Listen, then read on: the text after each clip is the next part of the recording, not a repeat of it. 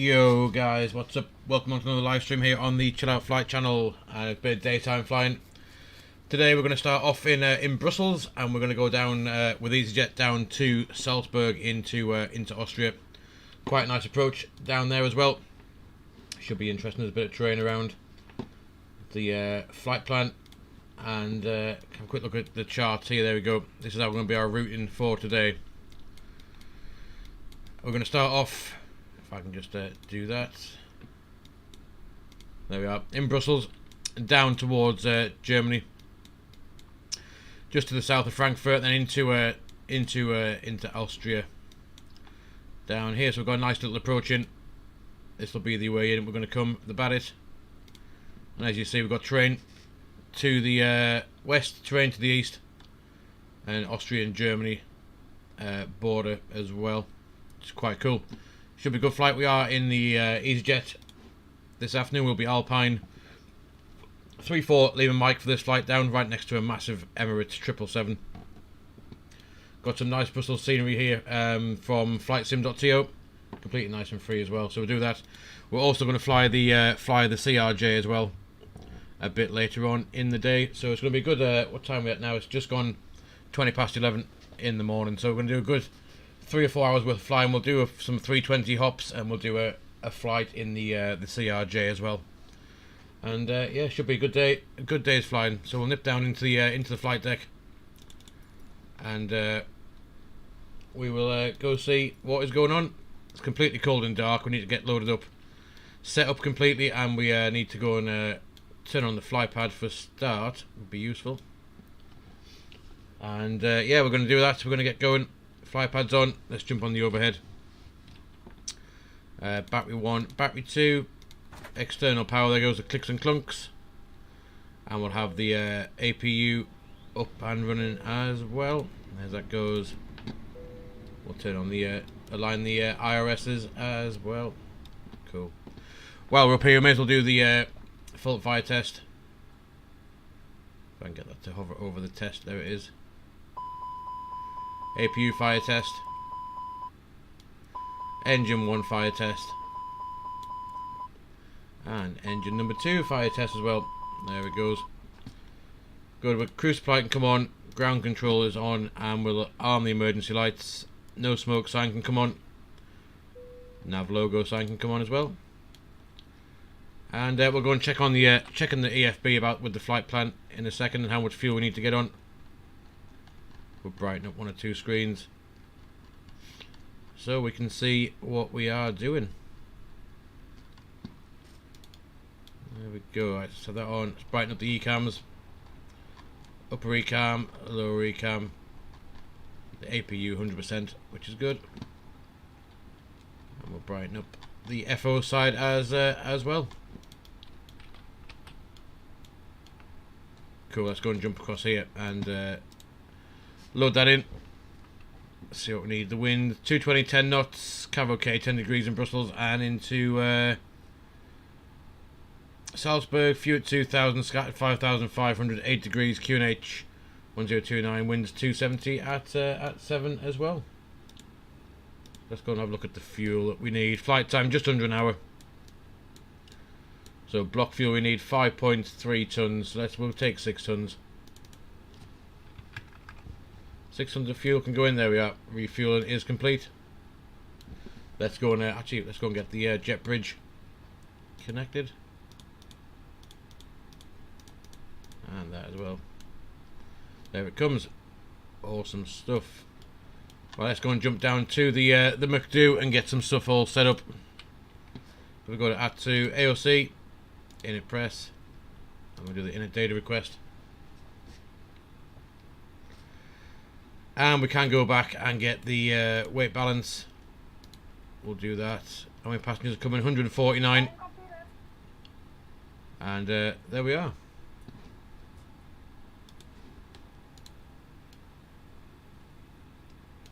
Good stuff. What else do we need to do now? Let's go and have a look at the init request. And we can start some passengers with PACX. Here they come. So we are, our alternate's going to be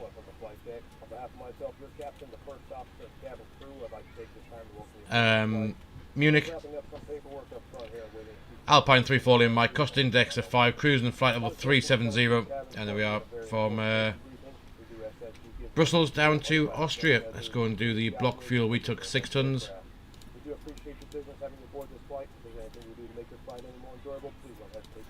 And 0 fuel weights in as well. Let's go and grab the alternate. Munich, we need a ton of fuel, pretty much. That can go into there. And we can grab the also grab the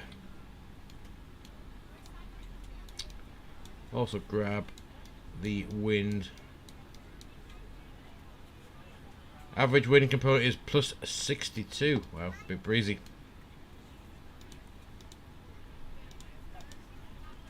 '62.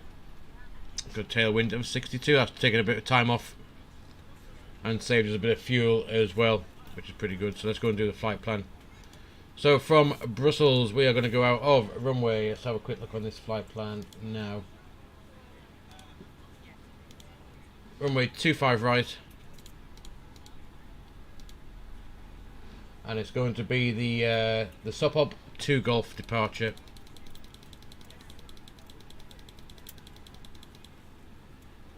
Sopop 2 Golf. And arrival into Austria, we're going to do the ILS onto runway 15. And it's going to be the Badit 1 Romeo. I'm guessing that's going to go via Sierra Bravo Golf even, which is the Salzburg VOR. So we'll go via there. We can pop that in. Insert that. Cool, there we go. So an hour flying, 400 miles roughly. I can see our departure's already drawn out there nicely, so we're going to get the constraints on.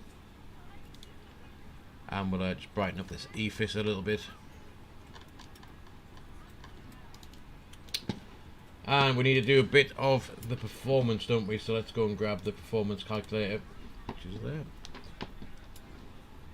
And let's, we'll grab, I've got the chart on my iPad so I can see the,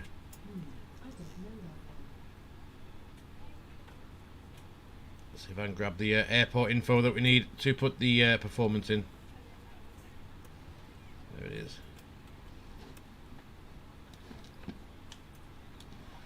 So I said 25 right, which is 244 degrees.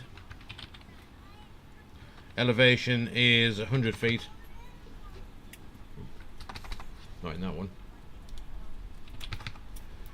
Runway length, not quite big, yeah, 3,638 meters. And the weather we need just to grab off the fly pad. So 10 degrees, that needs to be popped in. The wind is also, I said 3105, 220 at 10. 220 at 10. Welcome aboard. This is your flight attendant speaking. 10 degrees. At this time, please be sure to make sure QNH all 1026. Runway is dry. I just need the rest of the info from the McDo. So 63.8. And the CG is going to be 24.3. There we are, we've got our performance now calculated nicely, so we can do a flex of 68, 149, 150, 151, 0.9 units up for the trim. And that looks, it's all good. It's going to be, pack's going to be on. The flex is 61 now. Anti-ice will be off, and yeah, so there we go. We'll go and plug that into the McDo, and we'll go and get that set up. Performance, so we're going to do, like I said, a flex of 61. Flap 1, which is up 0.9 9. Go in there. V1 is going to be 149. 49, 150 for VR. V2 will be 151.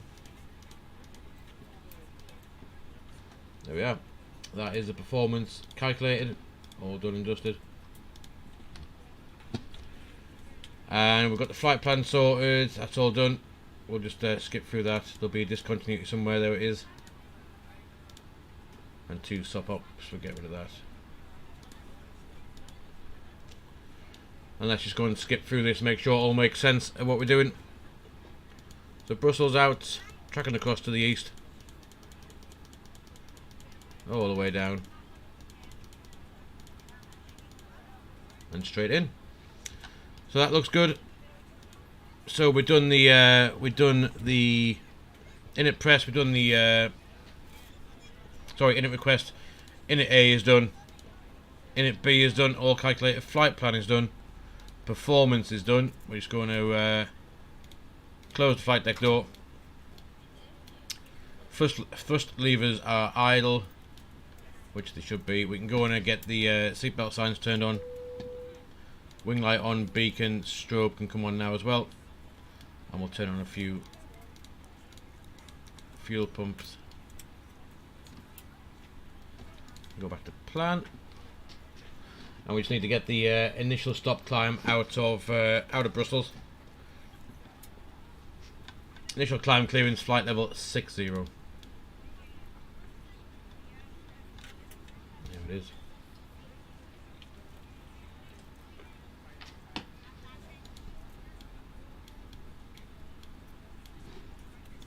Have a look how we're doing. Still boarding away nicely.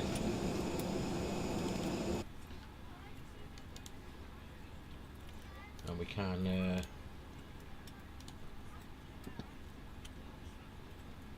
can just go and have a look at like I said, this departure out, and we're just waiting for the passengers to finish. We're ready to go when you are. Oh, there we go. So we're going to come out at 25 right, down not below 1700 feet towards the Huldenberg VOR, and then down towards Bullocks and out to Sopak. At Bullocks not below flight level 170, so we need to climb after the VOR here, because there's terrain obviously poking up around Sopak. So that's good, so we know what we're doing there.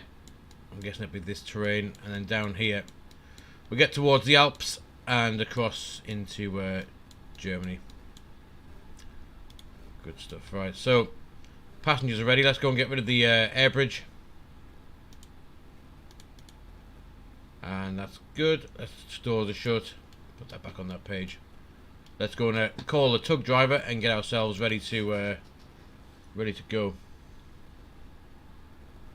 Good afternoon, ladies and gentlemen, and welcome aboard flight 34 with service to Austria. Our flight time will be roughly 56 minutes. Jet bridge is gone. Please note Actually, the we could capsule do with is now what closed. there? We ask that you make sure that all devices are in airplane mode and your larger That devices front door are needs now to be shut closed. down and stowed. There it goes. If you have not already, please fasten your seatbelt and verify it is well Perfect. tight across your lap.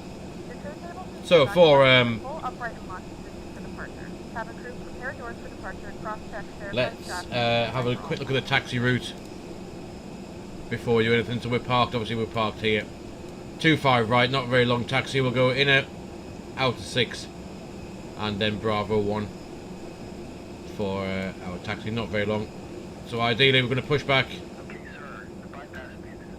onto here, and then we're going to taxi out literally to there. We'll come out, turn left, turn right, down to the end, and job's good.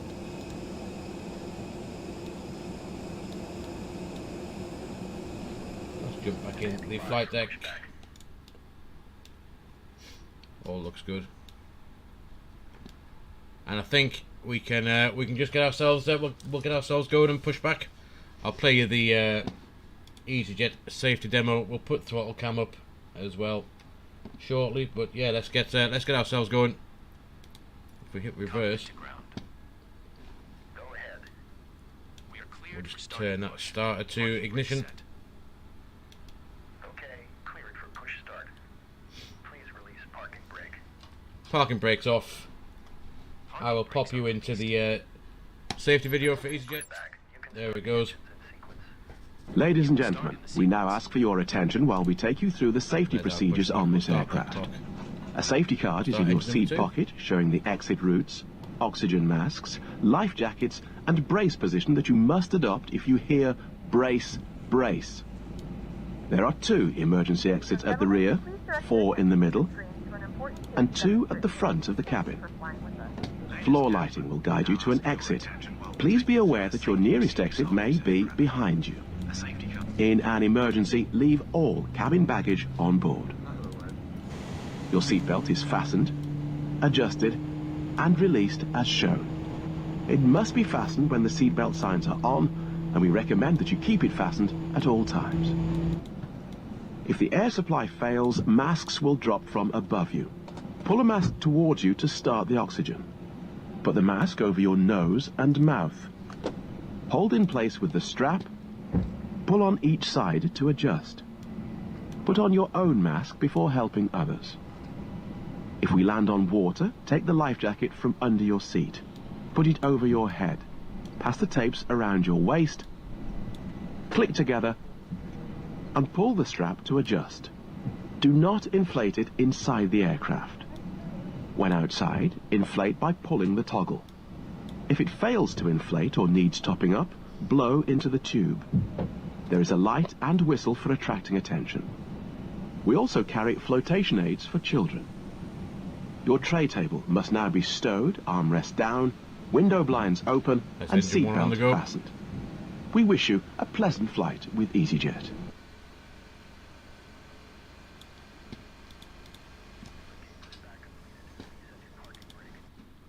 There we go, there's the end of the safety video.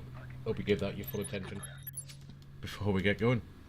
Right, anyway, there we are. Engine number 2 started. We've got engine number 1 on the go. And let's do a quick flight control check when that engine starts. Let's have a look.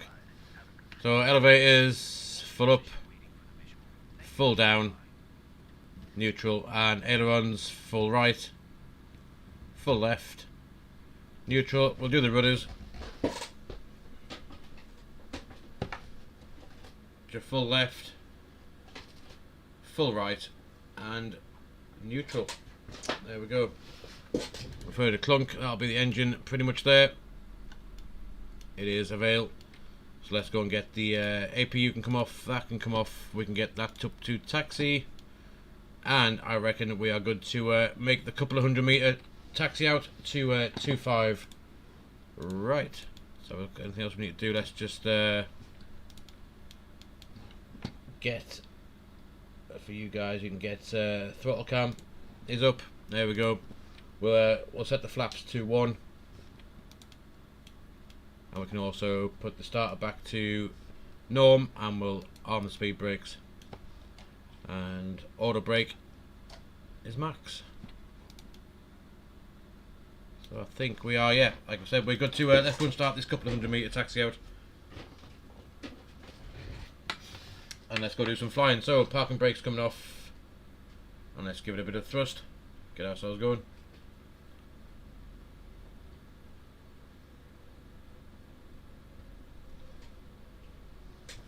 When we can.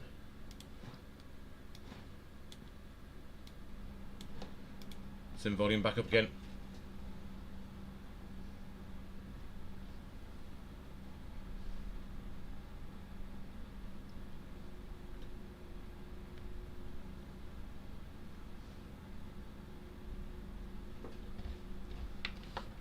Not far to taxi at all this morning. Let's have a look.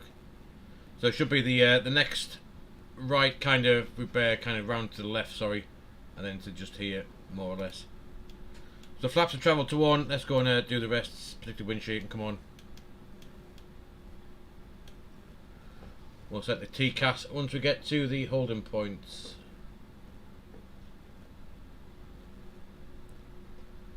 So not this kind of left yellow line, we'll take the next yellow line. That'll give us the holding point of Bravo 1 for this this departure out. Don't want to go straight ahead because that is runway 19. We want to go somewhere along here like that. And we'll stop just here. And we'll do the rest of our stuff. So let's have a look. Landing lights on. And taxi nose light to take off. That can come on. And we need to go and ding the cabin. Cabin is dinged. Auto brake is definitely max, it just won't stay on. And we're going to do a takeoff config check, which is normal. TCAS now can come to TARA.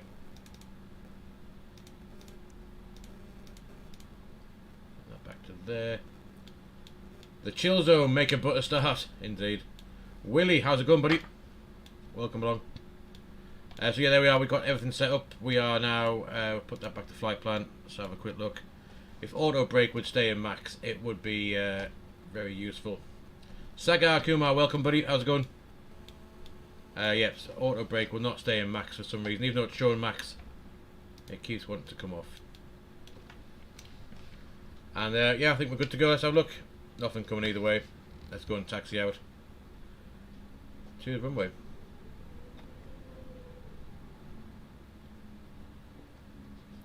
Sagar, all in good time, all in good time.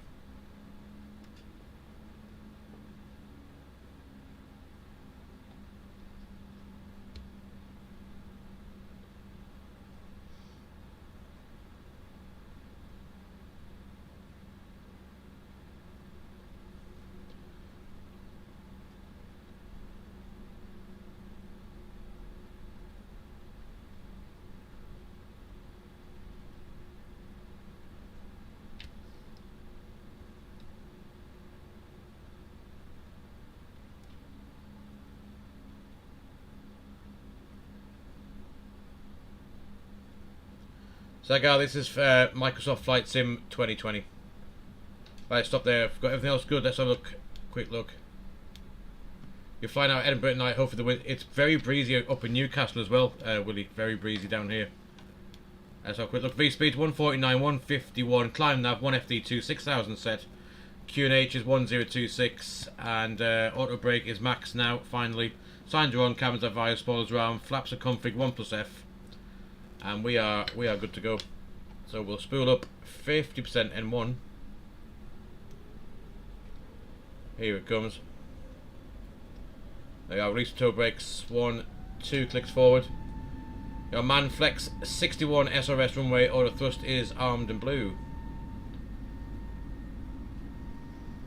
Oh, you're on the smaller bird, Willie. 319. You might get blown around a little bit.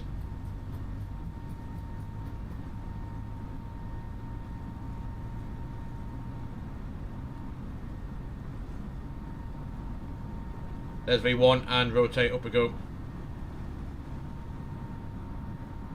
It's the positive rate, gears coming up. It flies like a rocket.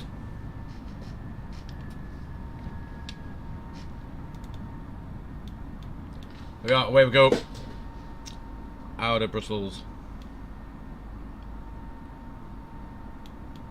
Pretty cool.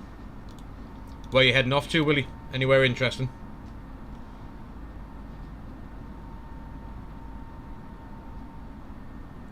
Let's leave a climb. Thrust climb, climb nav. 6000 blue. Oh, Birmingham.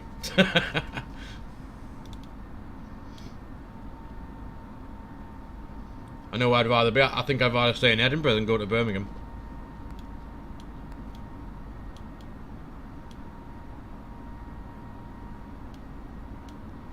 Yeah, let's have a quick look. S-speed will retract the flaps, disarm the spoilers.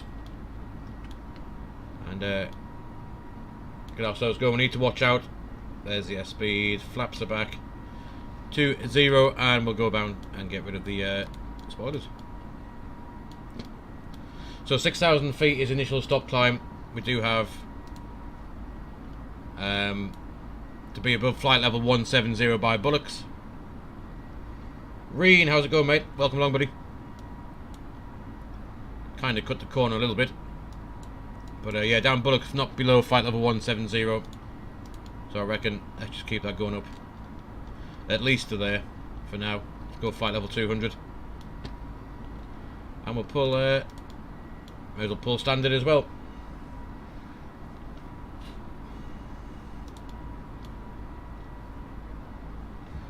And we can also just double check that we've done everything down here as well. There's always something I'll forget, but actually it looks as though this morning I've not really forgotten anything down there. We can wind that out a little bit. 6,000 feet, there we are. We puffed that, and we need to be above that by the Hulkenberg VOR, which we are, and then down to Bullock.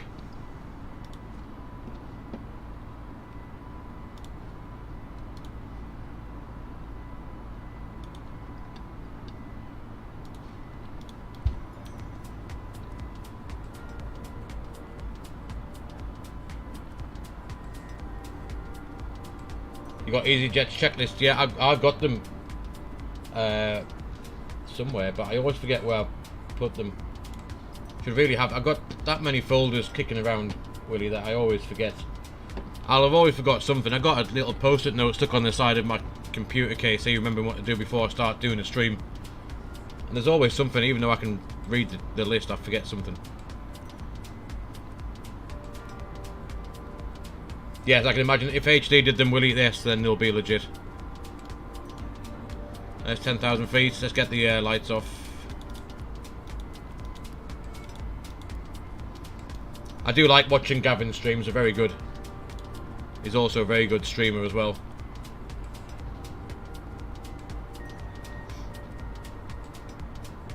Yeah, 10,000 feet. Let's have a look. See if I can find these checklists. See where they are. If I can remember where I put them.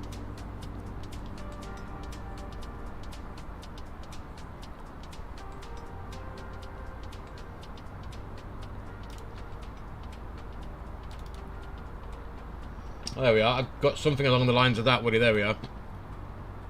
Cockpit prep, pushback and startup. I should have just gone through this before. Taxi, after takeoff. Gear is retracted. Flaps are retracted. Spoilers were disarmed. Thrusters in climb. Autopilots as required. Noseway lights are off and runway turn-off lights are off. Climb, the barrel's been set. We can run through this now, actually. The barrel's been set. Oh, what's it doing? Anti-ice is off. EFIS as required. All tickety-boo. Flight level 200 in.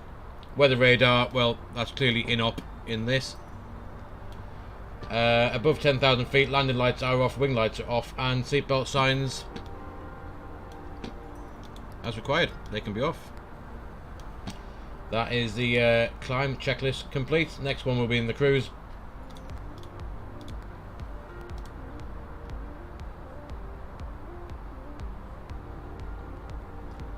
He'll be on your show soon. 20,000 subs. Yes, I know. I saw he went past 20,000 subs the other night. Massive achievement. Massive achievement.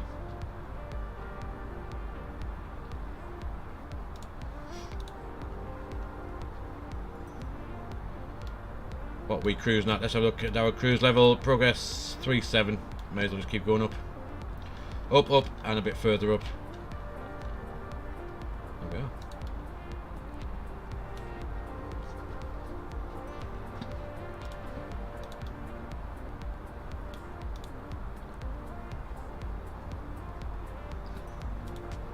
Could you just imagine, Willie, if all 20,000 subs tuned into one stream for Gavin one night? I mean, to be fair, I got nervous when I saw my stream had 44 people watching the other day. And it literally, I was also slightly nervous when that happened.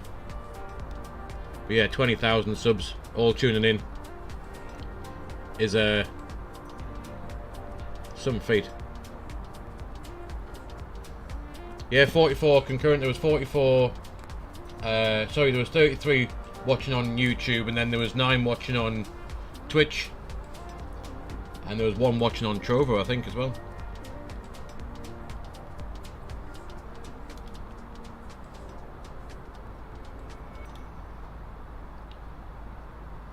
I'm Cherub. Welcome.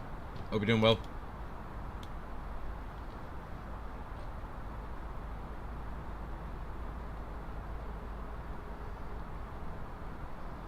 No, 20's pretty good. I mean, I only ever started off with like 1 or 2 watch, and then all of a sudden it's picked up quite well, to be fair. It's still the subscribers are going up, but we got 159 on YouTube now, and there's 117 on Twitch. I just quite enjoy it, to be fair, Willie. It's just a bit of fun. If someone comes along and chats on the way, it's even better. But I'm quite happy to sit here and just and fly all the time.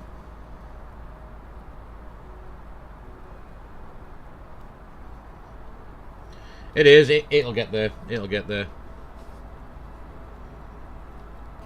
We are flight level 205 for 370, and we can have a look at the.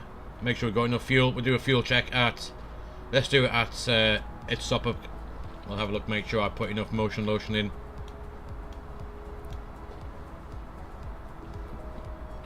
We can, I suppose, we can get rid of the throttle cam for now.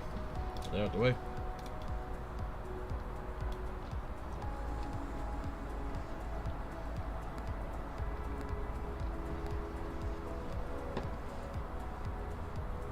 What were we going to do? I was going to do something else. There was something. Get that up a second. Skip down to that waypoint. We were going to check the fuel at in 30 miles time. Sopak. There it is. We need 3.9.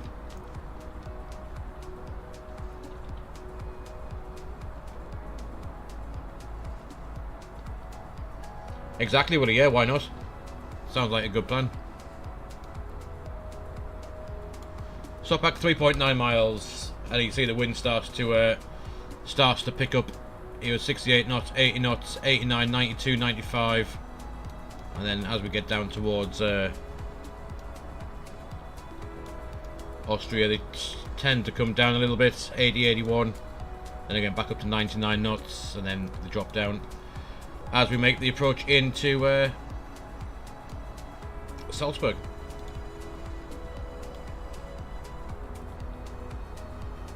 Willie, I still need to get back to you about your show when you asked me a couple of weeks back. I haven't forgotten.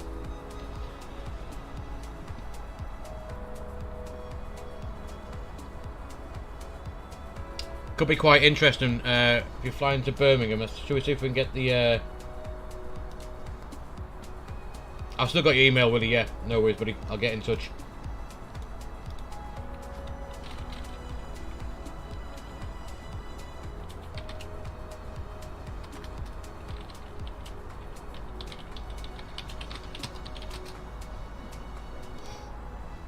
See if we can get... I got a nice little handy app on my phone called... I don't know if you've seen it, called Aero Weather.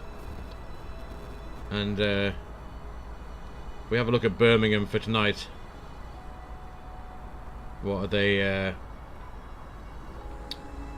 Holy moly. There's quite a bit going on there, Willie, for your flight. Let's have a look. So at the minute, the wind's quite nice. 210, 10 knots down there at the moment. 15 knots.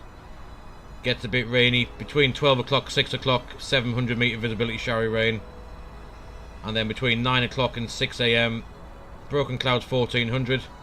Heavy rain, showery rain, broken clouds at 800. Wind 10 knots. Temporary 4,000 metres visibility. And then winds becoming 280, 15 knots, gusting 25. So it could be a nice little flight in.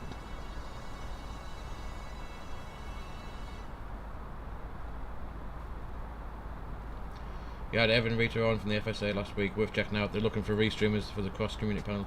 Oh, okay.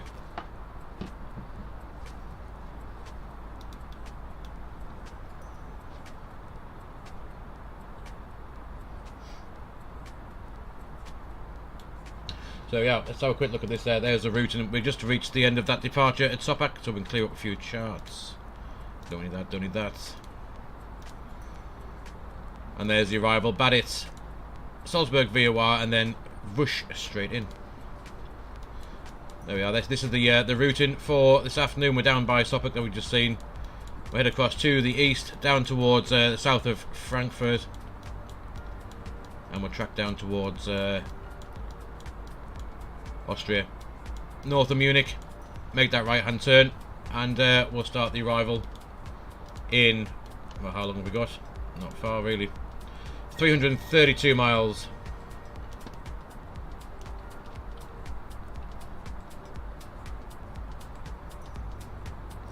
Couldn't create a cryo on a flight simulation associated with, I mentioned that. I'll have a look at that with you, yes, cool, I'll do that. I might have a look this afternoon.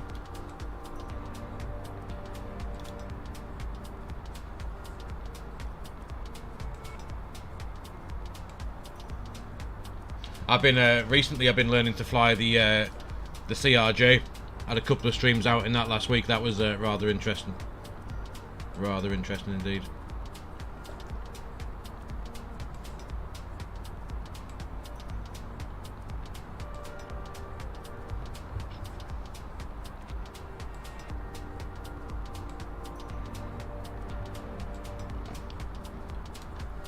There we go, we've got 76 knot tailwind now. Boosting us along, 523 knot ground speed. Yeah, if I get, I'll show you. I was, like I said, I was learning to fly the CRJ, and that went. Where's it gone? We did a test flight. That was Newcastle. This one. Yeah. So I left London Southend. Just want to try. I don't want to go too far in case I mucked it up. Oh, nuts. That one. Where's it gone? Yeah, so left London Southend. All looked nice. We departed out, nice climb out. All the way across, made a turn over the English Channel. Started the descent. Obviously no auto throttle in the CRJ. Very nice descent in. Then the part came where we need to try and land. Yo, Salutape buddy, welcome. Hope you're doing well. The part came when we tried to land. It wouldn't pick up the localizer. It wouldn't do anything. I tried to sort it out. Too high, missed it, came through it, went through it again. Went up, went around. A little squiggly circle, tried it again, and douched it on the ground. So taxied in. We got a bit of help from Flight Sim Brazil, popped in to say hello. And gave us a few tips. So we taxied back out, took off, went around, still couldn't get the localizer, went back out here, squiggled around, went for a little flyabout, then we finally managed with a little bit of help, got the localizer, back in, and then from 837 feet per minute, broken landing gear, broken necks, and people not too happy going to the chiropractor the next day, minus 73 landing.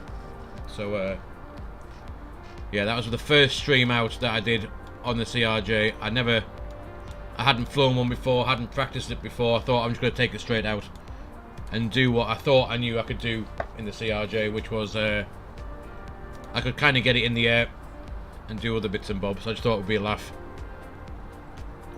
But yeah, it was douched in the ground the first time round.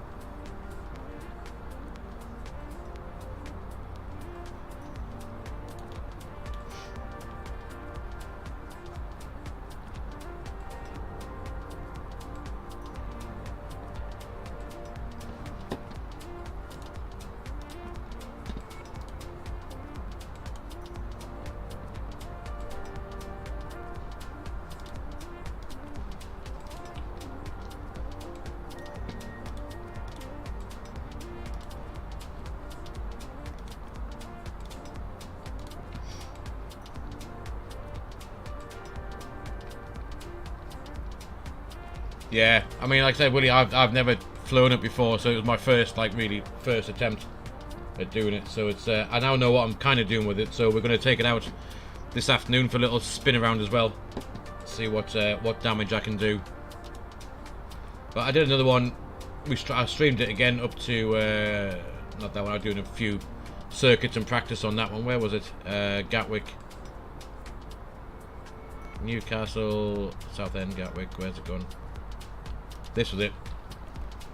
I took it back out again from Gatwick, and that way it went in. We went in perfectly in, and it was a self-vectored approach as well, which looked quite nice. Had a little bit of an issue when we were coming down. Decided it was going to go back up again, but after that it captured the glide slope quite happily and landed at 83. Minus 83, so yeah, it's pretty good. PMDG is announced as 757. Still waiting. I want to try and fly when their 7.3 comes out. I'd like to give that a go. I got the Zebo mod in X-Plane, which I really need to get out to fly again.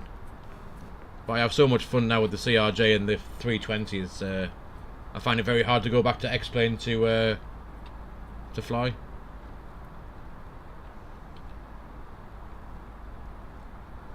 You had it for FXX? Oh, cool.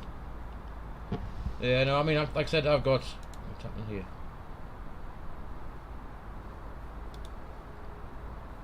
Skipped frames detected. Streamlabs is clearly having an issue with his life.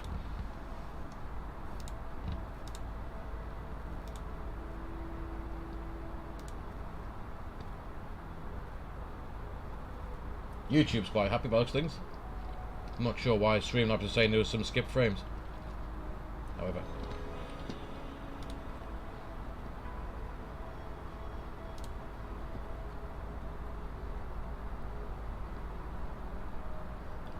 Yeah, I'm hoping. I mean, they've. I know that they got kind of slowed down, didn't they, by Asobo and some issue with that.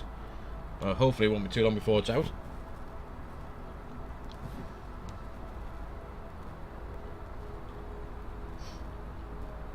There's Mach Alt start and a bit of turbulence to go with it, and Mach Alt cruise. Keep an eye on that turbulence. If not, we'll get the passengers to strap their asses back in. Yo, Air Dog buddy, how's it going, mate?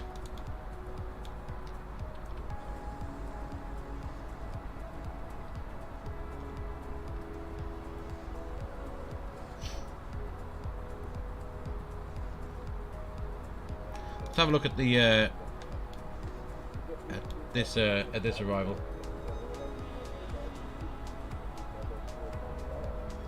Where's it gone? And we'll put something in the box so we know what we're doing.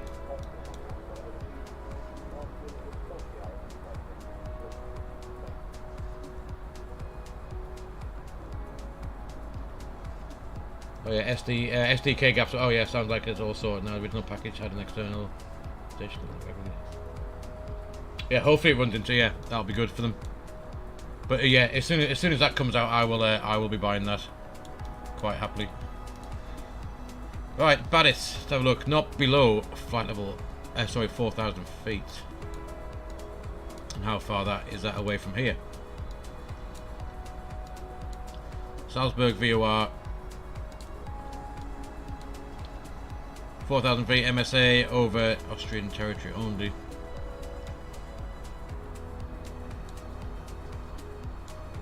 And what's the platform? That's 4,000 feet too. Cool.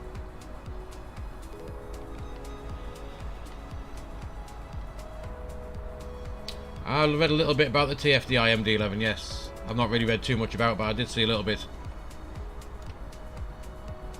There's 4,000 feet. We can hold there as well, 4,000 feet. And that is not far from, what's that? That is 10.9 miles. So aim to be 4,000 feet via the AirDog Navigraph chart is £8.50 a month, or is it about €8.50 a month, something like that. I think I pay €8.50 a month.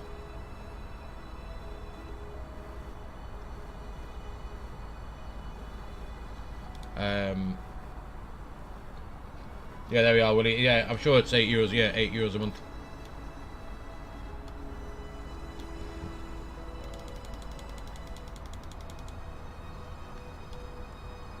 Yeah, this one does 4,000 feet by SBG, so let's go and do that. We'll put in that in there as well. Sierra Bravo Golf.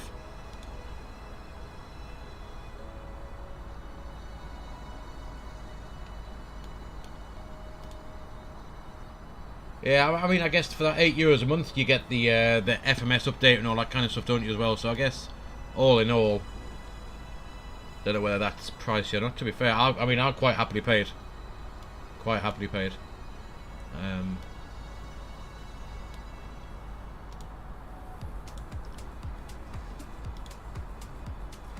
Let's go and pop in top of descent. That can go in. We want to be 4,000 feet, 37,000 feet. We need to lose 33,000. So 99 miles, roughly, isn't it? With a bit of a tailwind as well. So let's add on an extra 10 miles. So we've put 109 in for that. Should help us out. Somewhere there, just about 110 miles away from top of drop. And we'll put in the extended descent line as well.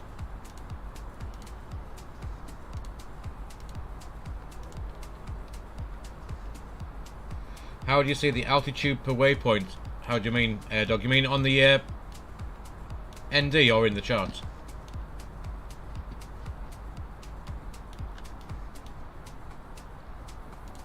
Guess it with that one. And we'll get the reciprocal radial out for here as well. 1.5, actually the airport stuff, wasn't it? Airport stuff, where are we at? Airports. 153. There we go, cool. On the nav display, if there is any, when you come towards the your departure or your approach, make sure constraints is on in the top, and that'll show you we can skip forward. Can we see any on here yet? Not yet. But there'll be one at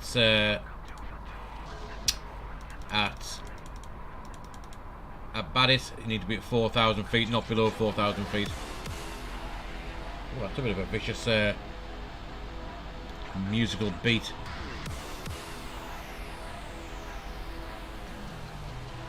Wednesday afternoon rock.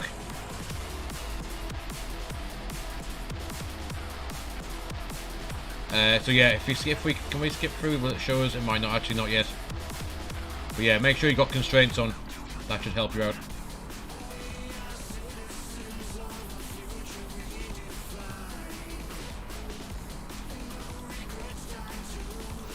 And there's a bit of traffic, 1,300 feet above, and 1,300 feet below.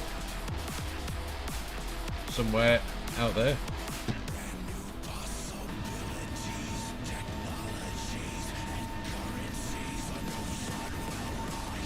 And that'll be, there's Frankfurt Airport there as well.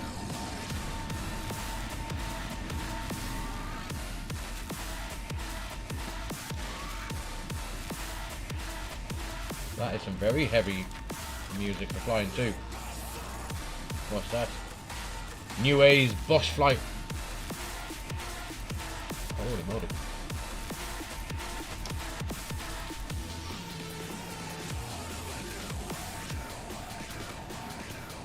If I knew it with the playlist was going to have on this type of music, I should have had me. I should have put my mohawk up.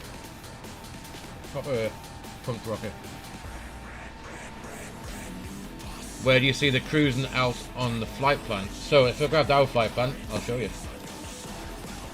So if you make it via SimBrief, your cruising altitude will be 2 seconds. There it is. So it gives you all your info here. So there you are, flight steps. If you've got any step climbs, straight from Brussels, we're at day 2, flight level 370. But it will have, if you are heavy, it can start you off at say 310. Then by a waypoint, it'll have the next level that is planned at the fuel that you've used and the weight of the aircraft. You can go from 3.1 maybe to 3.3 or 3.5, and then at the next waypoint up to 3.7. But yeah, this is what SimBrief recommends for our flight today, 370. But yeah, that's where you'll see it right above, right below your takeoff weight and whatnot.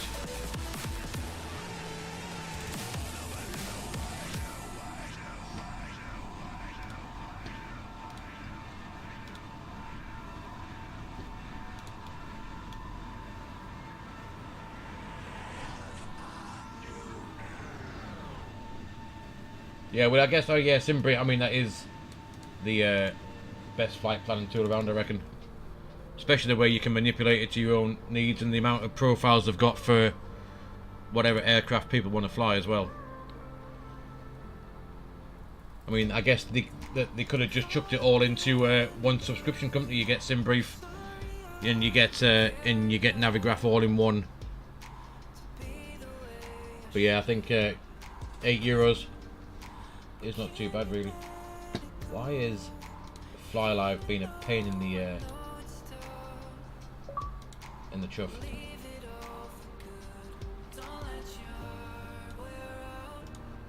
It's also got the wrong aircraft. Still saying CRJ at the top as well. There we are. Is it going to work? Still reckons we're at 5,000 feet. Just FlyLive. So that overlay is completely pointless. I'm going to reset it one last time, and if it doesn't work, then I'm just going to turn it off, I think.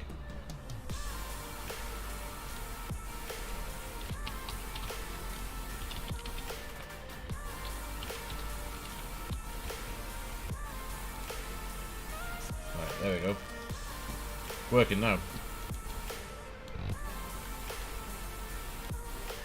So there is our top descent coming in less than 80 miles now. I did make it. Did give us an extra 10 miles, just because of the wind that we've got to slow down. But we can suss that out in a bit and see if that is too many miles to get us where we need to be. But I reckon what we'll do is we'll get on the ground down in Austria. We'll make a new flight plan. We'll turn around. We'll go back to Brussels, and then from Brussels we're going to hop over into the CRJ, and we're going to hop up to. We're going to fly Scandi from Brussels up to. I know I was thinking somewhere like either Copenhagen or even into Sweden. We haven't been to Sweden for a while, which would be quite fun.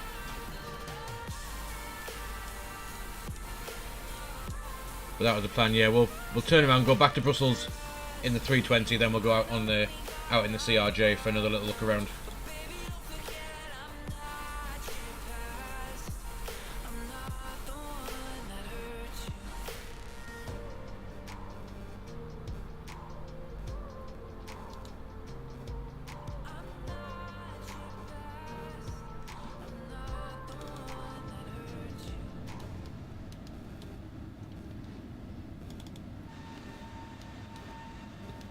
Does look pretty cool down there. I mean, the graphics in this sim are something. That's why I find it so hard to go back to X-Plane to fly the Tollers 321 or the 340-600. Just the graphics in there. We need to download gigs and gigs upon gigs of ortho stuff to make it look half decent. We will have to go and do it again shortly.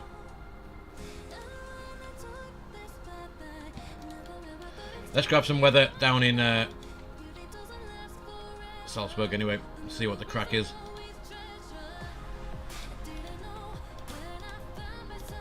Do that, load, weather.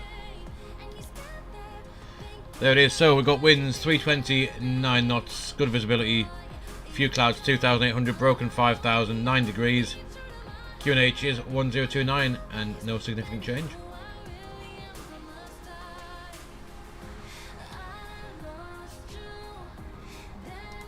I think that should be a nice arrival. It wants destination date already, but we'll do that once we get in the descent shortly.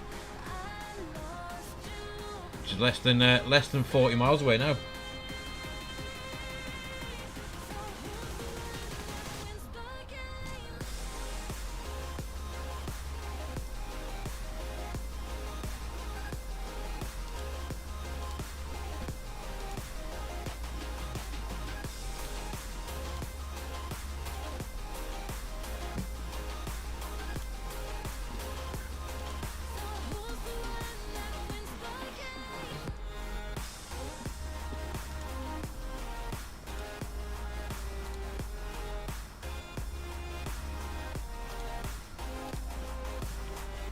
So that's going to be down. That's going straight down to 4,000 feet. So may as well. I'm going to put it down to flight level 100 to begin with. That way we can work out and do a bit of finessing with a bit of VS if we need to.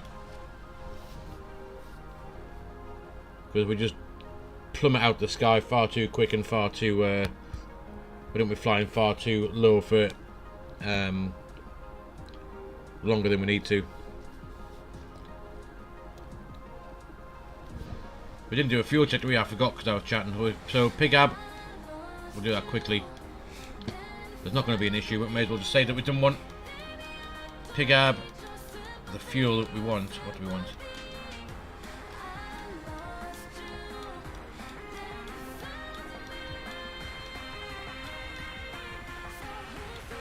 PIGAB, we need 3.1 tons of fuel.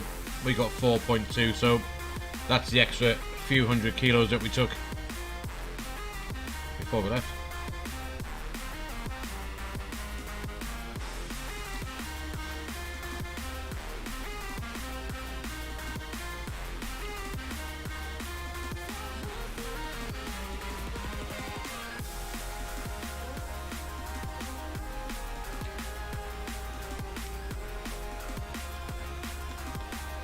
So how far are we from that?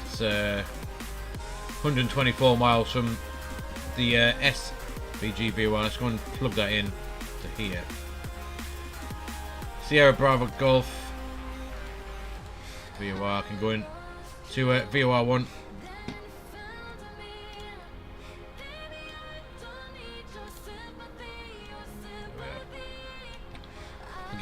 That'll give us a DME once we get a little bit closer on. So we can work out speed, altitude, and distance to that to the waypoint we need to be, which is Barrett, 4,000 feet, not below. Where this is planned out, we plan to be at 4,000 feet at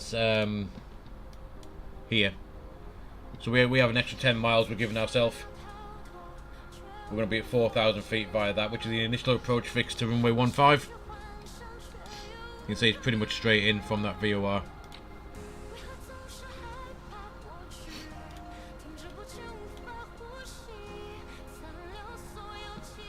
What is Streamlabs complaining at?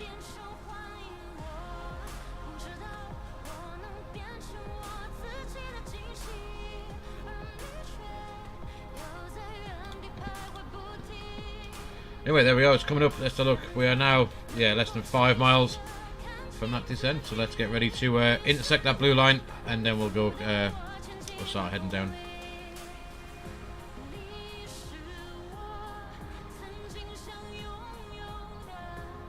There we are. Top of descent. Thrust idle open descent. Flight level 100 is blue, and down we go.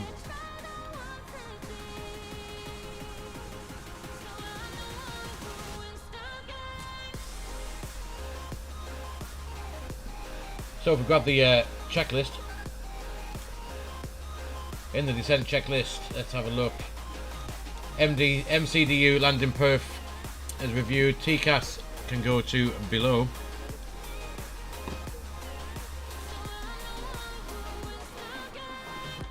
I can see that, I pressed the wrong one. I can go to below. Approach briefing, well we just checked that is completed. Nav aids, we've tuned up the VOR, which is fine. Anti-ice as required is currently not required. Seatbelt signs don't need to come on just yet, and then we'll do that below 10,000 feet once we get there shortly. But at the minute, that is the descent checklist. Well, partly complete anyway.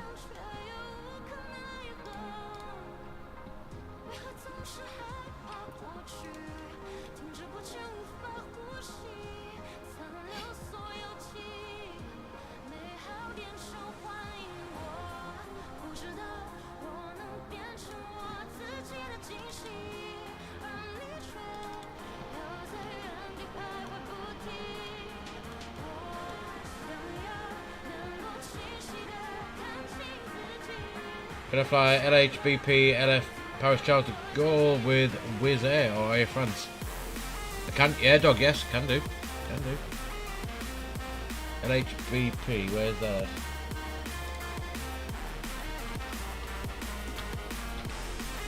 Is that Budapest? Yes.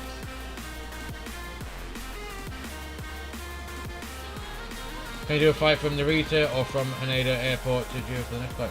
Astro, I don't see why not. If you guys want to, Astro, if you want to join the Discord, ! Discord in chat, go and pop them in the flight suggestions page, and we can, so I don't forget. Then I'm sure we can go and do that for you.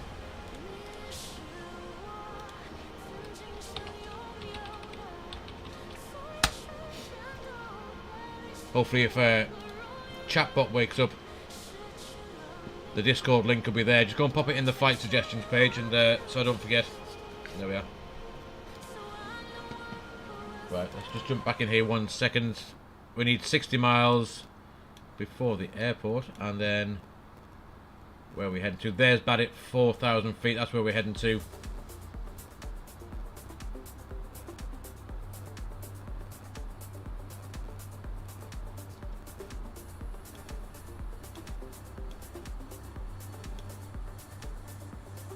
feet. Where are we going here? It's flight level 280, so that's fine. Yeah, it looks like we're pretty good on that.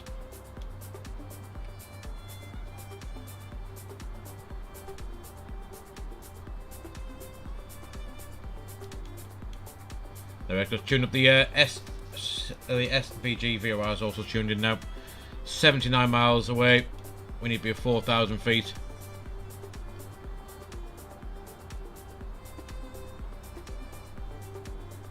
So yeah, we've got enough miles to play with, which is pretty cool. Hey dog, you're French Hungarian living in Budapest. Okay, cool.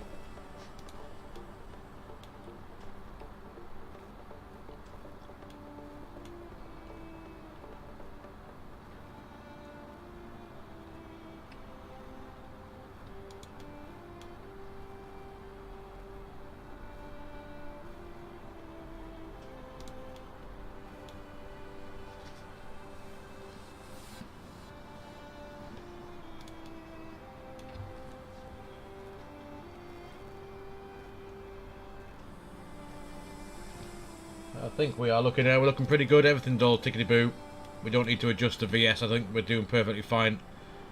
At 2,000 feet per minute, we've got enough miles. Let's go and put the weather stuff in.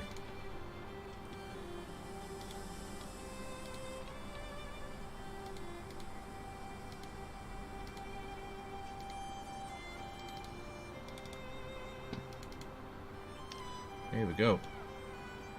So, QNH 1029. Temperature is 9 degrees. Winds 320 at 9.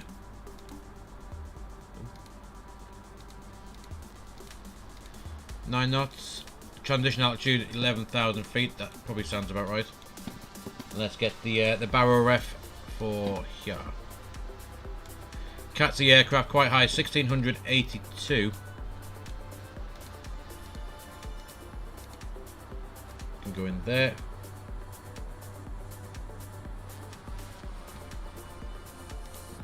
And it's got transition altitude is 10,000, so last flight level will be 11,000 feet, so that's all good. Sorry, last flight level will be flight level 100, and then after that on the local QNH.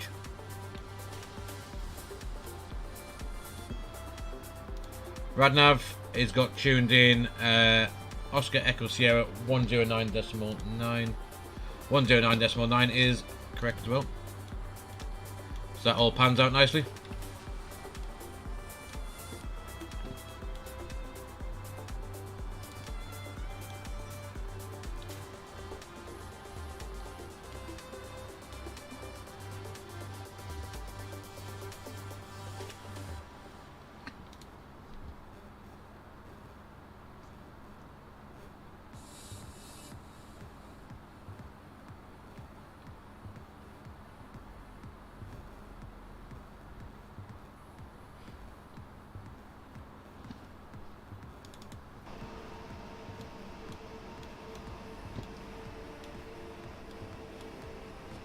So any guesses what that airport is there? Anyone have a guess?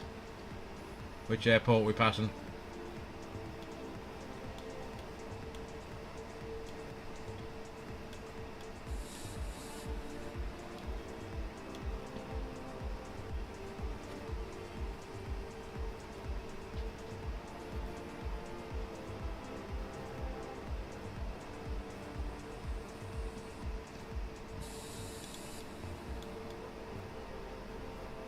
No one. That is there's Munich as we go past.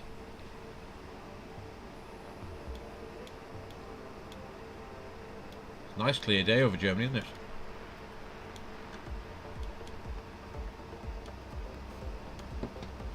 Cool.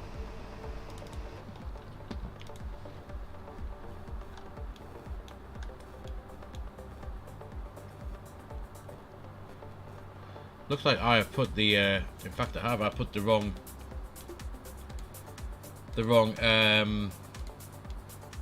extended centre line in. I have put the centre line for the runway that we're landing on. Let me just get Air Dog, you got it. Munich, it was Munich. Well done. It's 333 is what it should be, not 153. That should make it look a bit better. There we go.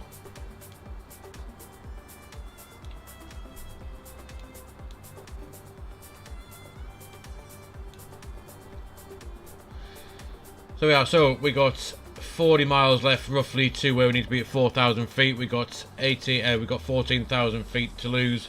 14, 28, 38, 42. So yeah, pretty much bang on.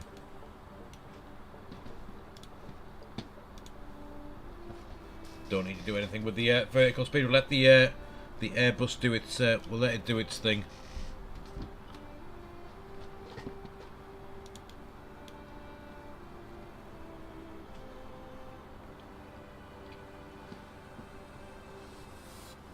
And we'll continue off the rest of the checklist once we get to 10,000 feet. I'm just gonna realise I haven't put in the flight plan for that, so we can get this tracked nicely. There we go.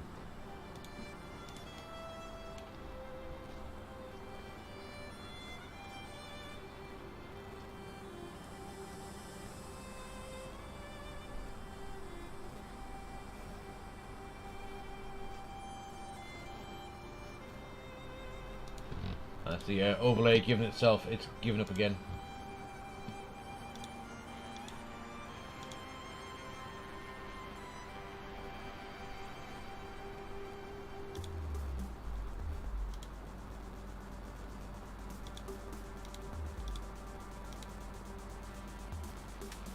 No.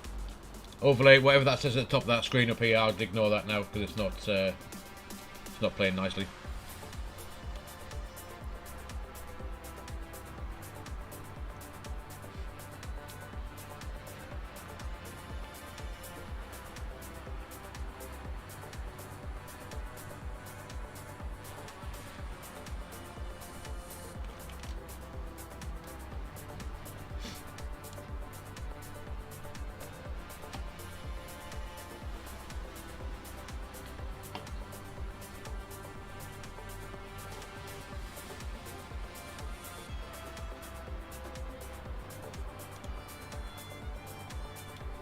So have we got any speed limits on the way in? Let's have a quick look. Speed limits, speed limits, speed limits. No, we don't. We got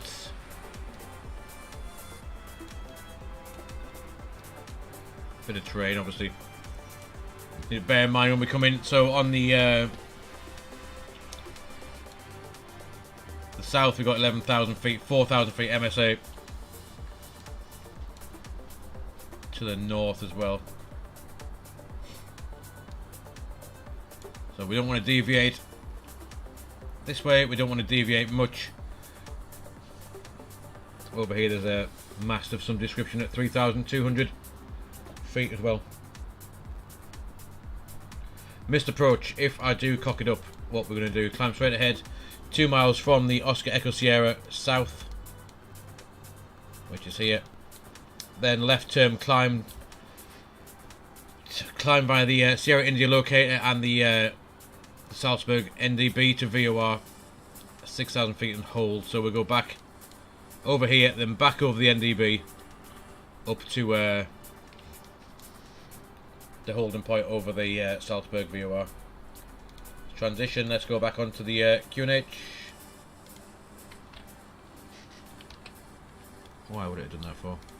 That's better.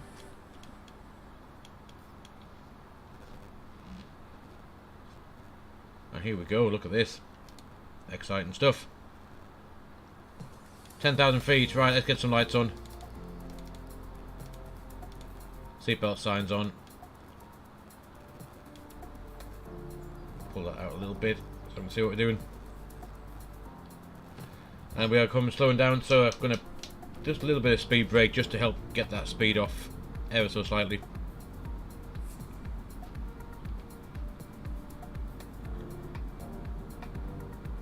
And get that rate of descent back down again. We need to lose 6,000. 6 threes at 18 miles, we've got 16 miles, so we're slightly, ever so slightly high. Just slightly high.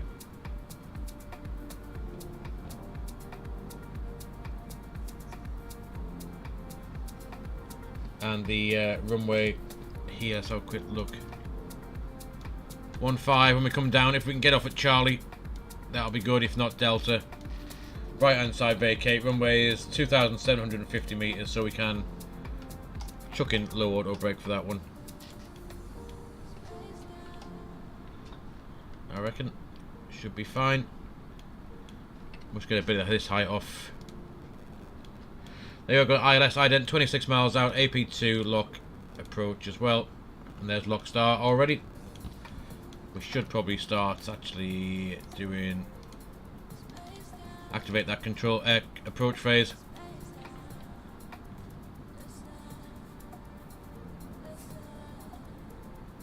There's our green dot, it's about 210.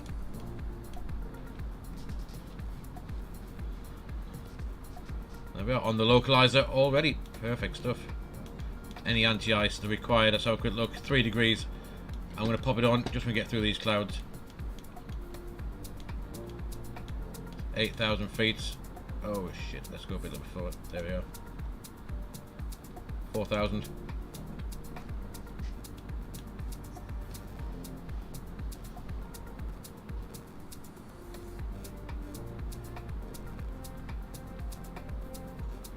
So 4,000 feet to lose, 22 miles, 4 threes are 12, so we should have 10 miles spare, ideally.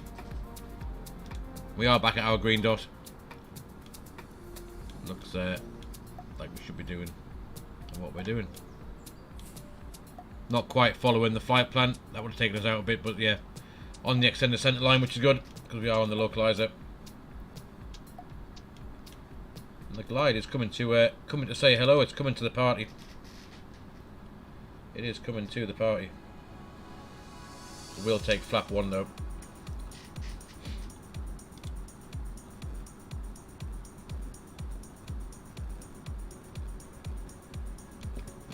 And we should see a runway somewhere in the distance. Let's take a quick look at this approach.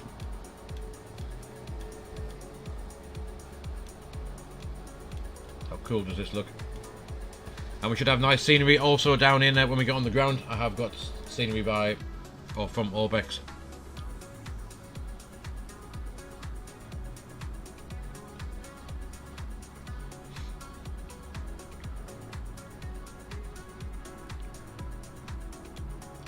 Cat 3 single.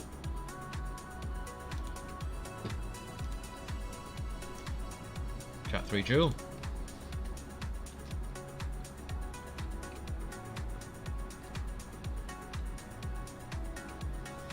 And we'll put throttle cam back on.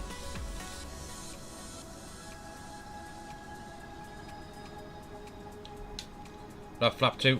AirDog, if you want to know the flaps, you can see that little panel just there tells you when you can get your flaps out.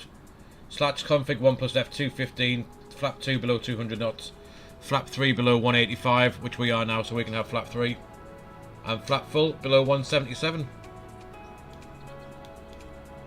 Just check that little bit above the standby Who'd you record it?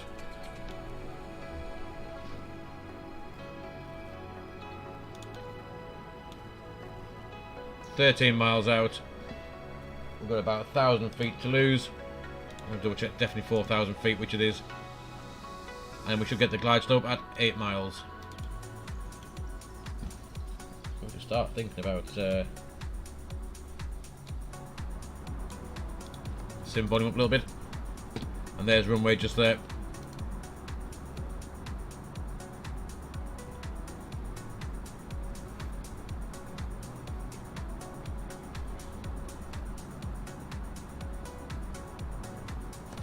Speed brakes can go away. We'll start arming up the we'll arm up the spoilers. We have like I said, we want low auto brake, actually medium auto brake I think. See if we can get off at the right right exit. We'll have medium on just for the shits and giggles. And we'll go flat full, 10 miles. Look at this ahead of us now. That is why the go around will be land, immediate left turn, back out over the airport and then back out this way to that holding point at the VOR we've just gone past, which is 2 miles behind us.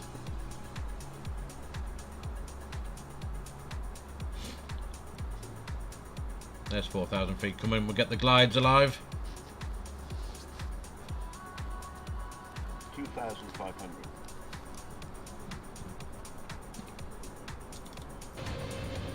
Well, that's a bit wonky, isn't it? Imagine if you're a passenger coming in on this now. How nice does that look?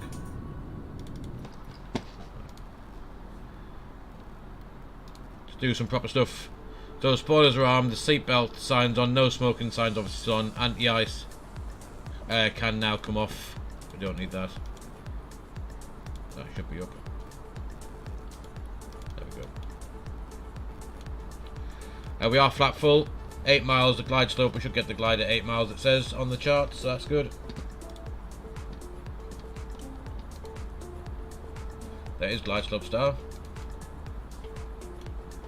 And down we go.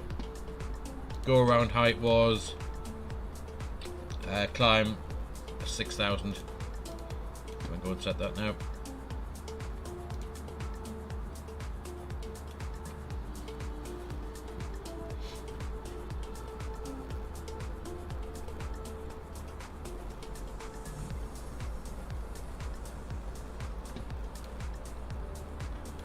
And we can also tell the cabin to get on their asses. 6.4 miles, let's get the gear down. Have some nice wheels, hopefully. There they are. Fully configured.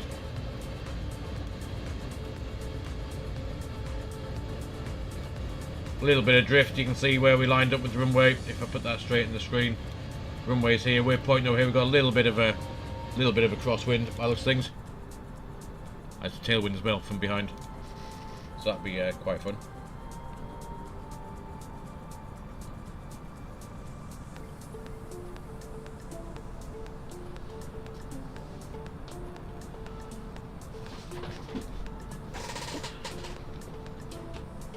Pretty much stop my chair from squeaking. Right, get my feet on the rudder pedals ready, and we'll get this on the ground.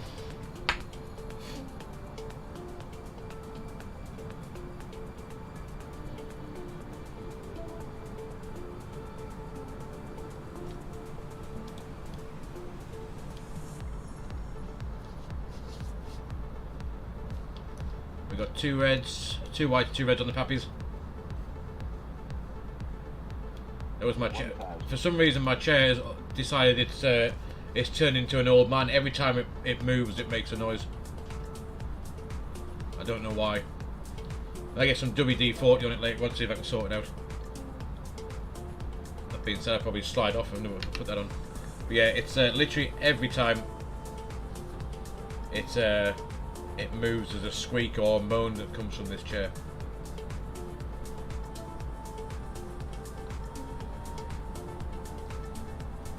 Look at that.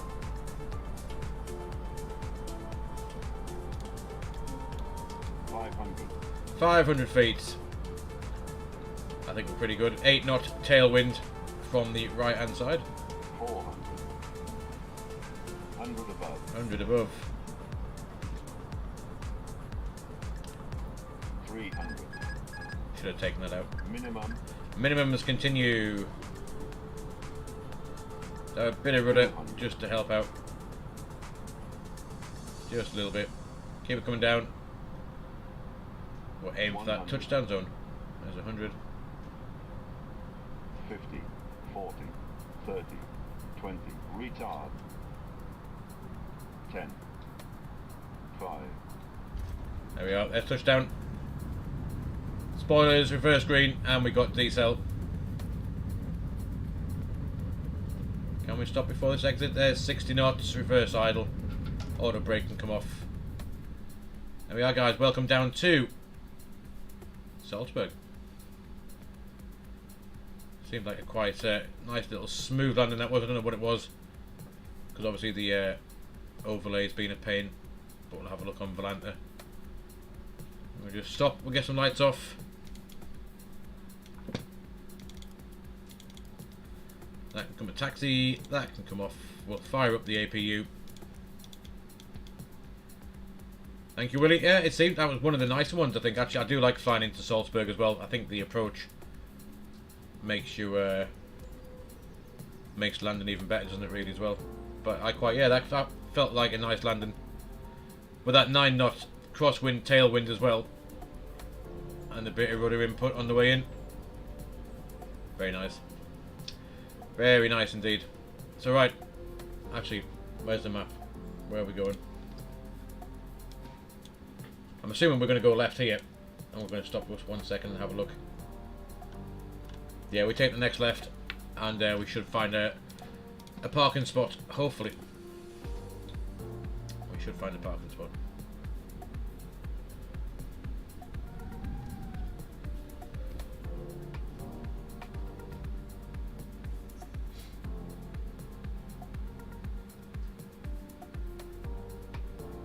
Yeah, this is the scenery like they got from ORBX.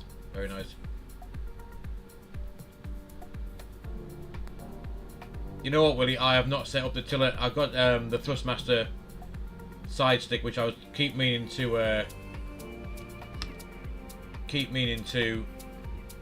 Where can we park? Let's just find somewhere to. Where would EasyJet ditch their planes in Salzburg? Let's have a look. Terminal straight ahead. I keep meaning to map the tiller to my side stick, and I haven't done it yet. Let's go on. Are we in the GA apron? Let's head down here, that way. That'll do it to the left. Yeah, I keep meaning to do it, and every time before I start up, I keep forgetting. And also, all I'm using at the minute, I'm just using the rudder pedals, which are no good really. I need to set it up. Let's go and park towards these mountains for a nice little view. Looks pretty cool.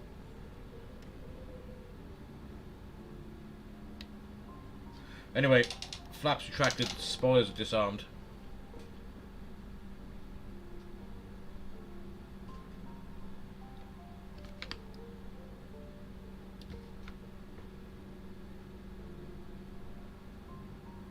I like a nice little mountain view somewhere. GA stuff on there. Where are we going to go? Let's go around here.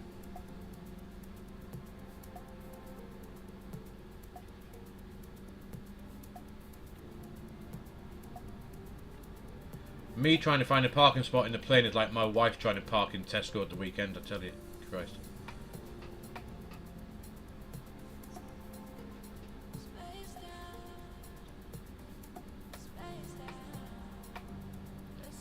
Right, let's we'll go and dump that here. For now, whiskey 6. There we are. Parking brake is set. You're off to pack, Willie. Well, I hope you have a decent flight down to Birmingham tonight. You don't get buffeted around by too much wind.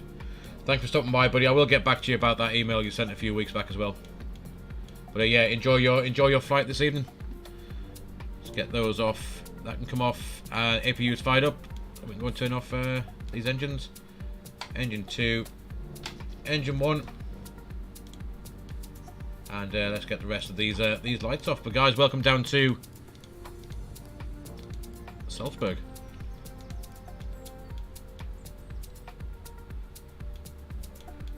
No, I'm pretty sure it won't be the first time, won't be the last time either, will it, I guess? Like I said, it is what it is.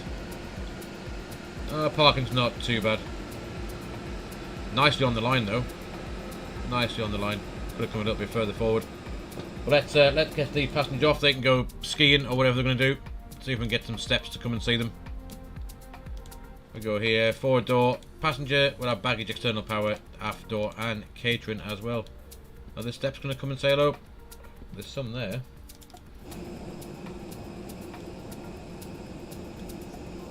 Doors now open. Let's see if we can get it to come across to us.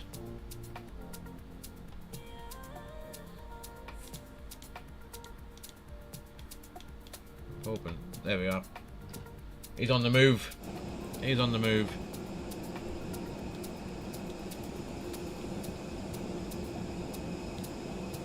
Why is that door now shut? Let's try that. Might help. There we go. Passengers can get themselves away. So what we're going to do, I'm going to take a quick 5-minute break, guys. I'll make up a new flight plan. And we're going to head back to Brussels. After we get back to Brussels, we'll then jump into the CRJ 1000 and we'll take that for a little spin up towards Sweden, Denmark, that area. See what we can do in that as well. Assuming I don't get called into work, which I'm hoping I shouldn't. But I will leave. I'll leave that there for you guys. And I will quickly nip, like I said, 5-minute break. I'll knock up this new flight plan, and we'll be back and we'll get going. If this guy could get parking, that would be good. Deploy the chute, yes. Will he? I don't know what. I think he's had far too much. What do they drink in Salzburg? Do they drink Warsteiners across there as well as Germany or not? I'm not sure, but I think this geezer's had a bit too much of it. Oh, there we go. He's found the Viagra. It's extending. Off you go.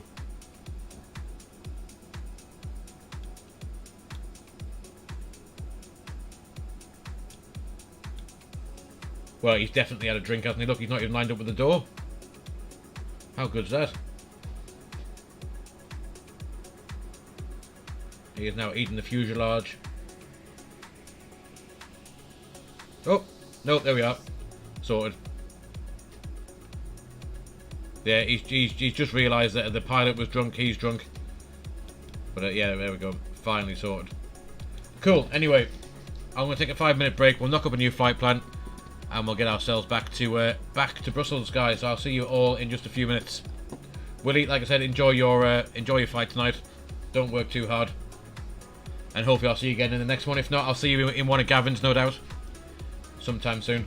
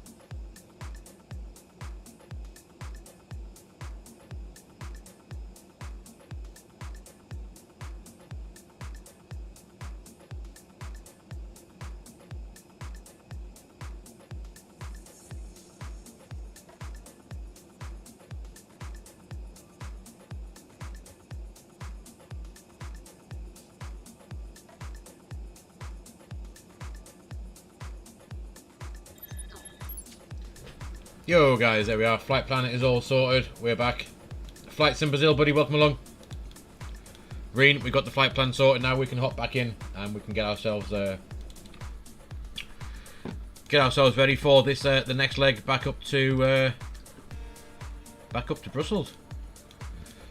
So the passengers are off. We'll get the new passengers ready to go on.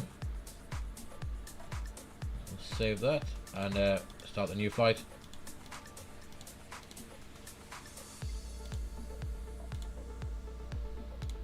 That and we'll start that. There we go. Right, so let's go and have a look. We should be able to import this new flight plan now back into the EFB. Should swap us round. There we are.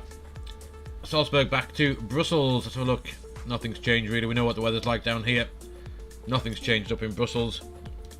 Let's go and have a look at the flight plan. There you are. AirDog for your cruising level. That's what I was on about before. Your flight step climb. So from from Austria, 12 flight level 120, Simba 360, 370, and then we start the descent down.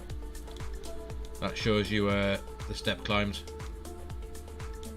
We're doing fuel. That's what we're doing. Fuel. We need 6.7 tons. So let's go with take 7.5. That can go in. And anything else we need to have check. Our alternate's going to be Paris Charles de Gaulle, 1.6 tons to get there. The wind minus 71. Wow, that's a bit of a headwind on the way back, so it'll be a bit of a longer trip. So yeah, we can go down and let's get this box all set up. So if we go to not that one, ATSU, AOC, let's get the unit press and the data request. There we are. We're now Alpine 35 Lima Mike on the way back from Salzburg to Brussels. Estimate time en route is 1 hour 18 minutes. Let's go and get a bit of payload in. Request. 149 passengers again going back. And we'll do the init. There we go. Cool, let's do block fuel. We said we're taking with 7.5 tons. Zero fuel weight can go in. And the alternate was Paris. What was that going to be? Alternate was 1.6. 1.6 tons of motion lotion to get us to there. And the wind was minus... oh god, what was in there? Minus 71. So watch this fuel use jump up when we put that in. So at the minute 1.9 tons extra. We put this in 1.4. So it's used 500 kilos extra fuel just with that headwind in. Reen, yo buddy. So yeah, there we are. So yeah, it's 500 kilos just for a bit of wind. 500 kilos more fuel we're going to burn. So flight plan time. The exciting bit. Departure, runway 33. And that's going to be, let's just grab this one sec. Runway 33. And it's going to be, what departure are we doing? The INROM 1 Alpha. 1 Alpha, there it is. And we can clear that out. For some reason it puts in two departures, so we'll get rid of that other INROM and the discontinuity as well. Brussels, we are going to go into runway, what we're doing in Brussels, the question is, runway 19 and the Batty 5 Alpha. ILS 19, Batty 5 Alpha, there it is. And I'm going to guess that's going to go via, it's either Antwerp or Flow. Let's just grab these charts. I'll put the new flight in. There it is, Batty 5 Alpha. We're going to go by, yeah, there it is. Initial approach fix is the Flora VOR, so we're going to go by Flow. Insert that. Cool, so yeah, 1 hour 5 minutes. That all looks good. Let's just go and step through it, make sure it looks half decent and what we expect. In Rome, we make the left hand turn back towards Germany, and then come up by a float. As we said, we should make a left hand turn, which is there directly onto runway 19, which is good. It's what we like to see. Constraints are on both sides. We'll press B to QNH, hasn't changed. Put that back to 10. And initial stop climb out of here will be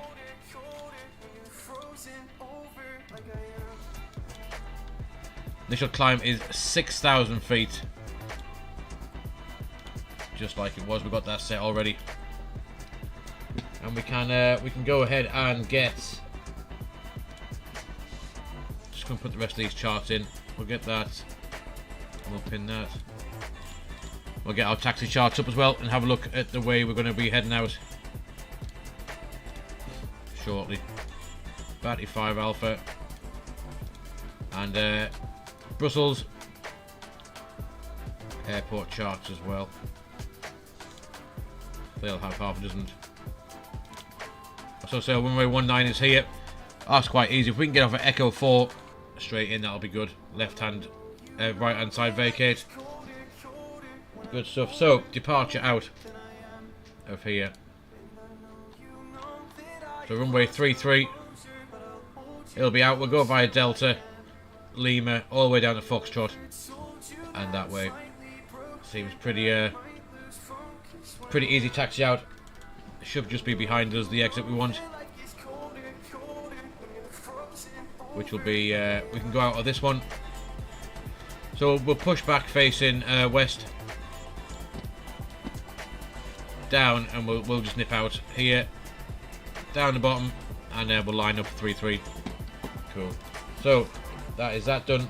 One last thing to do in the McDo, which will be the performance.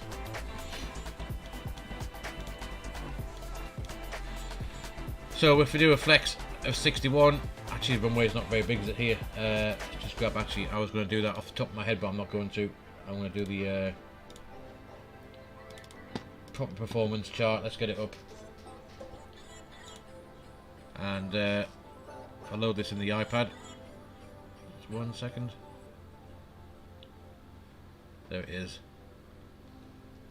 Right, let's do this performance stuff. So runway 33, the heading is it directly 333 degrees? It is 333. Elevation obviously quite high, 1,411 feet. Runway length, not long, 2750. That's 37. 2750. Wind was pretty much non-existent, wasn't it, really? It was, yeah, 7 knots. 327 knots can go in.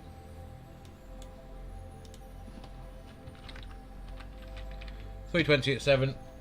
Outside air temperature is 9 degrees. QNH 1028. It is dry. We're going to try and do a config 1 plus F takeoff again. Hopefully we should. We just get the actually I need to put in the takeoff weight from the init page.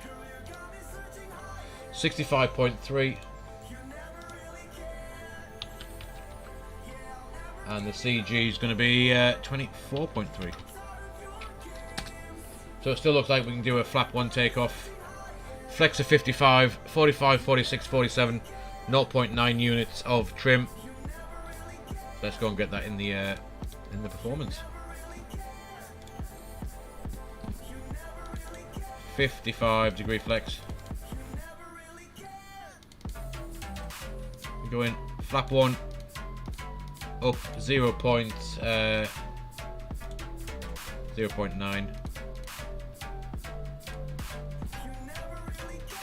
V1's going to be 145. VR will be 146. And then that's going to be 147 for V2. Good stuff, let's get rid of that.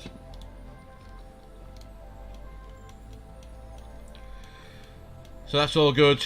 Snip up here. Everything else, APU bleeds on now. Nav logo on. Seatbelt signs can be on. We'll have the beacon on, the strobe on as well. Wing lights. Ground control should be on if we're on the ground. Just turn that down a little bit as well. Good. Right, let's just check the passengers, and I reckon we can get ourselves pushed back. Free flight. They're all on. Excellent. Right, let's get closed up, and we'll get going. I will increase the sim volume. Start pushback. Close that door. There go the steps.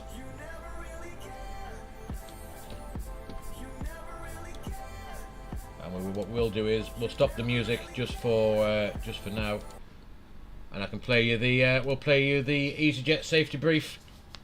If you give it your full attention, as even though you may be frequent flyers, it may be different to airlines you've flown on in the past. So that's it. The tug should be here.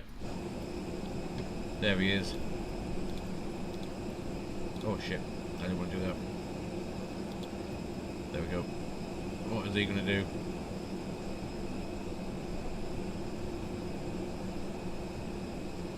He's doing the shimmy shimmy shake.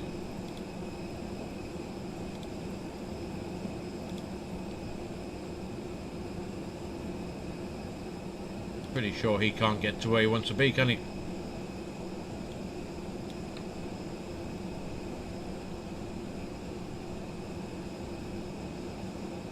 Come on, fella. Get yourself attached to that nose wheel so we can get out of here.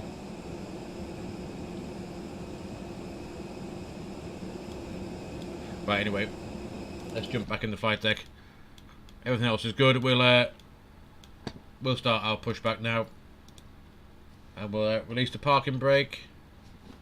And I will play you again, for those that you weren't here at the beginning, the EasyJet safety video. Ladies and gentlemen, we now ask for your attention while we take you through the safety procedures on this aircraft. A safety card is in your seat pocket showing the exit routes, oxygen masks, life jackets and brace position that you must adopt if you hear brace, brace. There are 2 emergency exits at the rear, 4 in the middle, and 2 at the front of the cabin. Floor lighting will guide you to an exit. Please be aware that your nearest exit may be behind you. In an emergency, leave all cabin baggage on board. Your seatbelt is fastened, adjusted, and released as shown. It must be fastened when the seatbelt signs are on, and we recommend that you keep it fastened at all times. If the air supply fails, masks will drop from above you. Pull a mask towards you to start the oxygen. Put the mask over your nose and mouth. Hold in place with the strap. Pull on each side to adjust. Put on your own mask before helping others. If we land on water, take the life jacket from under your seat. Put it over your head. Pass the tapes around your waist. Click together and pull the strap to adjust. Do not inflate it inside the aircraft. When outside, inflate by pulling the toggle. If it fails to inflate or needs topping up, blow into the tube. Well. There is a light and whistle for attracting attention. Hold that, stop there. We also carry flotation aids for children. Your tray table must now be stowed, armrest down, window blinds open, and seatbelt fastened. We wish you a pleasant flight with EasyJet. Right, I'll put it back in the full screen now. That's all finished. There we go. We got engine number 1 started. Number 2 started. Engine number 1 is on the move.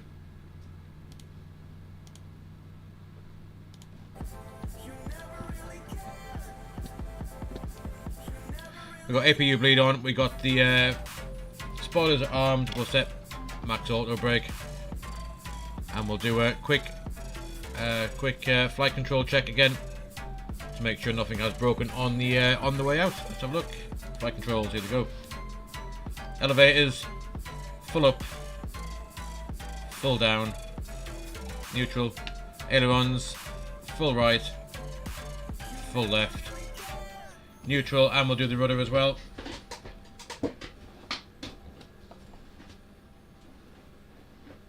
Full left, full right, and there is neutral on the rudder as well. And we have a good start on engine number 1. Excellent stuff. So we are good to we're good to go. APU's off, APU bleeds off, taxi light on, and everything else is tickety-boo. Let's go and have our little taxi back out. So parking brake is off. Give it a bit of juice, and we should be heading off. There we go. On the way back to Brussels.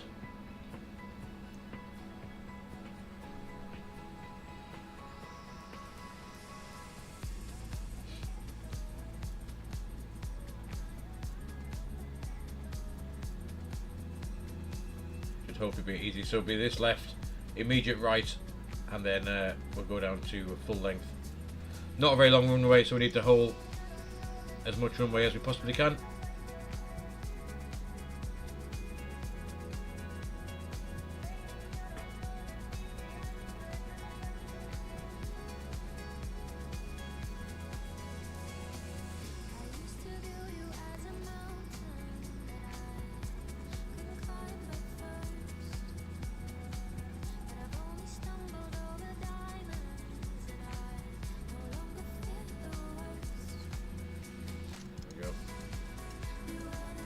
Perfect stuff. Right, let's just I'm just gonna grab the chart, make sure I'm going down. So not the first left, second left will be full length for us.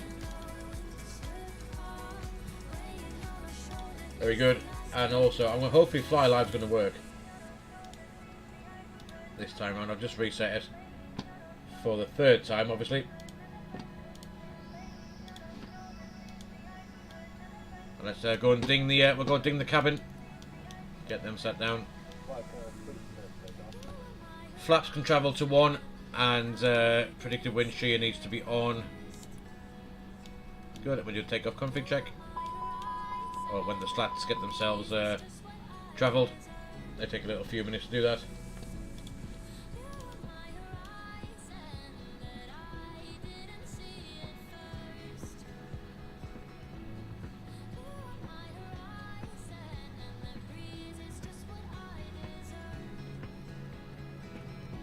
Right, we'll stop here. And we'll try that takeoff config again now that flap is now finally travelled to where it needs to be. Good. Landing lights can come on. That can go to takeoff. Turn off lights on. And let's go get lined up and get ourselves away.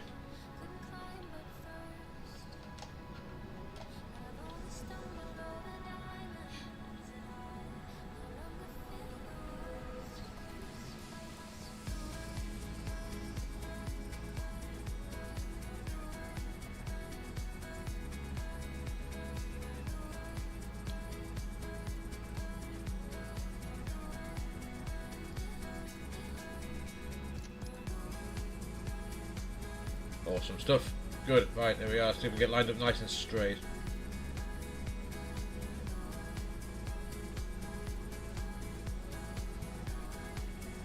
The flashing rabbits, or blinking rabbits, whatever you want to call them. Let's do a roll and take off. We've got V speed 145, 147, climb nav 1FD2, 6000 set, QNH 1028, auto brake max, signs are on, cabins advised, spoilers are armed, and flaps are config 1+F. So if you're ready, guys, here we go. 1, 2 clicks forward on the throttle. Man flex 55 SRS. Auto thrust is armed and blue.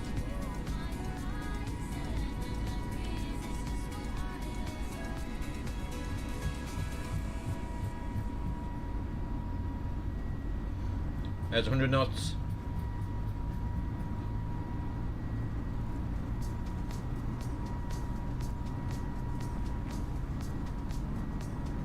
There's V1 and rotate, up we go. Bit of wind. Up on the flight directors, positive rate, the gear is coming up.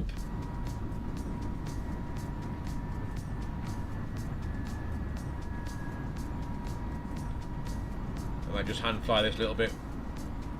Dip the nose down a bit. There we are.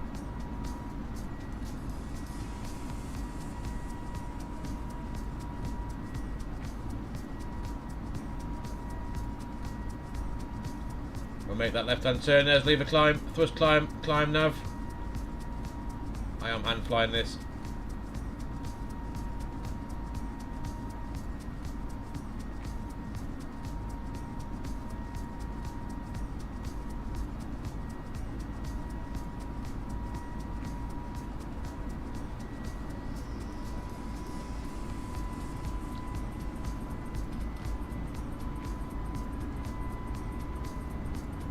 That's not what I wanted to do. Shit. There we are. That's better. There we go. Let's get ourselves away. Possibly the worst bit of hand flying I've done for a while, that was.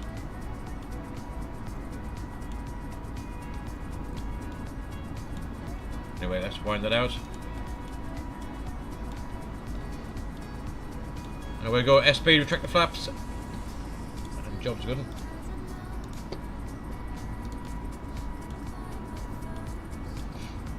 There's that airspeed. Flaps are back to 0, and with that we can disarm the spoilers.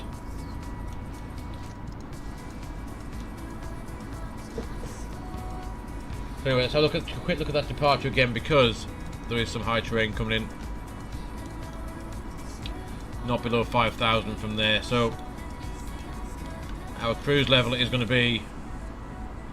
It's not flight level 120 at all. It is going to be flight level 370 for the cruise.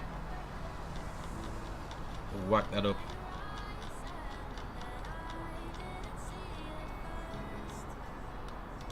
Up we go.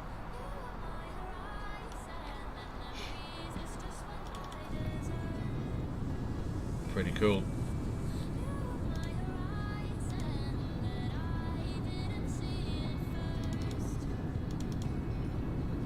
Yeah, look at those, the Alps.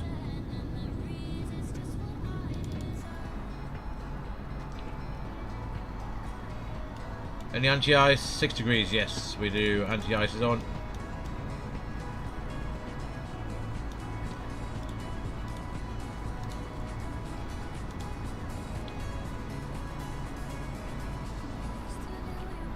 Should have got another drink in that break.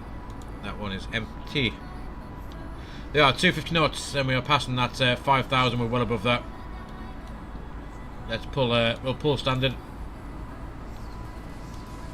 Before we make that left-hand turn, the route and back shouldn't be too different to the routing in, really. So you can see we're going to come up here. Left-hand turn up towards Ortenburg. Left-hand turn towards Nuremberg. Up. This time we came to the south of Frankfurt. We're going to the north of Frankfurt this time. And where was Munich? Yeah, we skirted across Munich, so we came in this way and in. This time we're going north of Munich, north of Frankfurt, and then towards Liege, Maastricht, and then into Brussels. In roughly, how long have we got for this flight on the way back? 10 to 3, reckon so about an hour and 20 minutes. That'll get shorter as we get up in the cruise.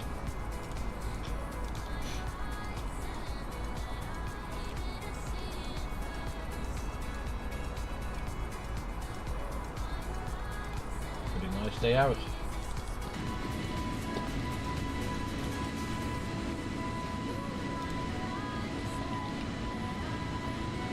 Sneaky screenshot of that. We can get rid of a throttle cam to give you more view on the screen there. There we go, throttle cam disappeared for now.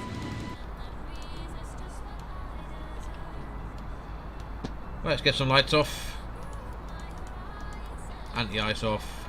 That can come off. That can come off. And pretty stable. Seatbelt signs can also come off as well.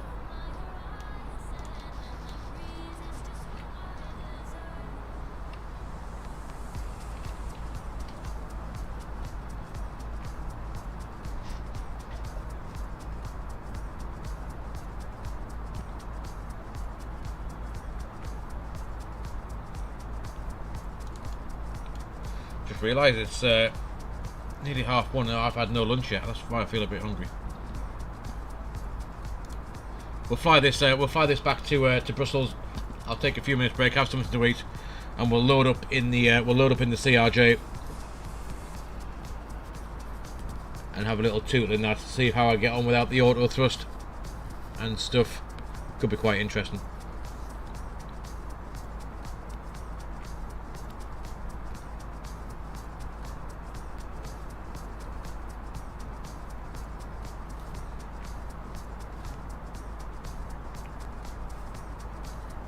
Actually, we need to have a look at where we're going to fly to on in the CRJ.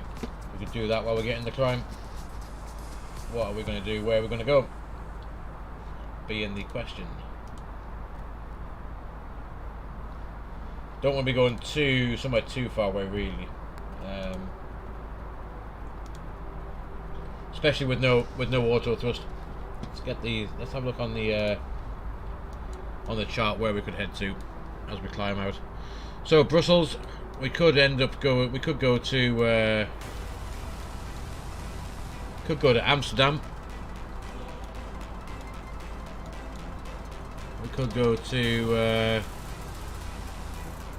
we could hop across the channel to London Southend, I guess, couldn't we? So that's not too far away. Could do that.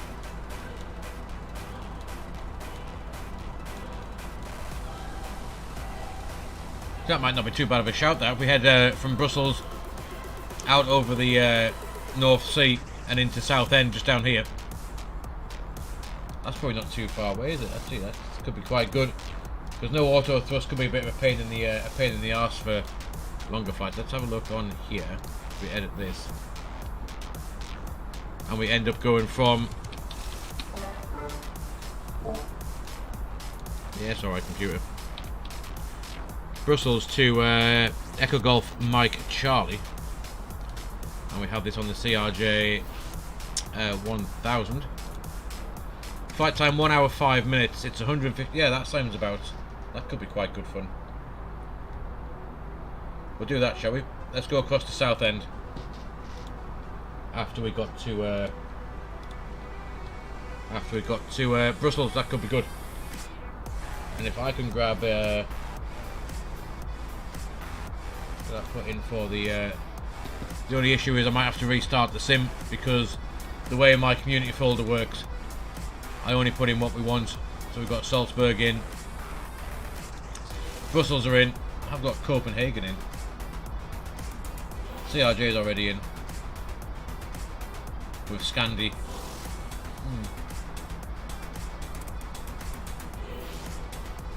We'll see. You can see my community folder is huge. 97 gig, I've had it all in there. Just for flying now, we've got 14.8 gig loaded in.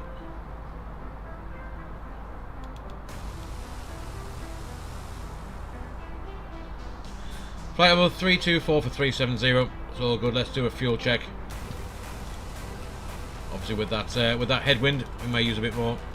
Where are we heading to? Oh god, that's a bit. Nemum. Let's have a look at that.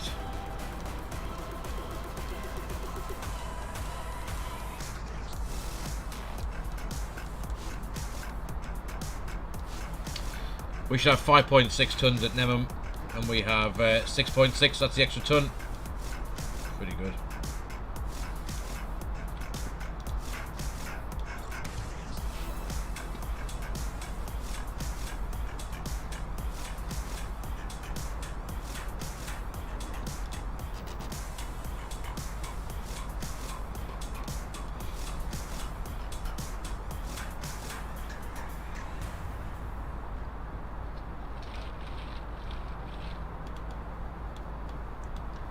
Go and have a quick look. Put that back to engines for now. Fuel used. We used 3 tons. We can't reuse 3 tons already. Surely not. No. That is clearly wrong because apparently if we've used fuel used, oh, is that using what it's using now? I know, fuel flow 1800. So it reckons we've used 3 tons of fuel already. Well, we haven't. We've only used 400 kilos, haven't we? Whatever. This is completely wrong. Otherwise, oh excuse me, we'd be out of fuel before we've even got in the cruise. That'd be no good. Let's turn that down just a smidge. Nora, hey buddy, how's it going, mate? Hope you're doing well. welcome along. Should be a nice view ahead of us now. Let's have a quick look at that. Pretty cool. Pretty cool. Excellent.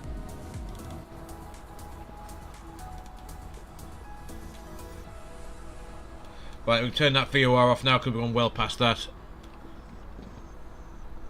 There's probably nothing else we need to tune up, is there? Let's tidy up these charts. Don't need that. We don't need that one anymore. We'll keep up the Brussels approach and the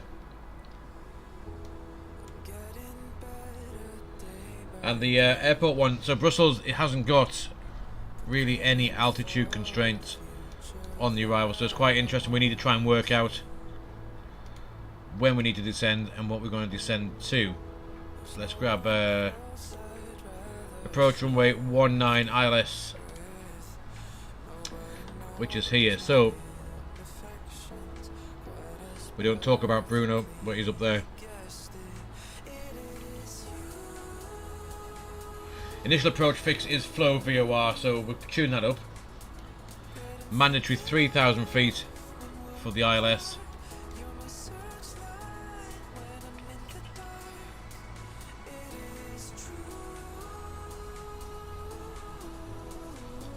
So yeah, we could just aim to be 3,000 feet via the via 12 miles from the India Bravo Mike even, which is the ILS via DME.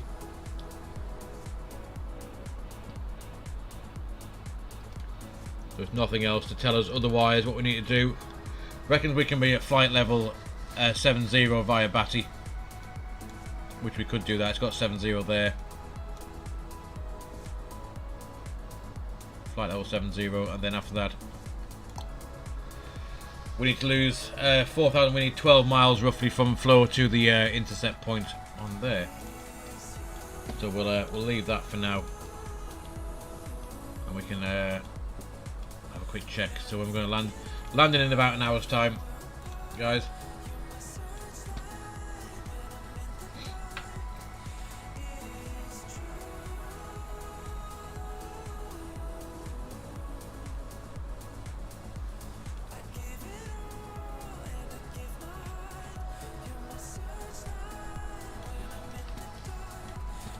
So just while we're getting the cruise, I am going to go and quickly grab another drink, as I should have brought one in that break before, but I forgot. So if you just give me 2 minutes, guys, I'll be right back with you. I've got a bit of a dry mouth for some reason. Back in 2 minutes, guys.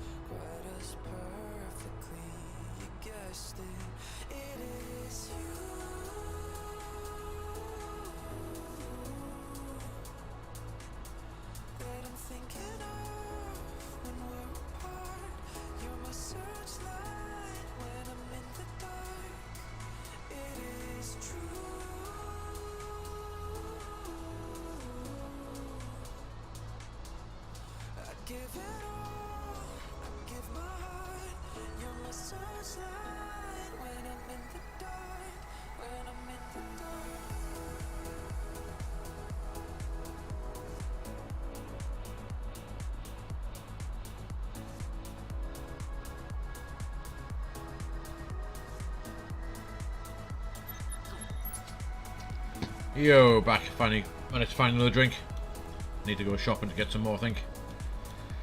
There we are, flight level 361, not far to go now, 900 feet till we reach our cruise level.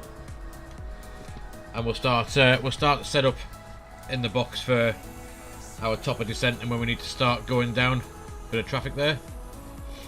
2,700 feet below us.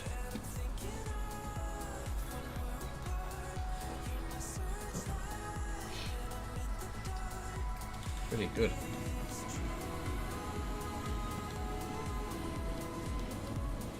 Lovely EasyJet A320 for the win.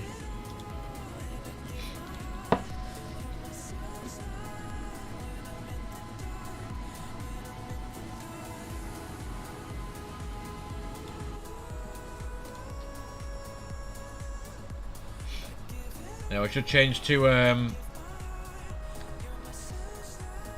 Mac Alt Star shortly.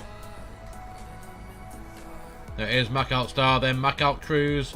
Any second now. Mac Alt Cruise, there it is. Flight level 370. Right, let's go and have a look in this box. What we can set up for the descent shortly. Right, so we've worked out beforehand, didn't we, that we want to be roughly at well, I'm going to aim to be at Batty at flight level 100. That's the plan.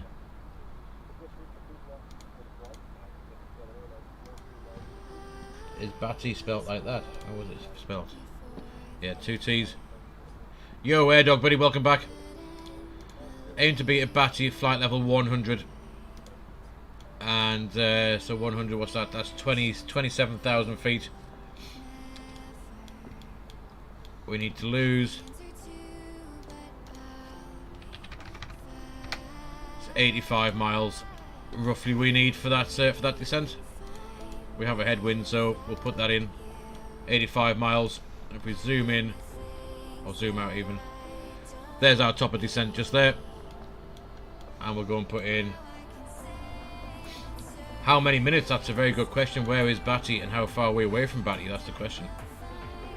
So Batty is there. We can go and put that in. We can work it out. We put in Batty.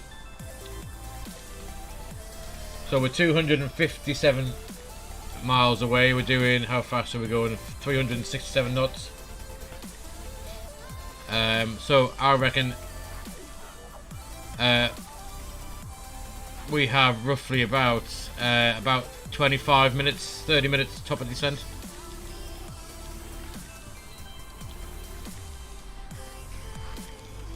And we'll put in the extended centre line as well.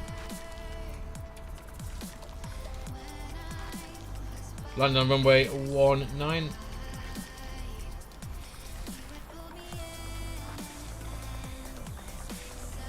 Okay, that 19 and go in there. We'll get the reciprocal heading or radial for this runway 19, which is 013.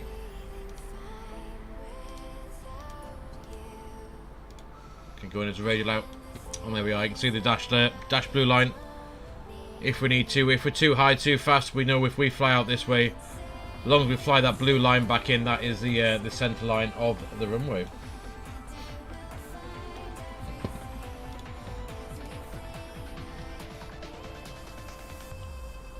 So yeah, I'm not sure what this fuel used is saying. If we've used nearly 4 tons of fuel, then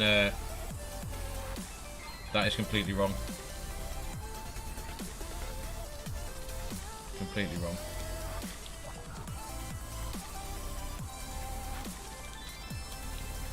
Used to be worked out. It used to work quite well.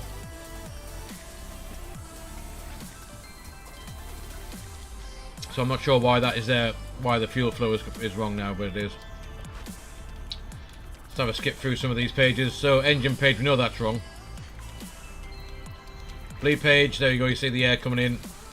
184 degrees or 205 degrees. Cool down to 84 degrees and cool down again to 12 degrees, and that goes into the cabin for air conditioning. Pressure, we got cabin altitude 7,300 feet and stable. Differential pressure 8.1, which is fine. We have some power, 400 hertz, 115 volts for the AC, and AC2. DC the same, 28 volts, 16 amp, and the same on this side, 28 and 24 amp for DC1 and the DC Essential bus as well. Hydraulic power, all three are good. You can see the levels there, pretty much where they need to be. 3,000 psi across all three systems in the green, blue, and yellow. You're on the final approach. Okay, no worry, buddy. See you shortly. Fuel. So there we go. Fuel used. It reckons 3.5. 3.5 tons, but that's not right. But it is. We have 6 tons left. We've got the equal and balanced as well. APU obviously is turned off. Condition page. 23 degrees in the cabin, in the cockpit, and 22 in the cabin, which we saw from that bleed page. Doors are all shut. No one tried to jump out. Wheels are still there. Flight controls are doing what they should. System status is normal. Awesome stuff. It'd be good if this works. It will tell us how far we are away, altitude and whatnot on the fixed page. This would tell us that 85-mile radial from Batty would tell us the time, distance to go, and our altitude as well. But it's currently not working.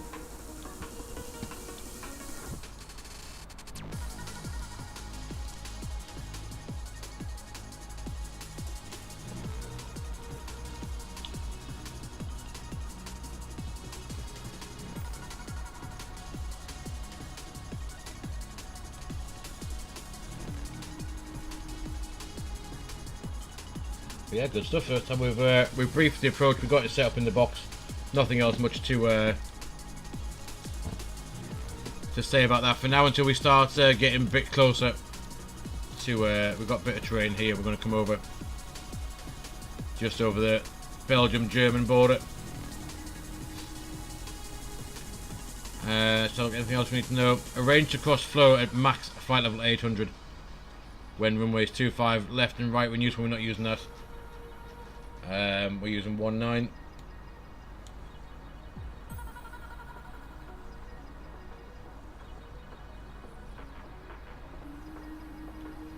And yeah, it doesn't want us to come back. If we lost comms, aircraft must succeed in landing within 30 minutes. It shall leave Brussels controlled.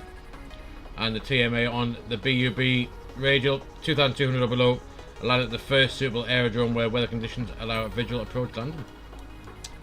So there's that bub. If we cock up, we have to head off somewhere else.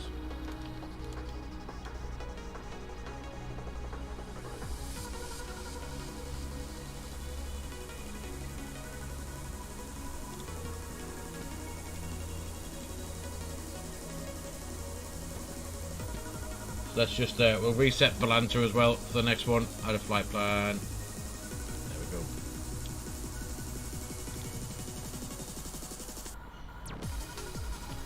So you can see our arrival in to there, and that's our departure out so far.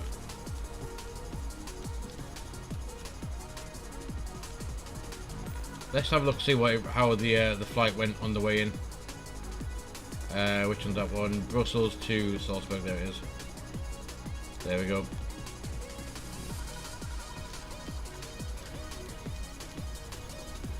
So that's where we started off.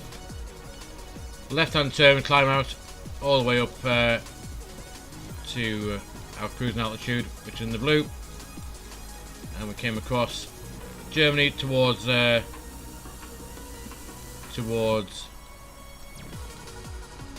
Munich, and then we started the descent down.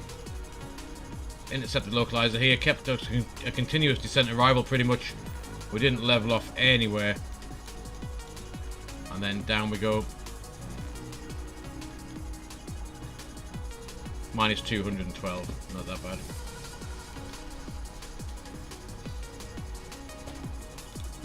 Good stuff.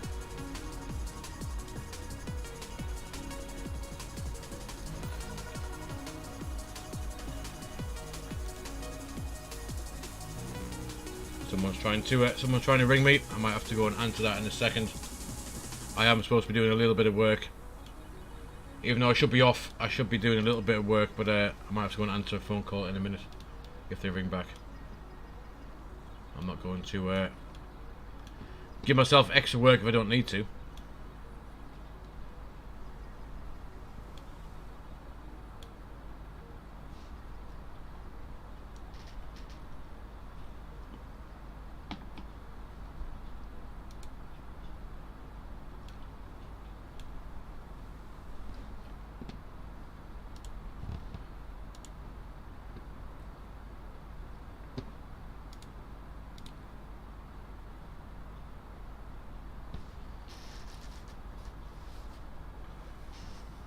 Blooming Gozzy.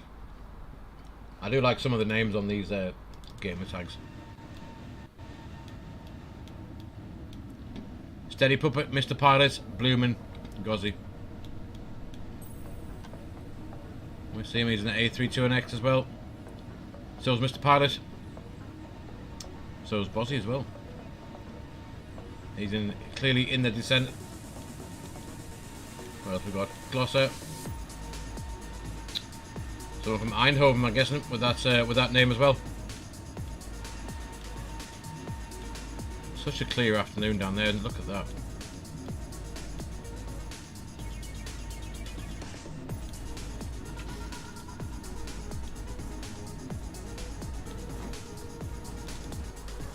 Go and put airports on, see where we're next to. Oof. It's a bit excessive, isn't it, really?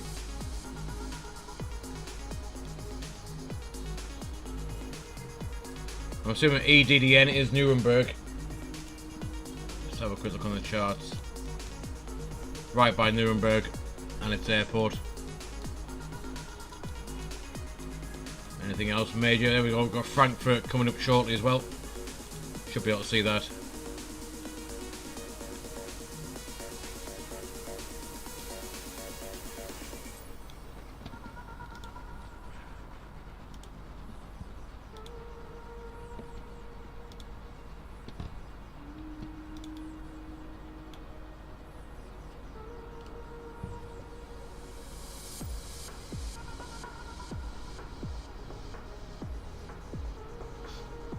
I'm Flying Charles, he's ahead of us.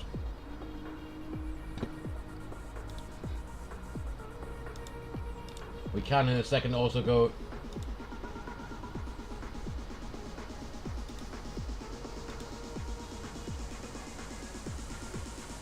You guys on YouTube, are you having some buffering issues when you're watching or not?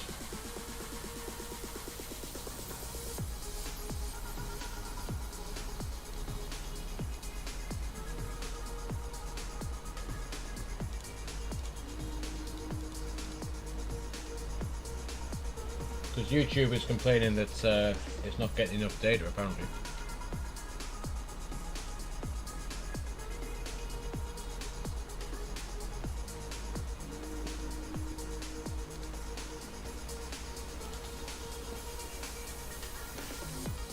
Yeah, Streamlabs is not happy. It's got skip frames for some reason. Not sure, my bitrate is 4125, so it should be fine. Not sure what it's complaining at. Something is not right with it though. So hopefully it'll pick itself up. My internet is known to be being a bit dodgy sometimes. It can go months and months and being fine, and all of a sudden it'll have a week of being a right pain in the arse.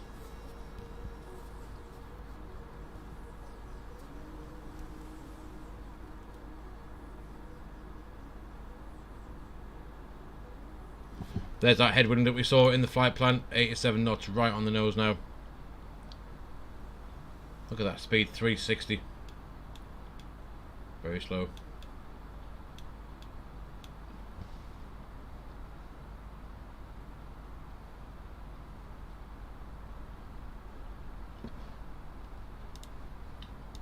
We're going through the whole playlist. Oh no, not quite.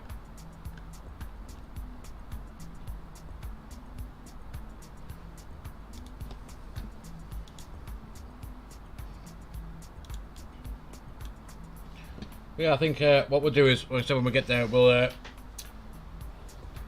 get ourselves on the ground in Brussels. I'll reload the sim into the CRJ, and we'll go flying. I think across to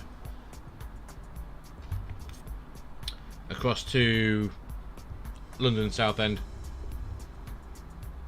I will need to reboot the sim just to get that scenery loaded in. But yeah, we'll do that. I think we were going to check how far Copenhagen was away, weren't we, from here? Let's have a look.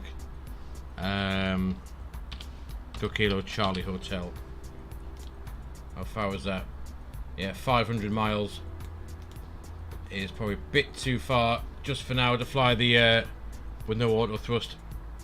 I'm sure people do it all the time, but I think we'll go with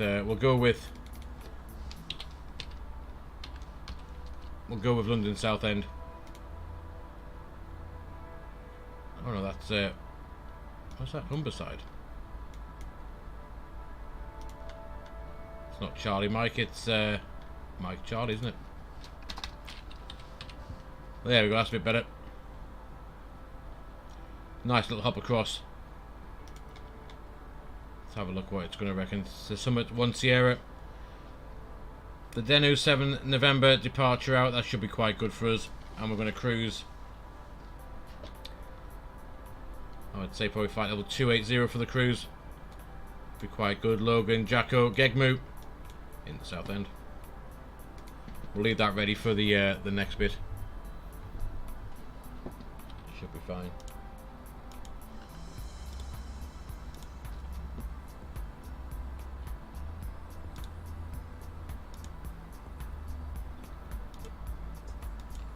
Why does YouTube reckon it's not getting enough data? Why? You guys watching on YouTube, are you experiencing any buffering on your end? Seems to be running quite, it's running quite smooth off from here.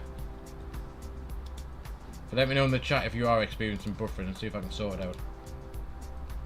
See if that helps.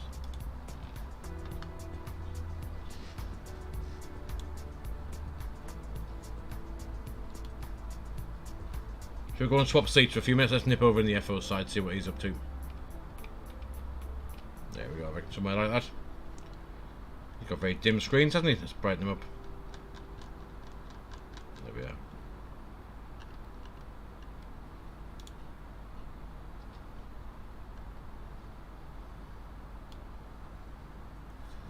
Different perspective.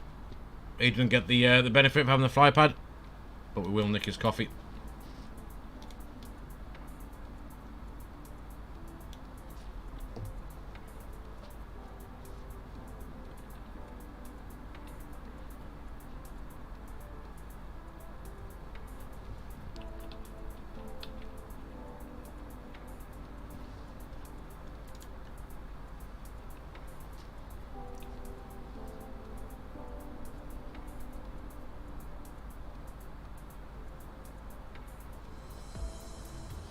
Green, how did your landing go?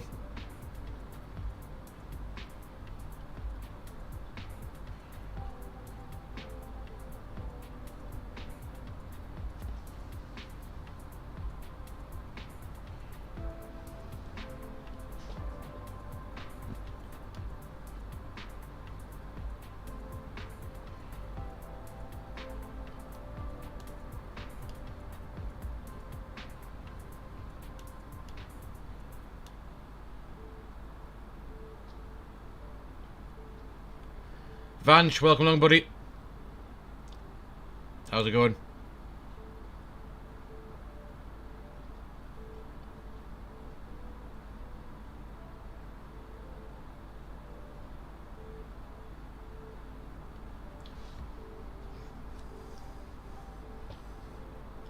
Yeah, YouTube, if you subscribed on YouTube, YouTube doesn't give out a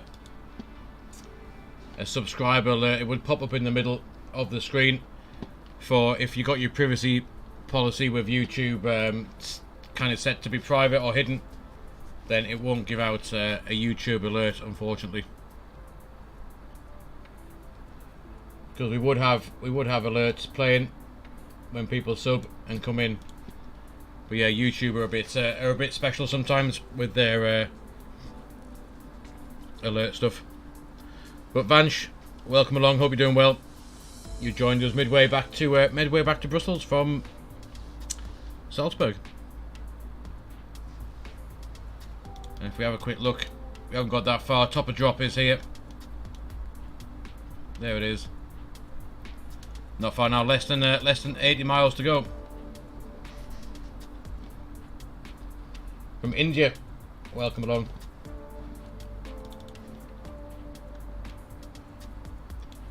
Must be getting towards evening time across in India now, is it?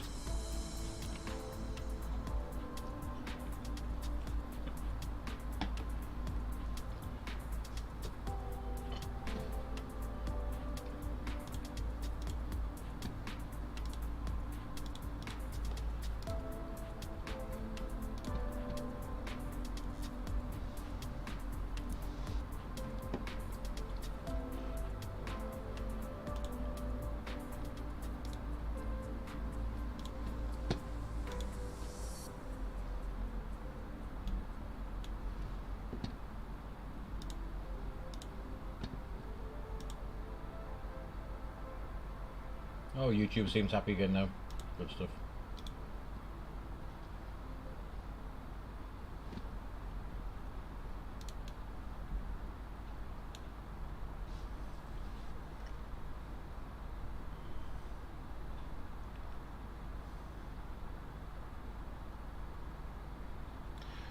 Reading you made a mistake while dumping fuel and what were you flying?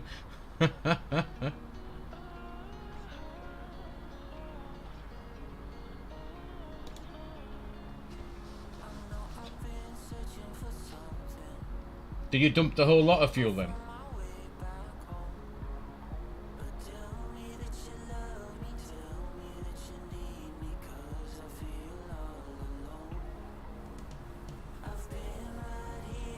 Vanch, buddy, calm down. Don't be no sweat, no meanness in this channel, buddy.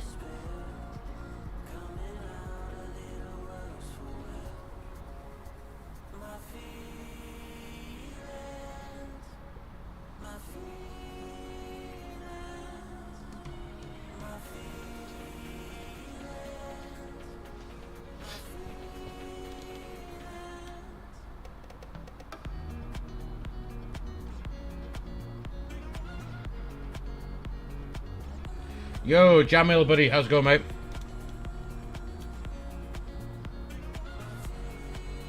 Hope your day's going well, mate. Welcome along.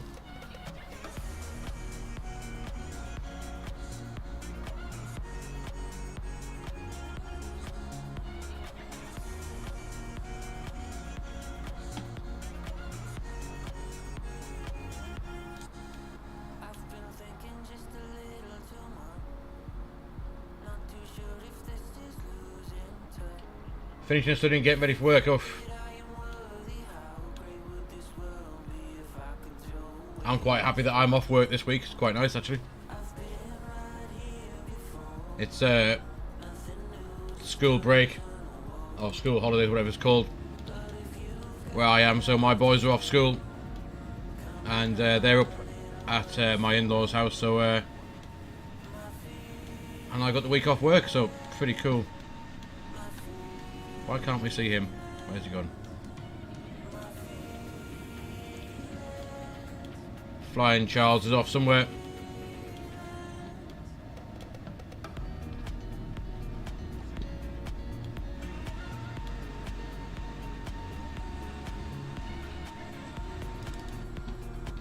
do I do for work? I own my own company, Jamil. It's nothing exciting. I own a cab company.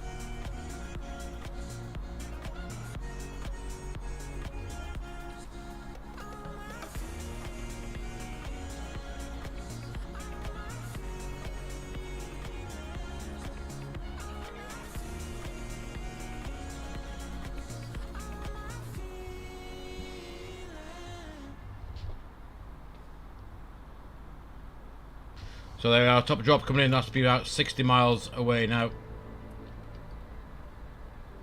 Just over 60 miles. Sorry, just over 40 miles even.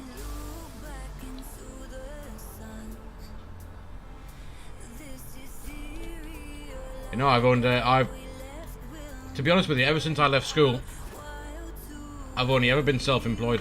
I haven't done any, I've not worked for anybody, funny enough. Vanch, which PC do I have? If we, hold on, if you give me a second. I'm not sure where the hell the chat has gone.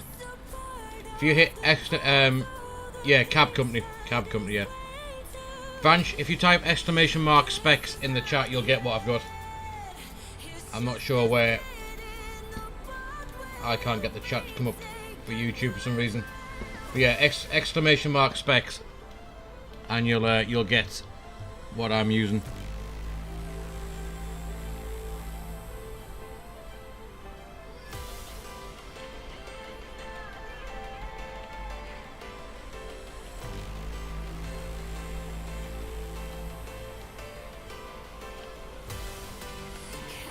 Yeah, I don't, for some reason I can't.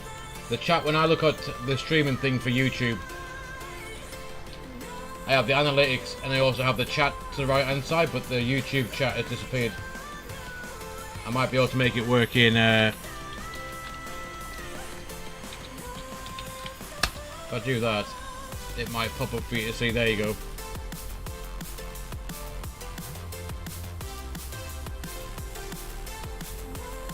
There it is. Vanch, it should come in the chat now on the screen. You should be able to see it over there.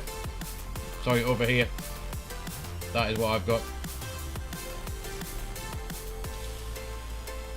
Well, if they're going to do that, Jamil, they may as well go and get me some as well, because I've almost run out.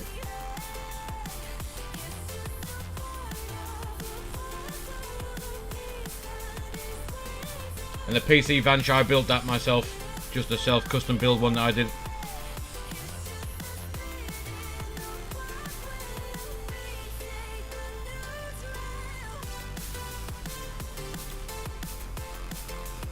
And there's Streamlabs finally woken up. It's been asleep most of the day.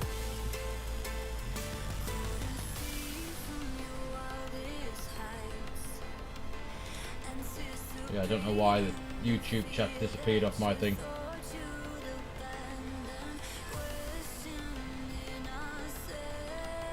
Oh, there we go, it's finally back.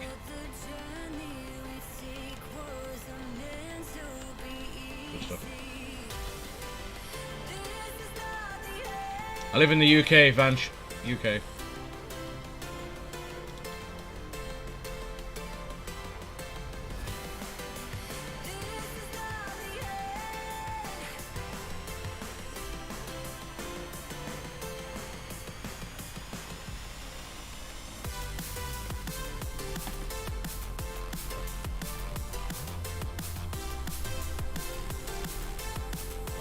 Let's get the chart up. There we are, just passing Frankfurt. You should be able to see that outside.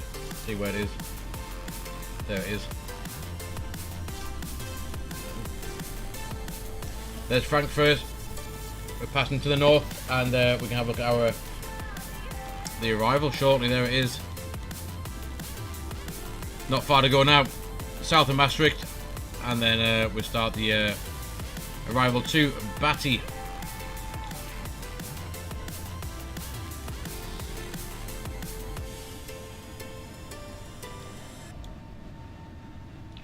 So we're thinking, we worked out the descent is going to take us to, we need to be at flow, we need to be flight level 80 roughly at flow. let's go and put in FLO.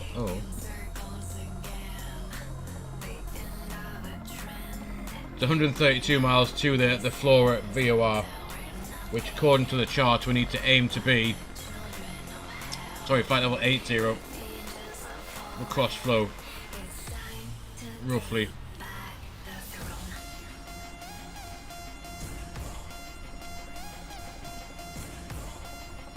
So that'll be very, very soon. We'll start that descent down to flight level 80. In fact, in just under 15 miles.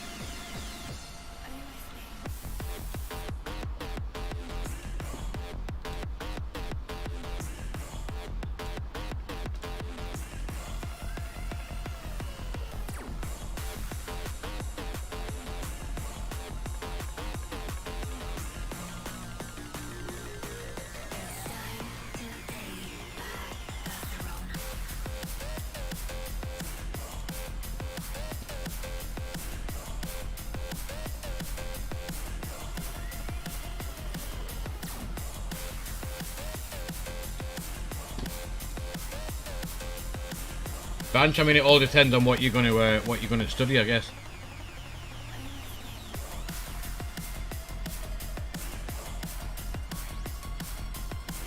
Kirana, welcome along.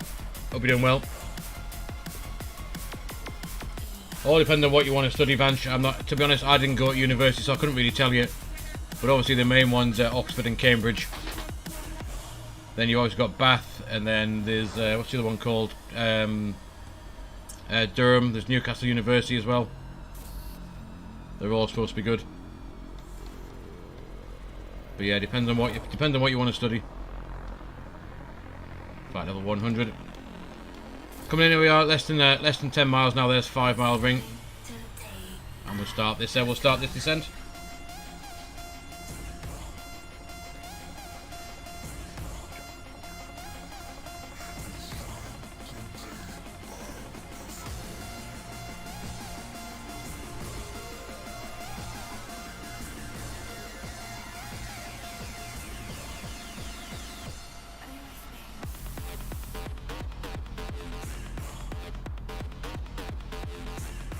Right, there's that blue line. Once we cross that, we'll start going down.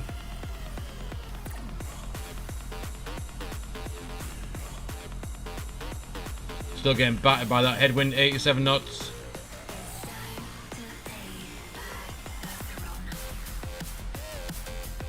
And there we are. Thrust idle, open descent, flight level 100 is set for now. Down we go. Best get some weather. Let's have a look.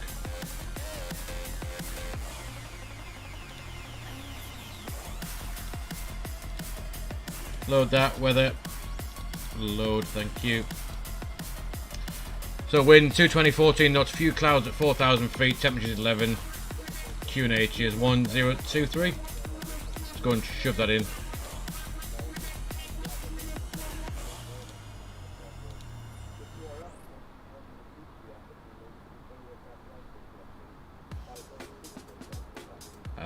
So QNH 1023. Temperature 11 degrees. Wind is 220, 14.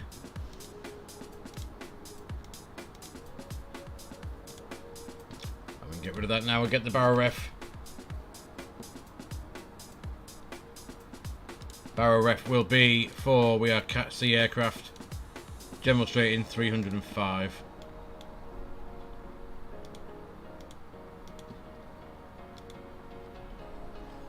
It's also very expensive, Vanch, is it not? Let's zoom out there. Let's go and tune up. We'll put flow VOR in for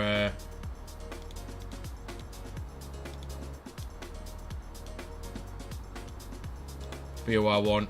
And we'll have that in there, 104 miles out.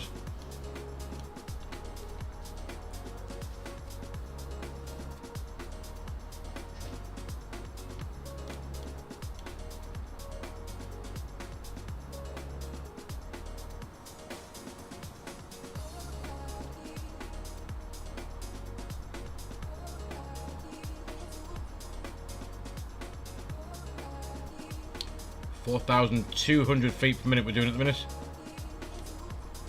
Rapid descent. Not quite sure we need to be that much of a descent. There's Luxembourg. So 20,000 feet, we need 60 miles. How far have we got? 60 miles. We've got 99 miles. That's rapidly fast. Let's just so 2,800 for now should be perfectly fine.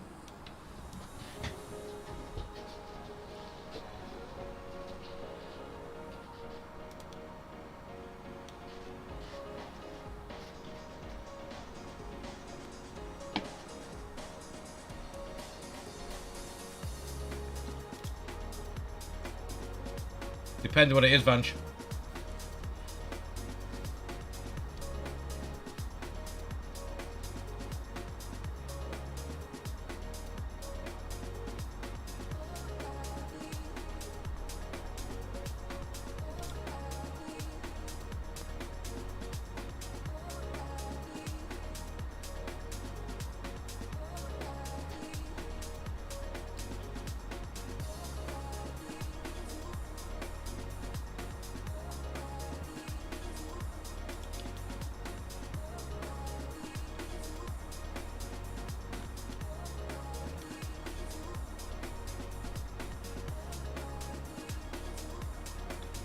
There's Batty. We're going to hit a direct go Batty. I think will be the best bet for now. That's where we want to head to.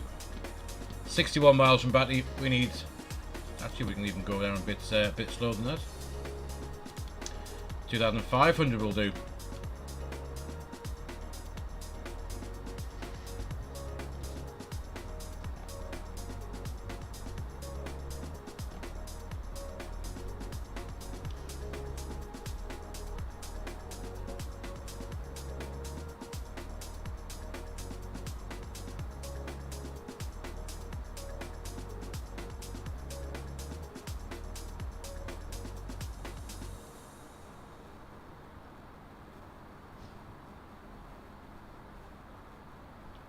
Vanch, buddy, I'm quite happy speaking English.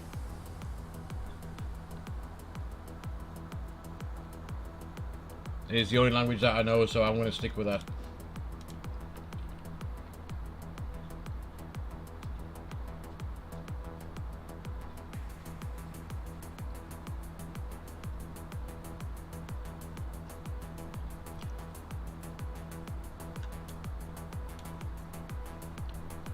Into 12,000 feet left.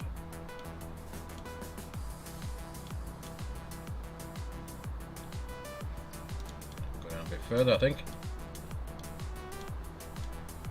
Finesse with VS. Job's good. That's Batty. So how far are we now from the airport?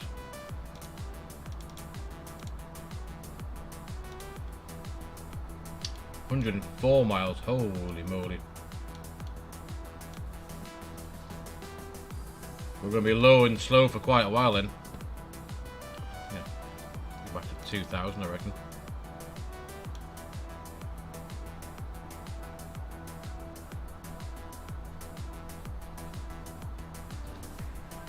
That's what the chart is saying. They want us to be past flow at flight level 800 it says.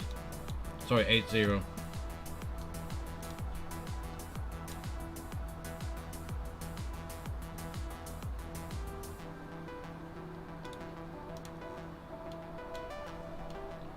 Let's just we'll put flow back in and readjust this this descent. Flow is 76 miles, so we could still be at flight level. Actually, you know what? Let's just we're going to level off. We're going to level off 190. That's what we're going to do.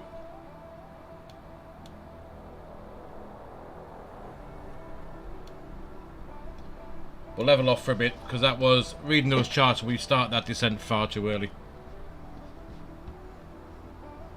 We're going to stay here for now. Flow is 72 miles away. We need to be 8,000 feet, so that's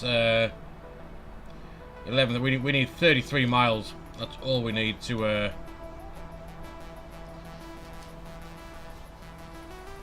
be at 8,000 by flow. So I'm not going to keep sitting flying at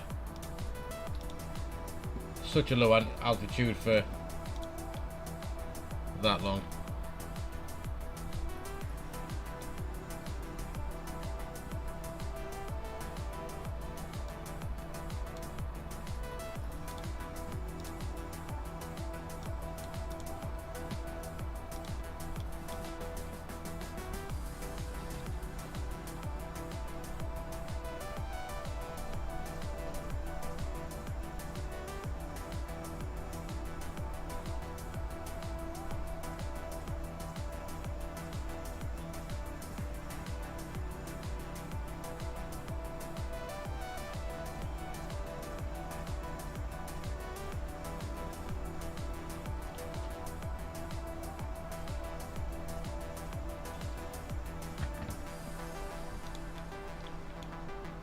Go and check 9 emails to read after I finished. We'll get on the ground here.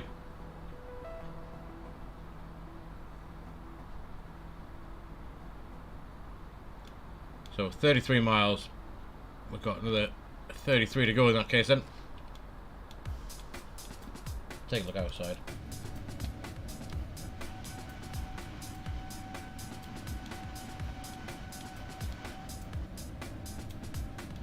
We certainly mucked up that descent a little bit compared to the one going into Salzburg.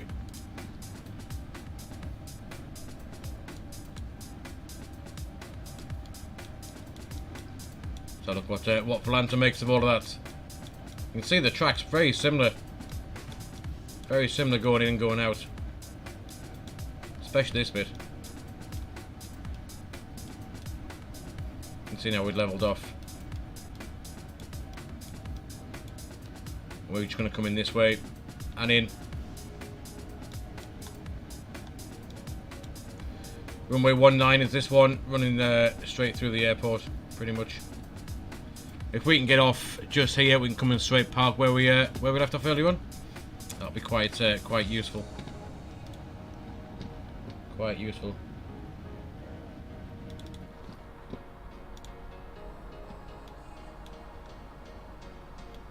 So there's Batty, there's that.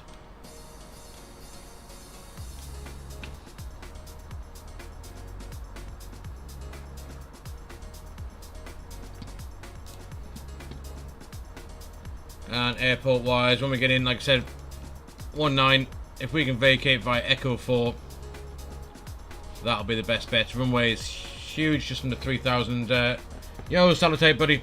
How's it going? It's just under 3,000 meters, so if we vacate Echo 4 to the right and into, we can park on the south. How many more hours? Not long now, mate, not long. We've got 91 miles left to go, that's it. We've already started the descent, we're down to flight level 190 now, and then we got... we'll go further with the descent very soon. 33 miles to go, we'll start coming down a bit further.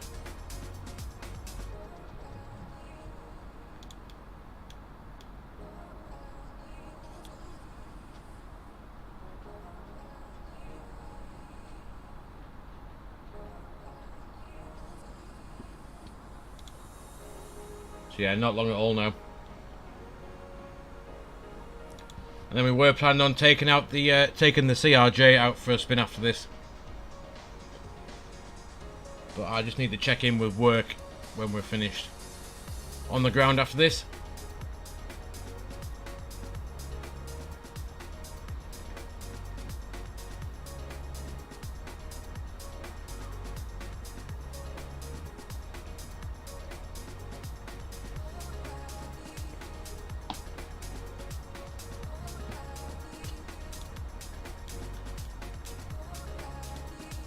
Yeah, there's that wind dying off now, 38 knots now instead of the 90 odd that it was a little bit earlier.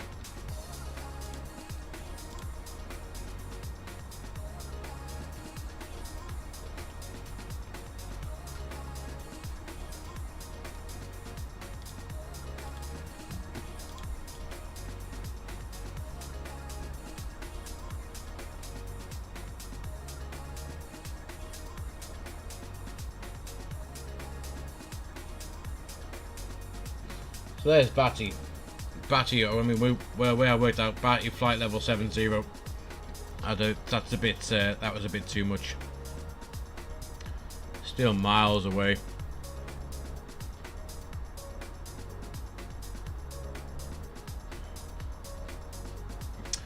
We'll go and check, make sure we got the ILS tuned up. Let's have a look. Radnav 11115, which hopefully should be the right. India Bravo Mike 111.15, which is good stuff. We've got the flow VOR tuned in. We're 40 miles away from that now, so 6 miles time. Excuse me, 6 miles time. We'll start that descent down to flight level 80,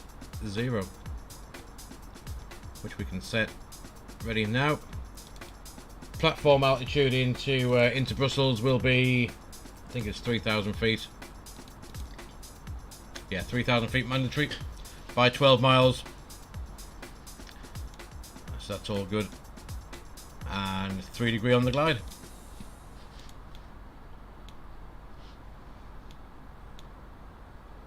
Right, let's continue that descent now then. There it is. Thrust idle open descent. Flight level 80. So we want to be 80 when we pass this waypoint just here. By flow, we need to be flight level 80. Hopefully we should be, if I've calculated that right.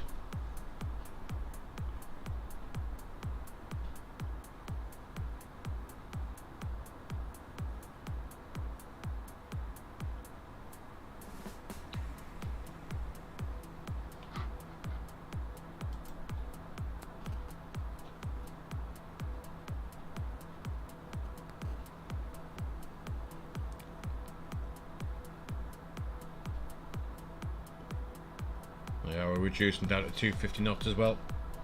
Just get the speed brake out just a smidge to help with that descent.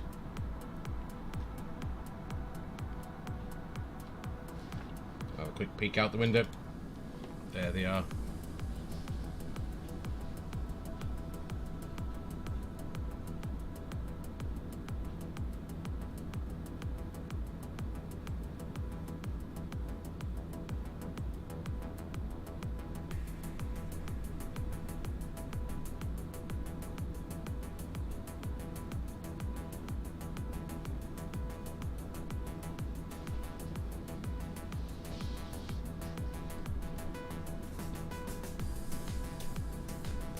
Cool.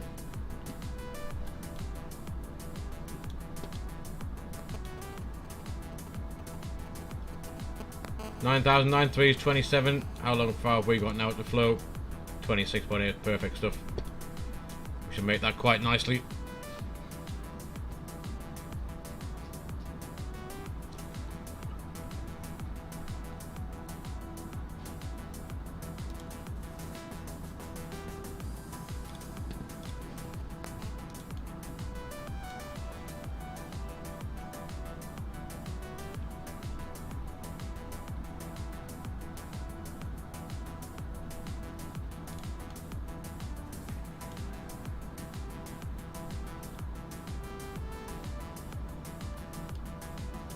Traffic descendant is 9,000 feet below us, so he must be heading into one of the yeah, you mean the one up across the top, Reen? This one up here. Yeah, I don't know what it's doing. It seems to be having an issue with itself. I can try and reset it again, but it's not. It's 3 times I've done it now and it doesn't want to work. Let me try it one last time.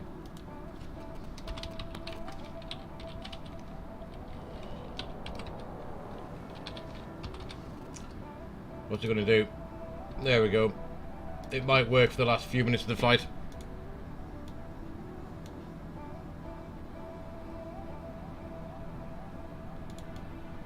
See how that pans out.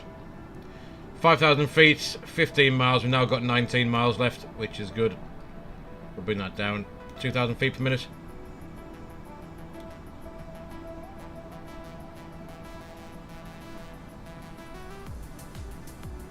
Yeah, I'm not sure what it is. Obviously, it's a program called FlyLive, and it's supposed to grab. It's connected to the sim, by the same thing that shows the position on these charts, Sim Connect, and that works perfectly fine. So it knows where we are. But sometimes it gets itself a little bit worked up and it stops working.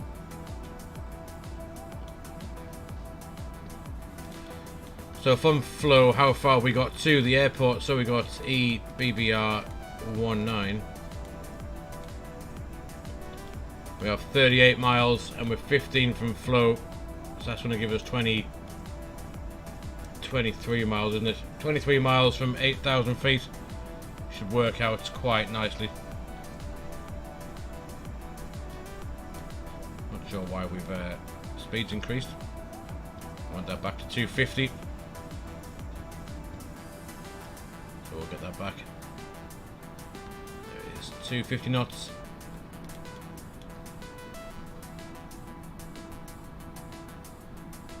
And we can go back into open descent now for the last little bit. 10,000 feet, let's get some lights on. Seatbelt signs are on. When we turn off lights are on. There we are.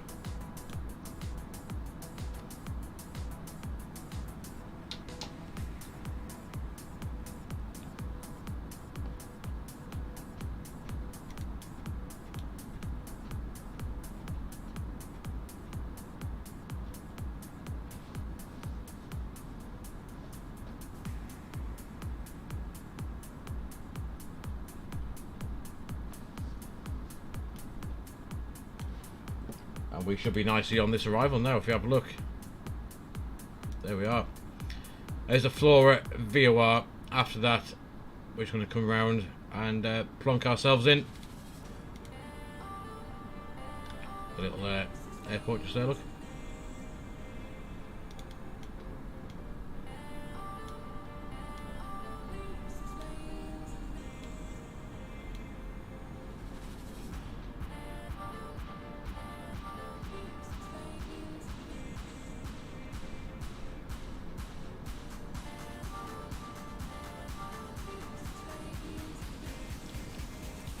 Right, speed brake can go away. Get a shot of that for now.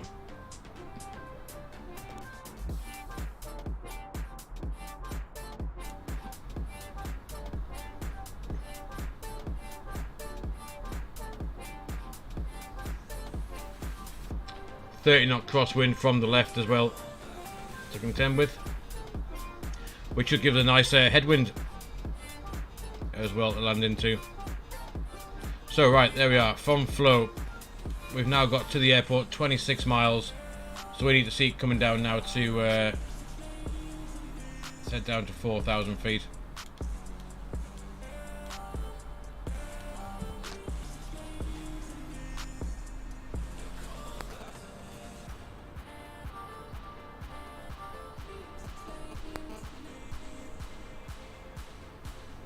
And let's get the ILS up. There it is. We've got the ident for that, and we probably should start and activate the approach phase. There it is. That'll start slowing us down to our green dot speed. We go back into managed speed now. There we go. And with that, we'll get lock approach. AP2 is in.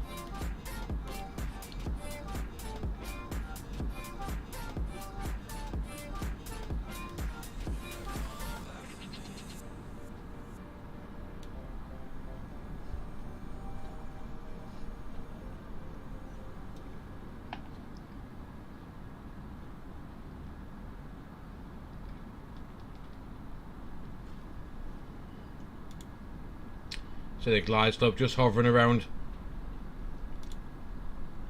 Means we're just slightly high. And it's going to be 3,000 feet actually we need to be down to, not 4,000. There we are. Perfect.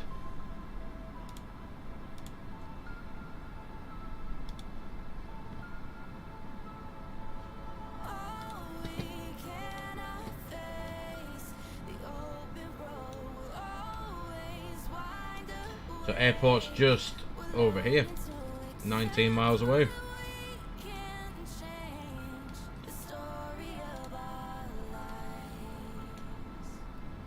So we've got 31 track miles to run. But between our airport, our airplane and the airport in a straight line that way is only 18.6 miles.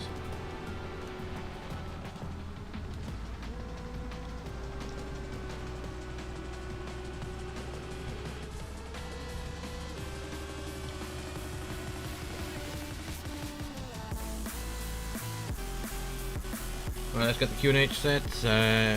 1023.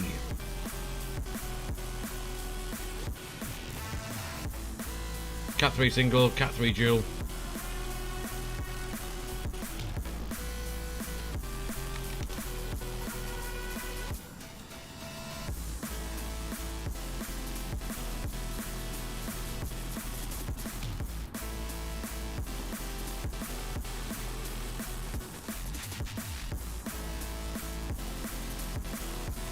Speed brake can go away now. We will arm the auto brakes to low. Quite a big runway, so we don't need max or medium. In fact, we don't need medium. Just need low, and we can go and we'll arm the spoilers. Ready?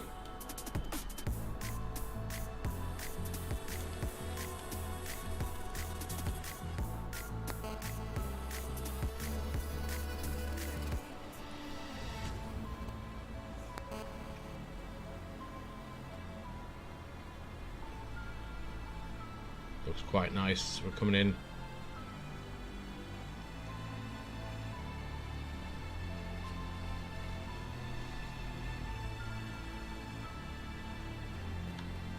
We could actually, we'll just take a shortcut, just a little one to the centre fix. Final fix, let's just go direct to the centre fix. Insert that. That should cut off a little bit. There we are.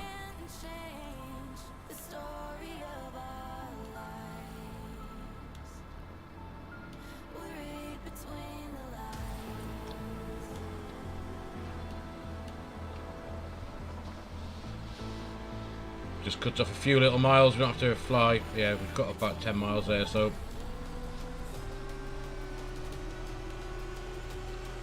we'll start to configure it very soon.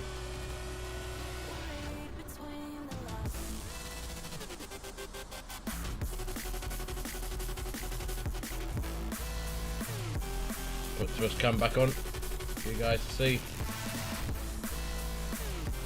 We'll get ready with the flaps in a minute.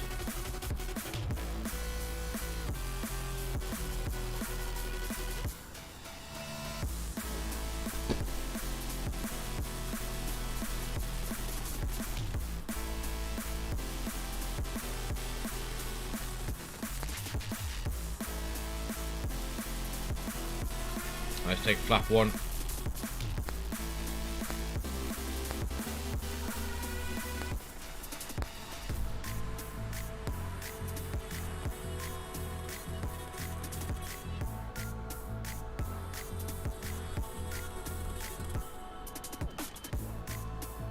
Float can go off there, we don't need air anymore. It can disappear.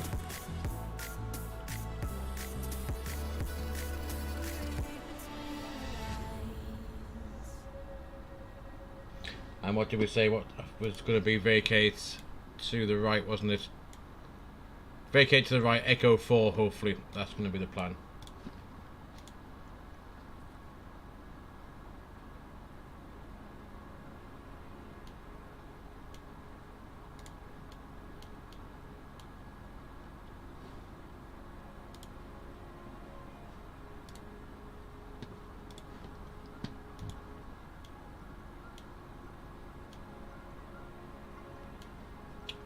I'm assuming that is the there's a runway just there. When we make this left-hand turn in just a sec, we should line up.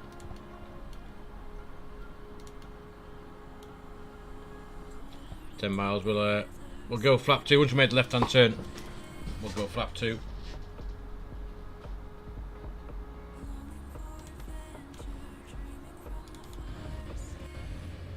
There it is.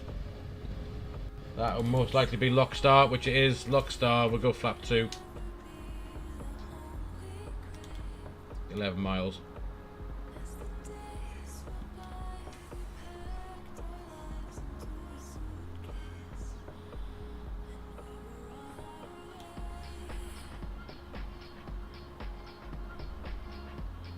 Yeah, if you see Reen now, look, the vertical speed's changing, but the altitude's still stuck at 3,400 on that the thing over the top. I'm not sure what the problem is, but it's not happy.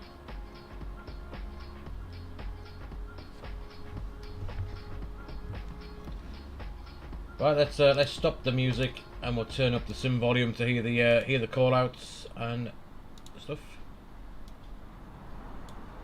There we are. We've got 19 knot headwind.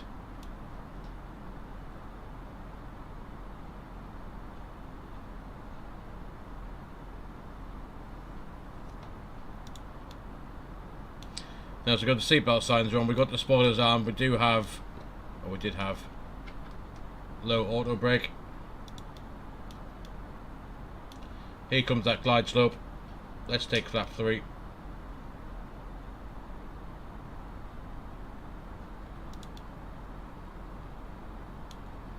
We should get glide slope start any second. There it is, glide slope start. Down we come. The go around, what was the go around gonna be? Climbing 3,000, which will already be set, which it is. Flap 3, we'll have flap full.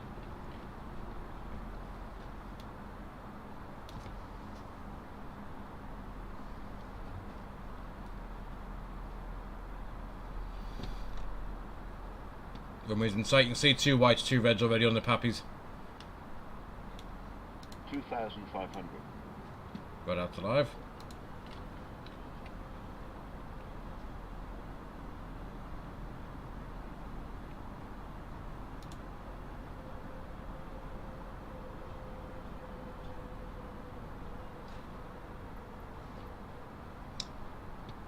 So we are flaps full. We'll drop the gear any minute.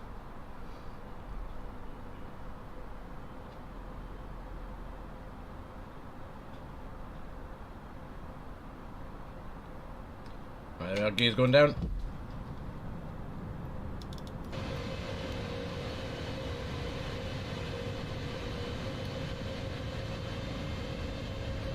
There it goes. You can see what the wind's doing.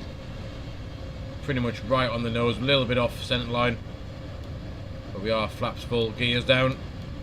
We are fully established for this arrival.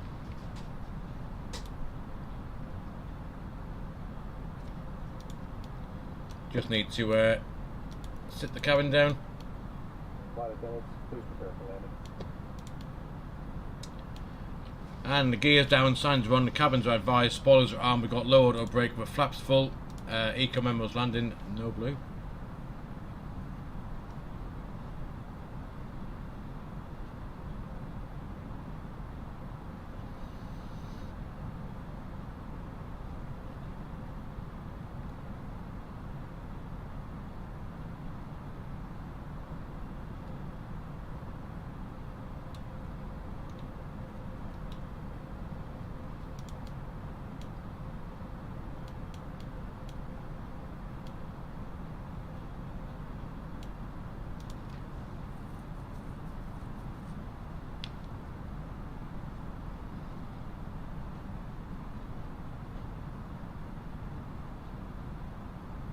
Very slow. First look at the ground speed, 119 knots with that wind.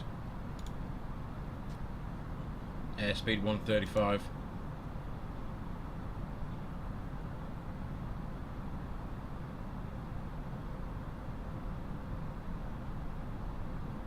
$1,000. 1,000 feet checked and stable.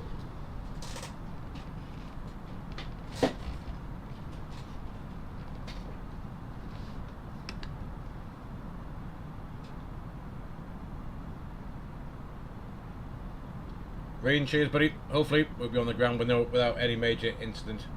Well, that is the idea.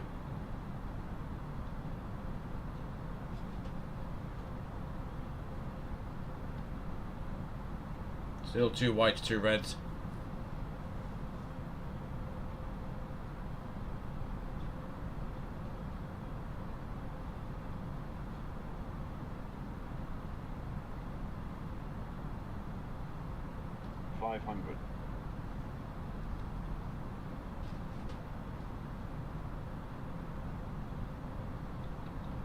400.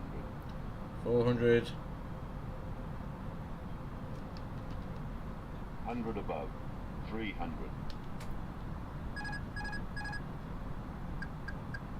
200.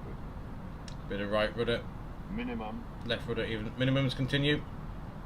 Left rudder for that crosswind. Got 13 knots.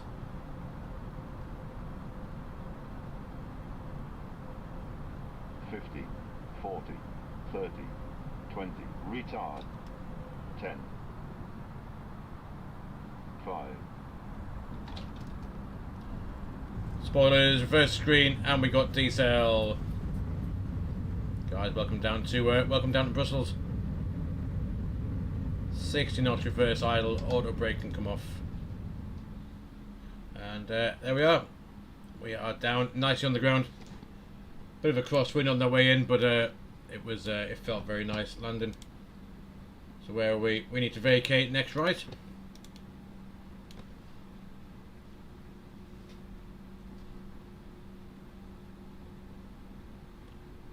Pretty cool. Pretty cool. So yeah, next right will take us on to Echo 3, outer 9, inner 9, and then all the way up to South 2 for us to park up.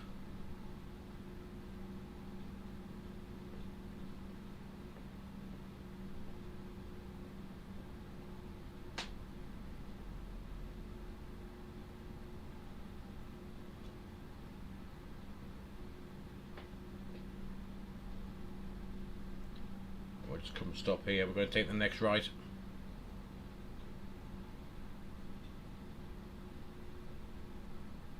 Yeah, it wasn't too bad, was it, Rain? That was pretty good, that one. What was it? Minus 50 something, wasn't it?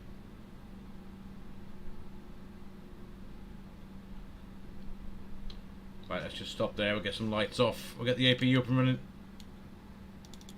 Off and off. That can go to taxi. We'll turn that off, and we'll fire the APU up and the bleed as well. Right then, let's go park up and get ourselves done with this leg of the journey. 53. Nice.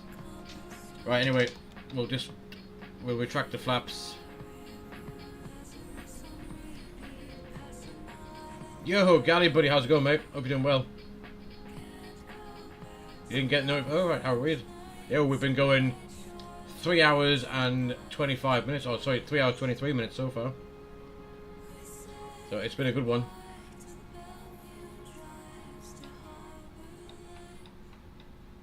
Yeah, 3.5 hours.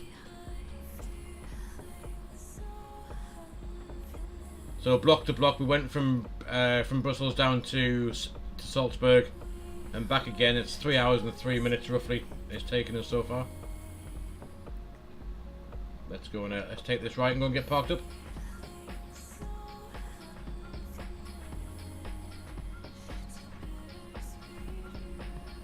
Let's go and find a gap somewhere to ditch our passengers.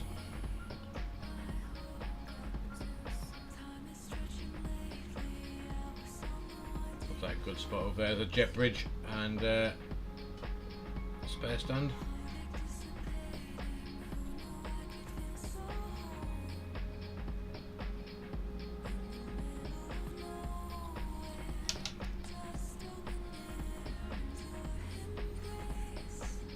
There we go. Get on that yellow line plane. Nice one. There we are.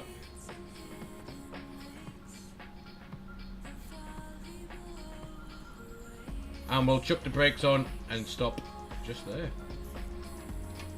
That was rather a fast taxi in, but yeah, there we go. On the ground, the APU is available, so we'll turn off engine 2 and engine number 1, and we'll nip back up and we'll ooh, 1 or 2 stutters there. Let's get the rest of these lights off. That can come off. That can come off. Strobes off. Beacon off. Wing lights can come off. Seatbelt signs off, and we'll get the jet bridge connected to get rid of a few passengers. External power, aft door and catering as well. Perfect.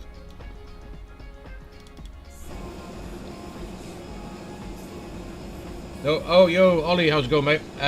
We're now back in Brussels. This is freeware scenery for Brussels. But in Salzburg, it was ORBX scenery in Salzburg. I paid for that. Yeah, there we are, back. Back where we started, 3 hours. And where did we start? 3 hours and 5 minutes ago is when we pushed back. Yeah, very good. Very good. So the plan was now, if any of you guys want to stick around, I'm going to we'll get rid of these passengers. I need to reboot the sim, and we were going to fly the CRJ across to London Southend for the final flight of the day. It'll be a 3-sector flight. We're done there and back in the Airbus, and we're going to go back across to London Southend in the CRJ. If you guys are up for it, and if you want to give me a few minutes to reboot the sim and get going again. Yeah, that could be quite... What happened just there? Did that truck just... What did he just do? Funny. Right, complete that. And yeah, we'll get reloaded up. And we'll fly the CRJ across. Should be quite fun, because I'm absolutely crap in the CRJ. Absolutely crap. So you guys can have a laugh. So let's let these passengers get themselves off. I'm going to make a new flight plan yet again. Reboot the sim. And we'll get ourselves going. In fact, when the passengers get themselves off the plane, let's make up the flight plan that we're going to do. So we're going to be, what we're going to fly. Trying to think what livery we got there. We'll fly British Airways, which will be a shuttle across. Put 12 Juliet in, and we'll go from EBBR, oh yeah, to London Southend. The CRJ 1000, we got what time? Flight time just about an hour. It's 157 miles, not far. And we'll generate that flight plan and see what kind of cruise level we're going to get for this. But yeah, it could be fun to watch me try and fly that.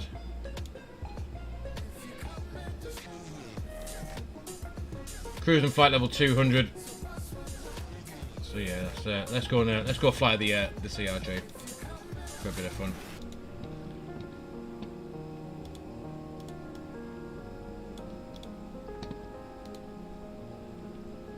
But yeah, with the way that the way I have my add-ons work, I need to add in the scenery and the delivery for the next flight, so which I can only do with rebooting the sim, unfortunately. These people would hurry up and get themselves off, we can get cracking.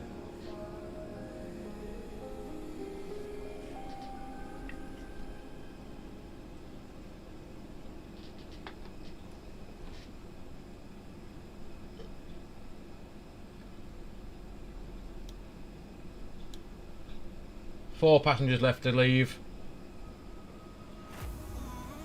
Now there's 2. And there's the last one going.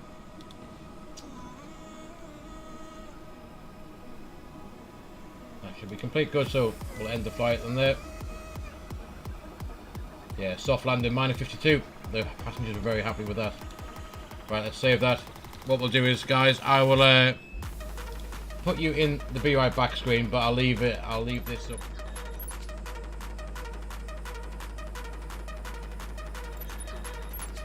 Give me a sec, we'll quit this now. We go to main menu and get rid of this. And then let's load up.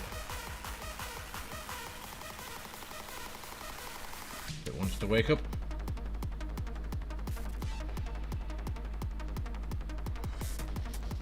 And I will have to remember to reset the throttle quadrant to the CRJ one as well. Right, if I quit this.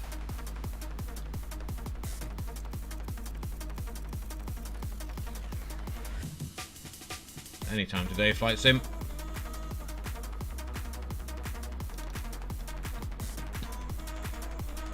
There we go. So if we go and grab the my mod linker thing, so if we get rid of the anything to do with the fly-by-wire, We don't want that. Lose the scenery that we got in. We're going to keep Brussels in. We'll get rid of that. We'll get rid of that. And we'll put in Golf Mike Charlie, London Southend. And we will get the BA livery for the CRJ as well, wherever that is. CRJ, Eastern British Airways, there it is. CRJ 1000.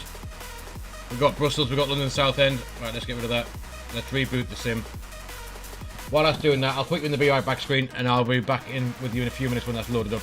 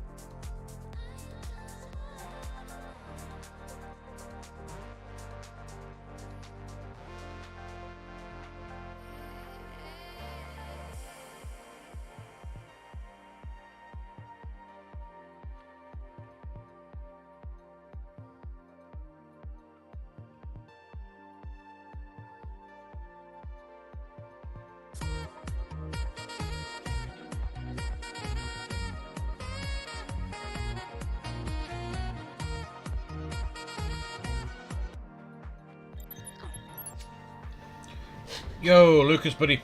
How's it going, mate? Welcome along. Thanks for the follow on Twitch as well.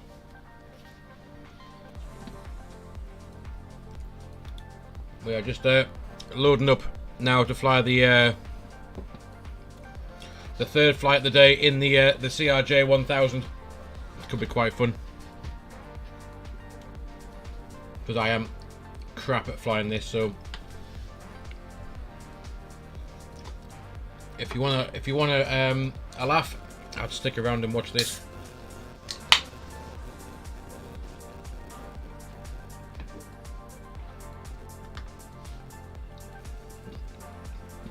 Oh, and Lucas, you'll be pleased to know that I've managed to download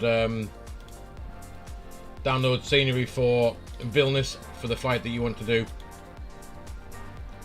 There was some nice nice freeway scenery that I managed to find this morning. So that's what we're going to do. There's your that's for your flight.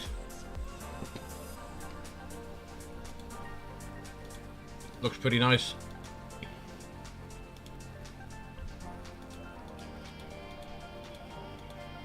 Not bad for a bit of freeway. Very cool.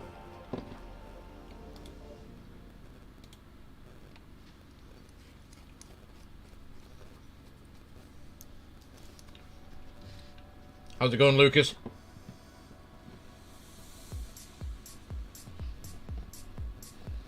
If this ever loads up, it'd be useful.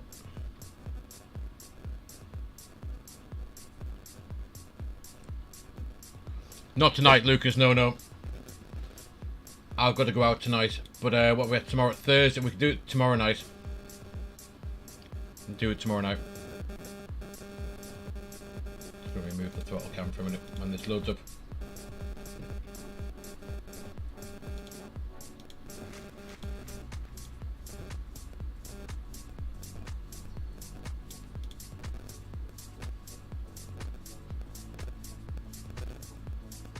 Just take a hell of a long time for this CRJ to load in.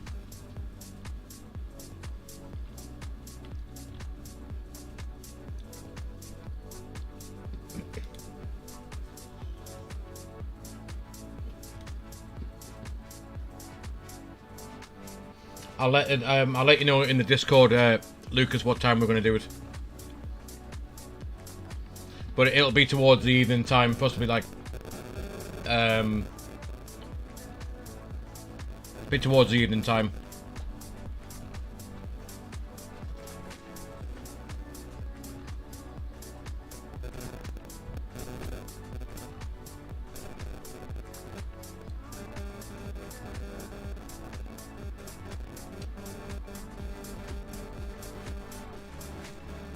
Come on, simulator, what are you doing?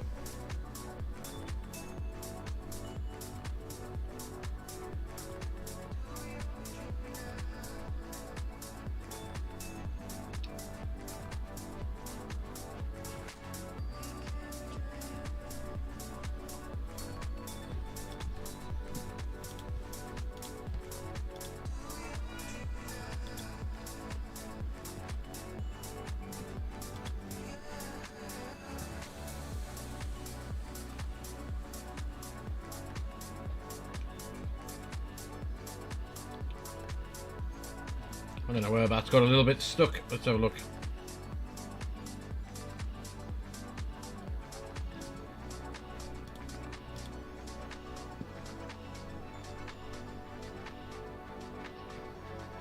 It's 5 PM, is it, where you are? So you're 2 hours ahead of me then. You need to put exclamation mark METAR, then the ICAO of the airport that you want. Lucas, if you want to do that, if you want it to work.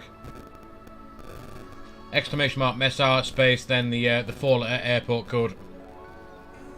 And it'll give you the weather.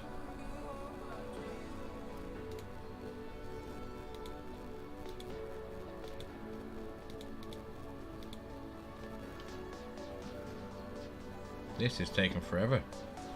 Slowly tick, that blue bar is slowly ticking along. Hopefully we'll get there in a minute.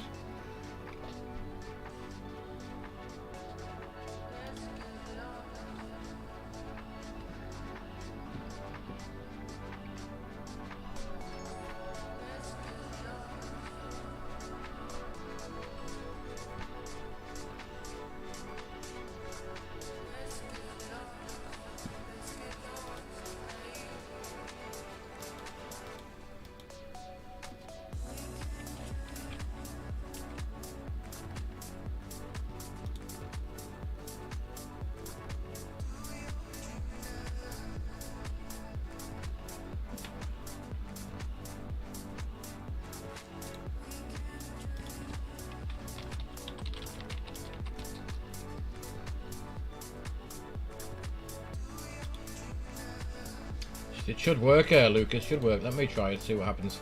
You want Brussels? Is that what you wanted?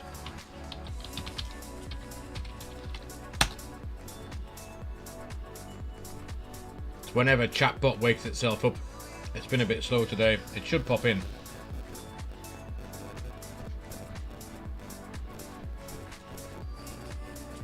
Not sure why it's not.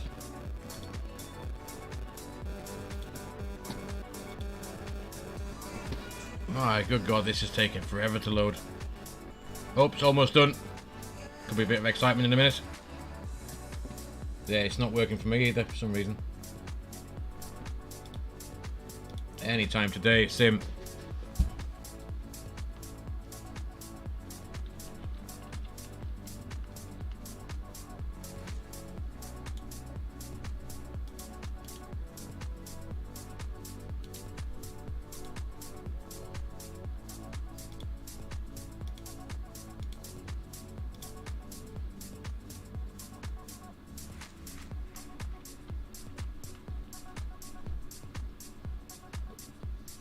Yeah, Streamlabs and that have been very painful today. I don't know what's up with it. Oh, it's playing your alert again as well, looks like. I'm not sure what it's doing. Yeah, it's having an issue with its life.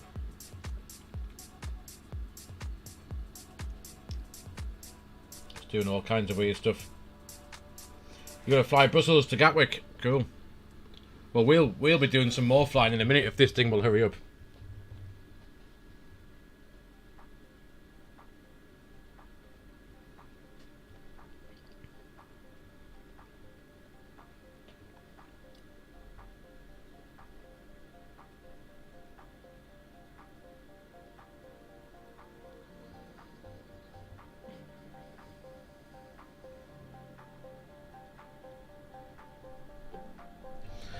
I've got this. Yeah, someday, definitely. Yeah, you can do it. We're on the North Europe server if you want to fly along even today. If you load into Brussels, load on the North Europe server into Brussels, you'll still be able to see us. However, we're just going to go off. I'm going to go at one London airport and you'll continue on to yours. So we can start off together. Hopefully, if this loads up.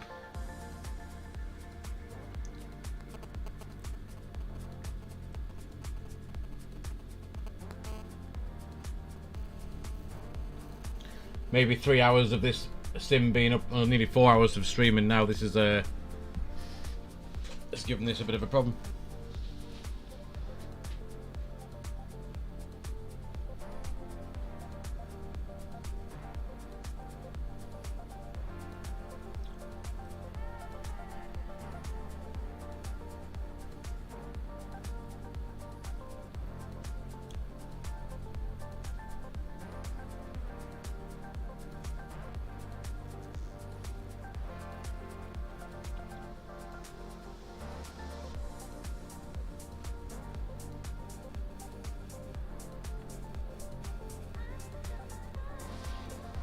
Flight plan, yeah, what do you want to know about it? I mean, the flight plan I've got set up will be obviously for my flight, but I can help you along if you like. This is mine so far. That's the departure we're going to do. I'll just set these charts up and then hopefully this thing will have loaded by then. I'm not sure what it's doing.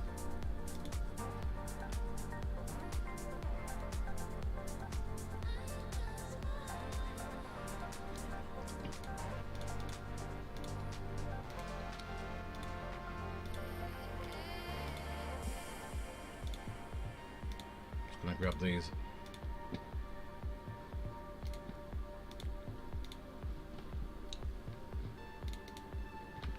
I think my sim might have given up.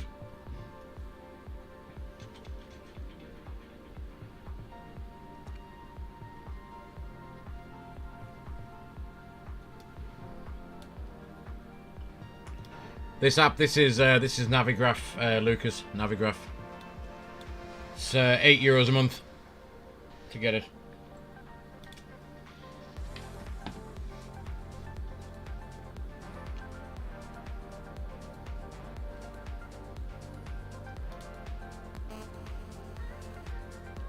Oh, it might load. It knows that we're going to Brussels. Just not getting any further.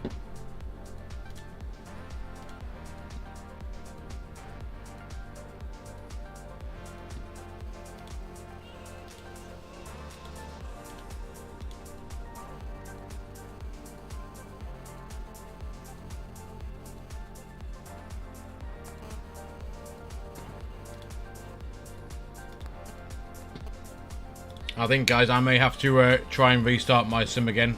I don't think this is going to...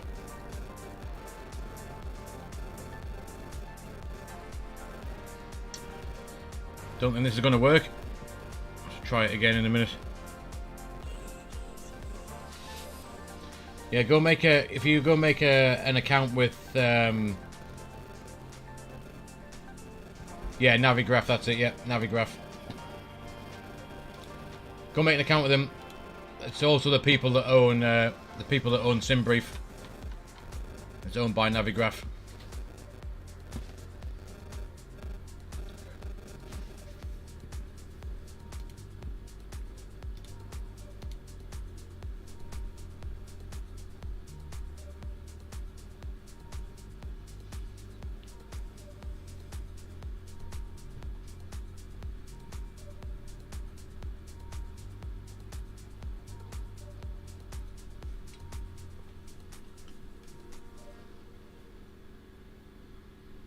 Yeah, I think my sim's given up.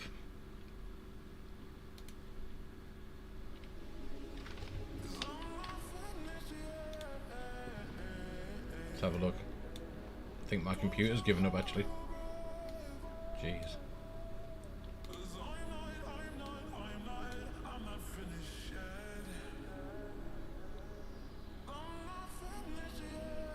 Yeah, it's not happy. My GPU temp, where's that at? That's not bad, 73 degrees. CPU, 48%. Oh, holy moly, it's worked. Look at that. Just as I was about to give up, we're in. Perfect stuff.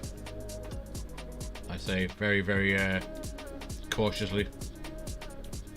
Right, let's go and put this cold and dark. Excellent. Right, aircraft is cold and dark. Just go and take a look at it outside. It's very nice. Look at that, CRJ. Oosh. Awesome stuff. Right, what we'll just quickly do before I forget and it causing me an issue. If I go to control options, I just need to swap it over to CRJ ones, and then we can get going. Finally.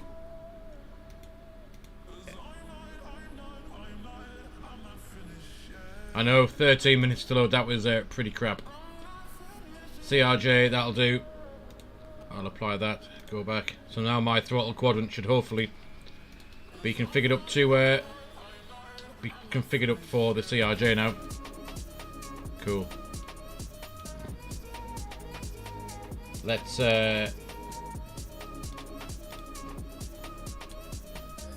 get going. Let's get going. Right, let's jump up, set this up. DC master on, battery on. That gives us all of these. Weed and wonderfulness. Let's get the checklist. Crew and oxygen masks. We can, if I turn the music down here, you can hear all of this. All of this is very good. It all works. We'll do that. Let's get the sim volume. You can hear the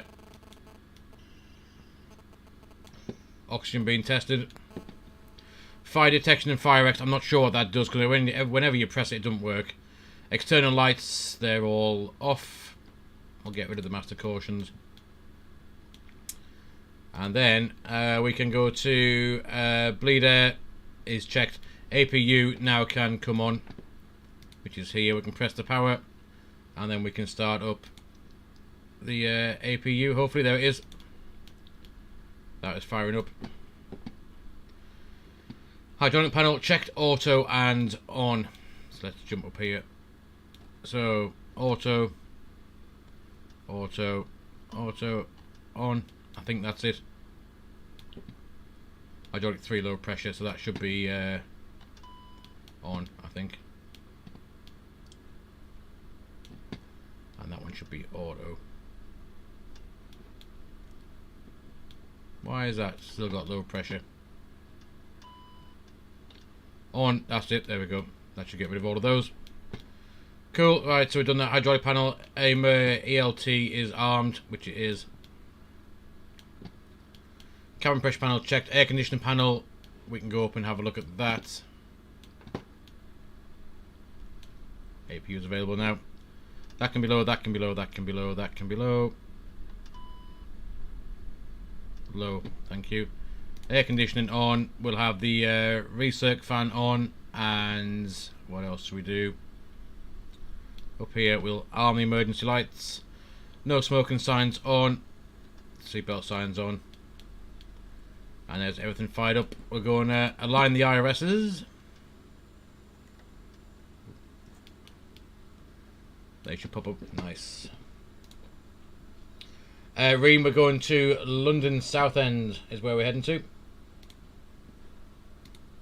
London Southend.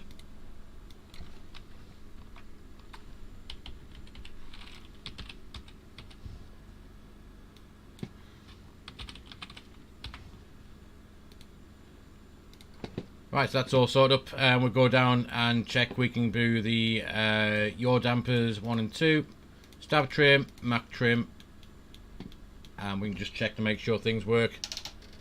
That all works, and they work with my thrust levers as well. Perfect stuff. So we now need to let's get some passengers on. Passengers are 82. Good. And we'll start them boarding. We can also go outside to open the door, which will give us a caution on there as well, which it does. There it is. And we'll go down. When that's happening, let's go and do the flight plan. This is very weird. Position in it, we are in Echo Bravo Bravo Romeo. It goes in there. What gate are we at? That's a very good question. We are at Charlie 02.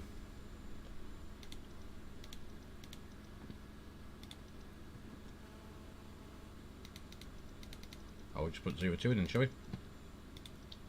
Not found. Right, anyway, we'll just set that. We'll take that and put that into there, which is good. And the next next page will be all the IRSs aligned, and that is good as well.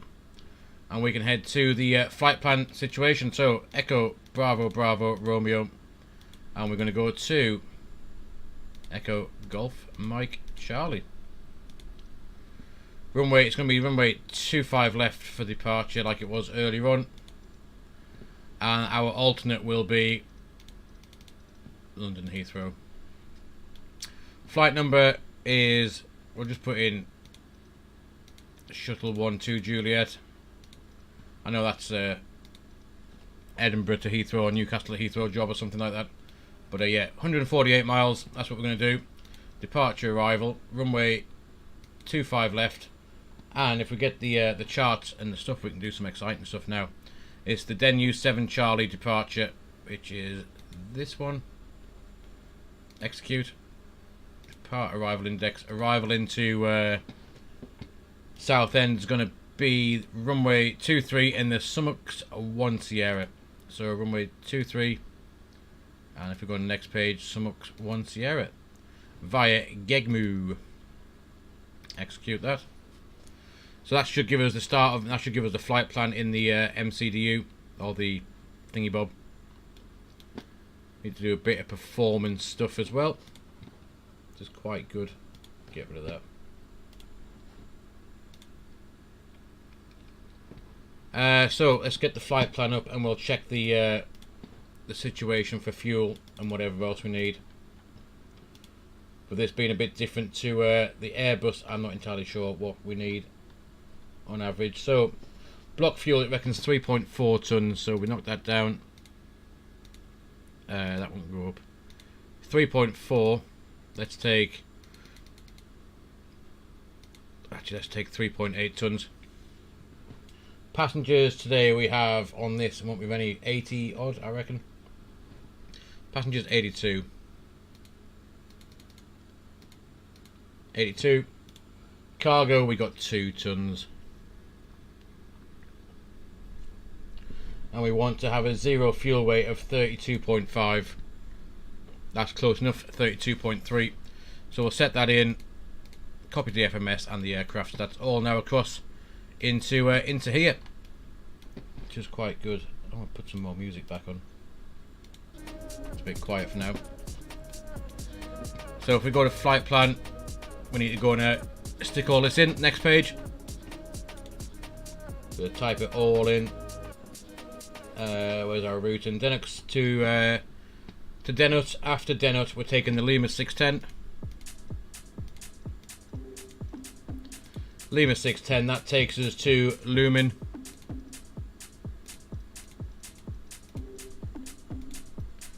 From Lumen, we're going direct to Summum.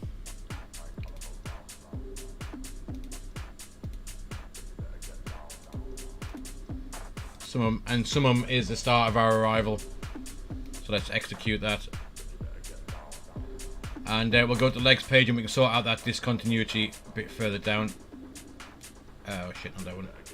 Legs.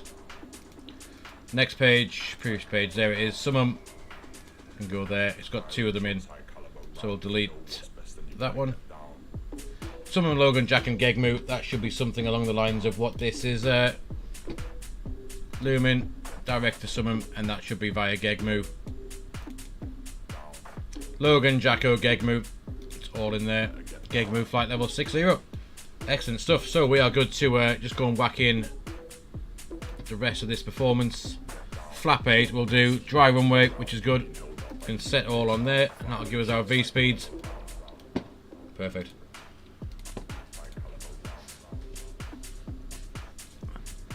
And apart from that, I reckon we need to go and do VNAV bits and bobs with a bit of wind, and then we are all good to go. VNAV, so target speed in the climb is going to be .74, 250 below 10,000 feet.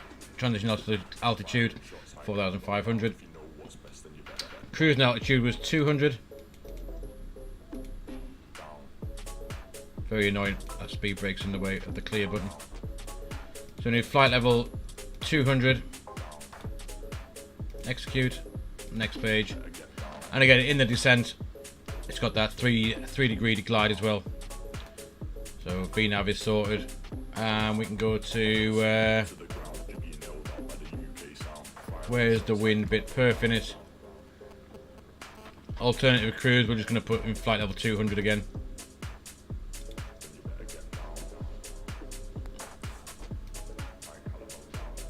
There is a bit for wind. Where's the wind we can put in? Index. Flight plan, that's all done.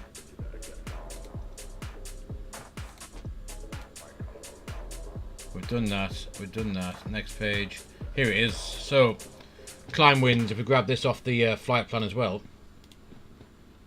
a bit further down, we're going to put that in. If I can find them. Climb winds. So we're only cruising at flight level 200. So we'll put in climb winds at flight level 200. 262 at 40. 262, 40 can go in for that. ISO deviation we need as well. Cruising wind. That's going to be 262 at 40 as well, isn't it? 40 descent wind, so top of descent, let's put in 236 at 42. 42, cool. ISO deviation is -2. -2. So we'll execute that. So that's the wind's done. We're looking good, guys. We're looking good.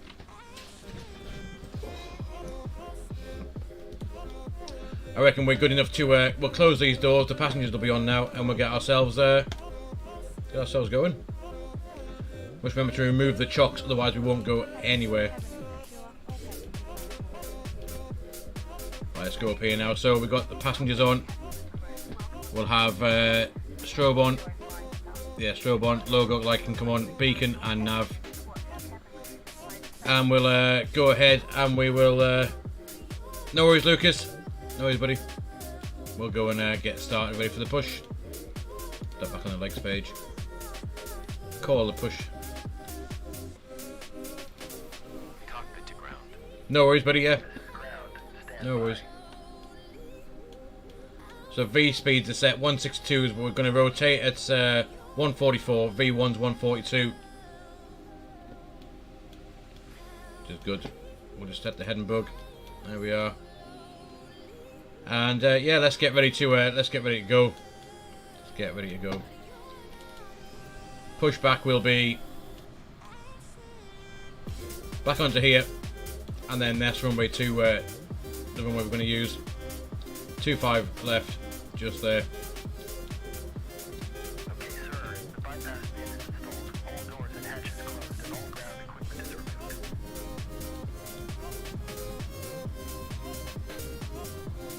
The parking brakes are set. You may lift. Parking brakes set. Lifting the aircraft. They are being lifted now. Let's jump back in that flight deck.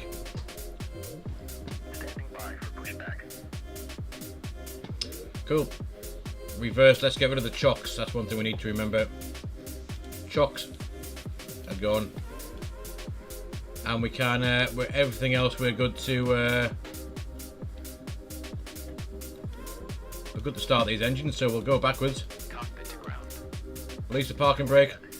Let's jump up and we'll go for fuel pumps on, and we'll start the right engine first. We'll watch it go. Here it comes. Commencing pushback. You can start the engines in sequence. It will start in the sequence.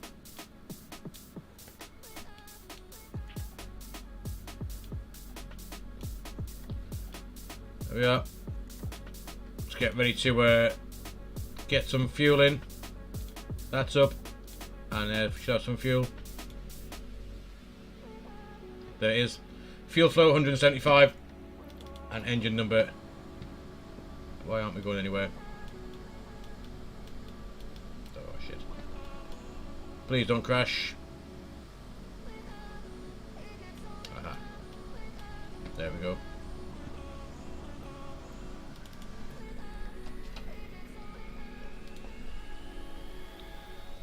Wait to get 60% N2 and we'll start engine number 1. Perfect. Just make sure we're going to get pushed back in the right place.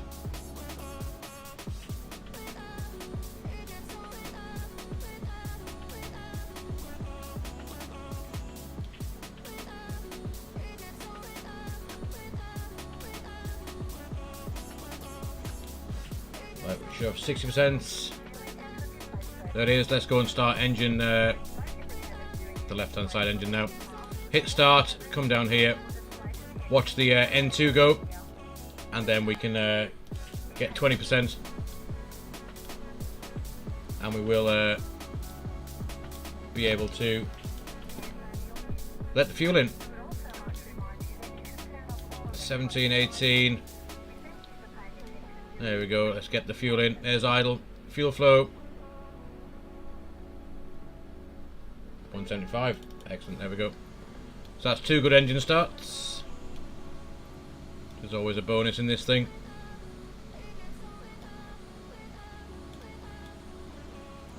We'll stop the pushback. Hold there. We'll set the parking brake. And let's... Parking brake set. Lowering aircraft. Parking brake set. We've got a good start on both engines. You may disconnect. Roger. Good engine start. Cleared to disconnect. That's everything gone off there. Have a good flight. APU can go off. Waiting for the visual. Thank you and goodbye. We'll just get rid of that on there. So cool, right? So initial stop time out is 6,000 feet. So let's go and set that. Very hard to see, but it's in the top right hand corner. 6,000 feet coming in. There it is. And shall we go and try and take off in this thing? What was that having an issue for?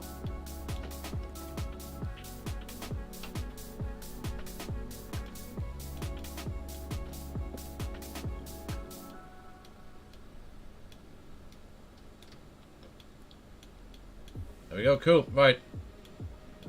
Let's go, London.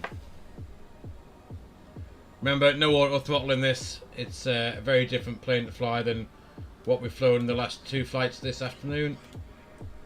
We have, yeah, no auto thrust. We need to do that all by ourselves.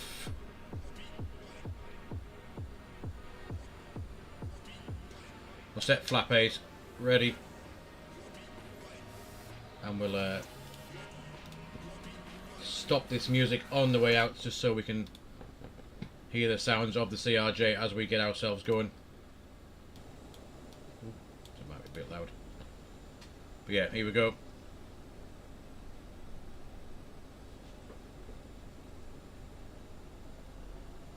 But it is a very manual plane to fly. We'll be constantly jiggling the thrust levers to get ourselves going.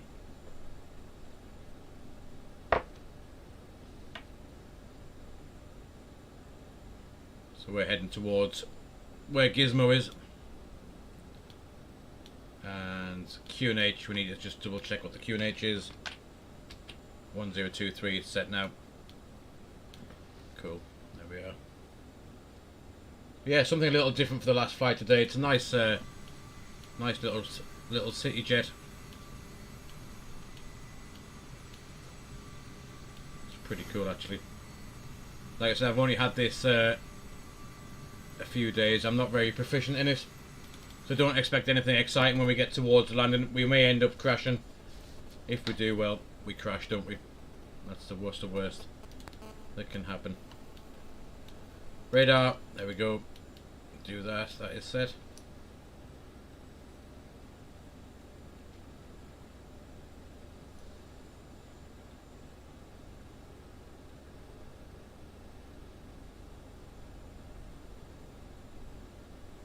We need to remember when we take off, it will be speed, nav to get us going.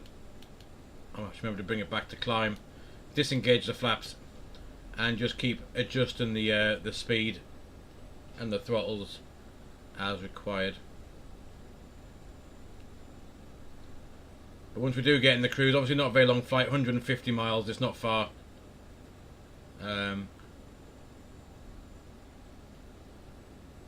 We'll need to plan our descent accordingly. We'll try and use VNav, see if it works. We don't need to take a full length runway at all. We'll go hold over here. Watch Gizmo get himself going.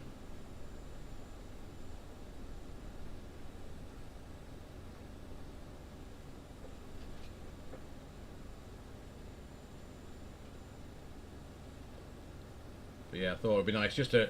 No point taking a Boeing back to taking the Airbus back to Southend. We'll take a little regional EasyJet for a little spin out. Pretty cool. Right, let's we'll hold there a minute and get some lights on. I reckon they're all on, and on. Everything else is good. Is this geezer going to go before us? Should we let him go, or should we just get going? I reckon we just get going. So let's get lined up. It's a very twitchy plane while using the rudders on the takeoff roll as well.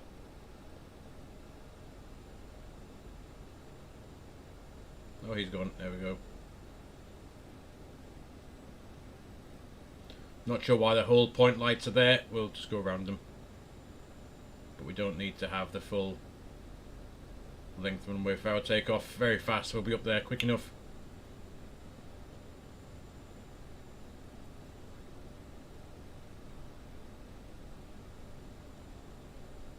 Right then, I think we're ready. Our V-speed is set. 142, 144, 152. We've got the QNH set, engines are set. Flaps are at flap 8. We'll bug the speed to there. And guys, if you're ready to watch me horrendously fly this CRJ, then sit back and enjoy this. We'll reset the heading book to our runway heading, and here we go then. Toga, and away we go. Just as someone rings the doorbell. Someone will have to wait. There we go. Airspeed's alive. 60 knots.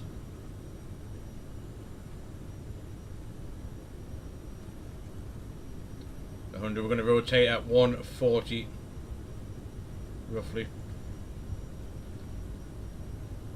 There it is, V1, rotate, and up we go. I didn't press the thing we have the issue with. There we are. Positive rate is going up. The one thing I forgot to do was hit the toga button. Anyway, AP.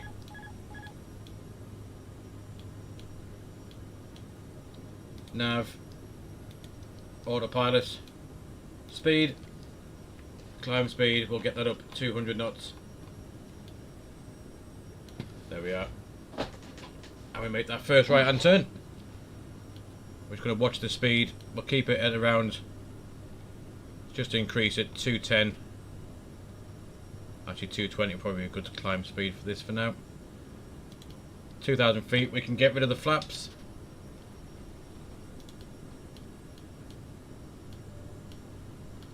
And let's just give ourselves a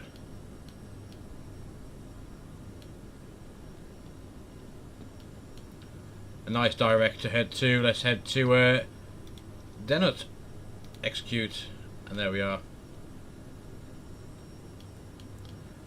And we'll keep going. Actually, want to keep the climb going. Flight level 200 may as well.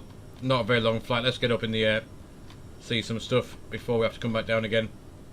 Because going up is easy, the coming down bit is not so easy. Flight level 200, there it is. QNH set standard. There it is. So we'll climb at 220 knots for now. As you can see, we can reduce that back to thrust climb now.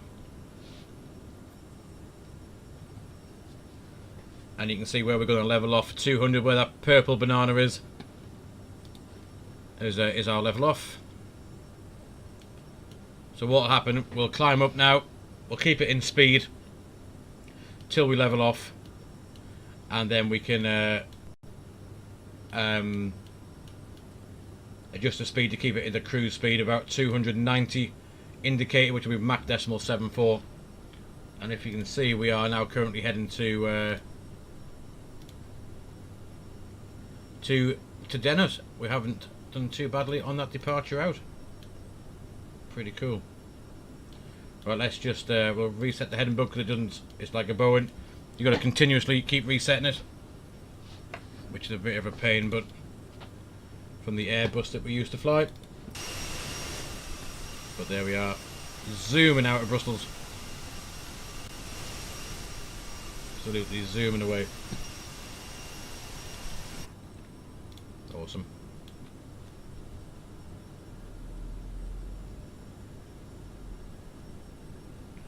We are 27 miles from Dennis, and then we can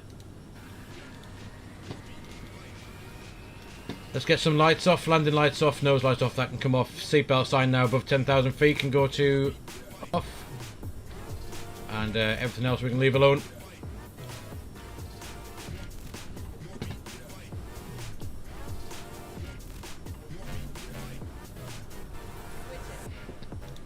Yeah, perfect stuff. So this will give us top of descent.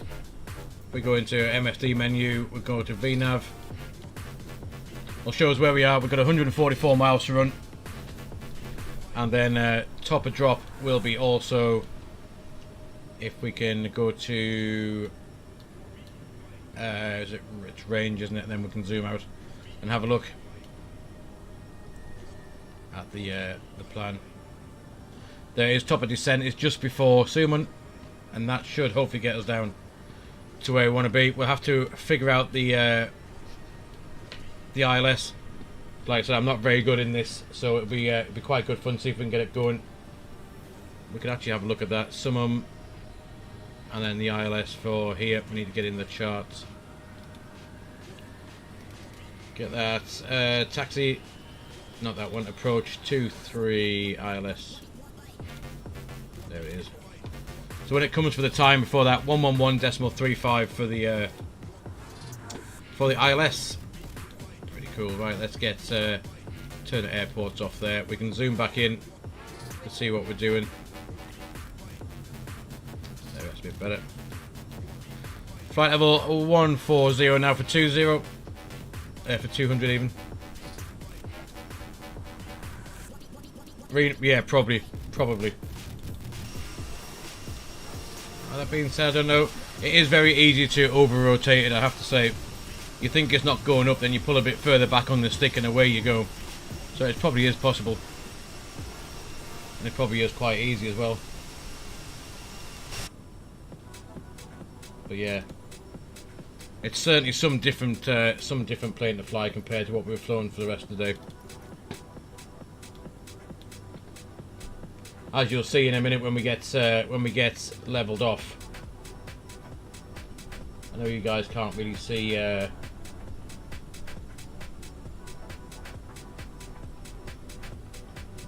See this ND because of the throttle cam. There we go. You can now. You'll be able to see. You'll have to keep this speed. Shortly, we'll have to bring it back and just fiddle with the throttles until we get a decent and constant speed that's not going up and down too much.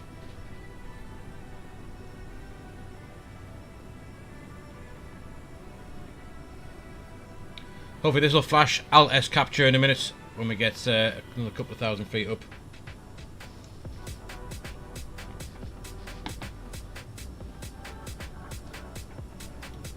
And keep constantly setting the heading bug.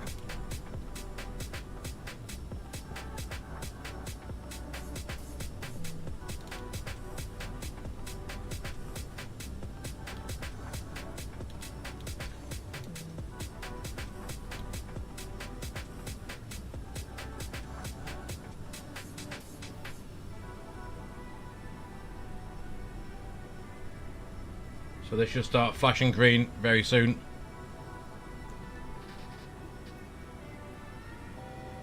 There it is, 1,000 to go. And it'll start putting the nose down now to maintain flight level 200. There goes Alt S capture. And we can, once it starts to lower the nose, we'll whiz the speed up to about 290.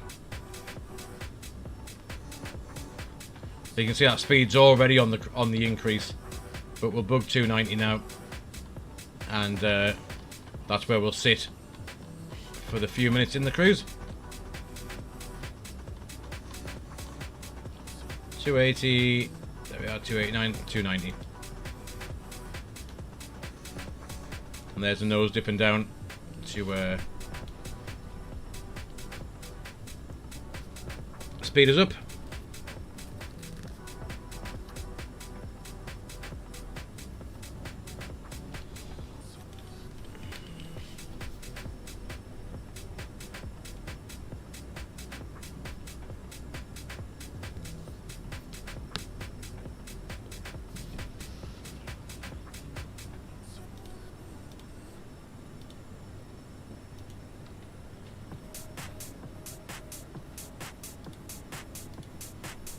See how quick that speed got up to 290. So we now need to bring that right back before we overspeed.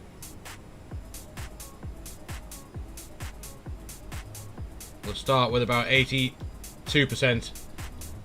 I don't know if you guys can see. So I've got 87 there, and that's the speed bleeding off a little bit. So we'll just increase that. Try 81.6, and hopefully that's going to where the hell's my mouse gone? There it is. So not quite enough. Let's just bring it up a little bit more.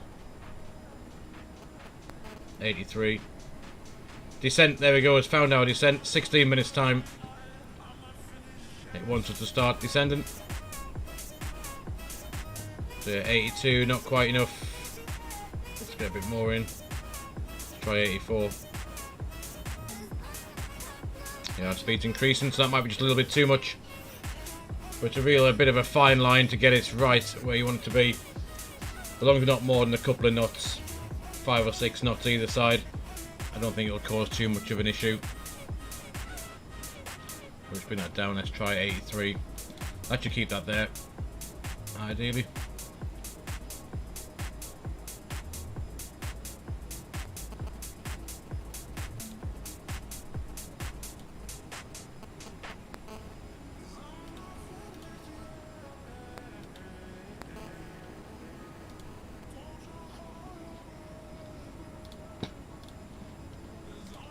Cool, so there we are, yeah, so it's showing us top of descent, flight level 60. We need to start descending in 15 minutes.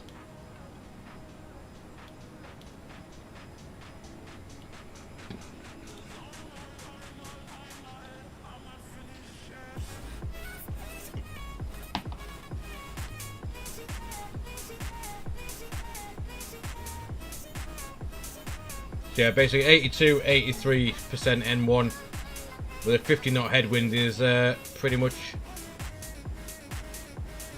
spot on.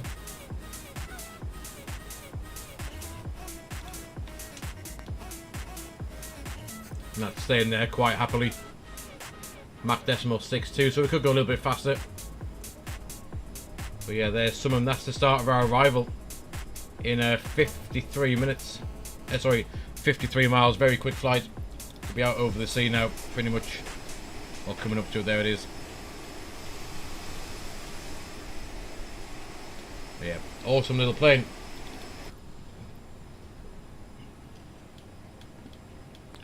Just a shame it hasn't got. It won't keep the head and bug in the right place.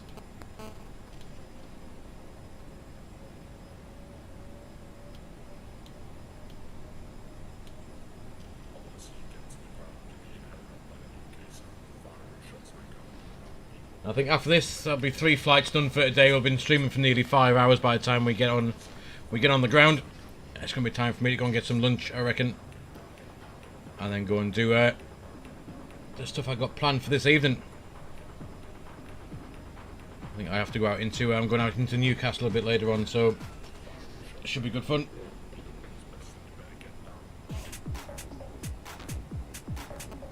What I'll do is, now we've got that level, I'll get rid of the throttle cam so you can see the rest of the bits and bobs we need. The only little bit of manipulation now is going to be when I move it just back and forth ever so slightly to keep that 290 knots.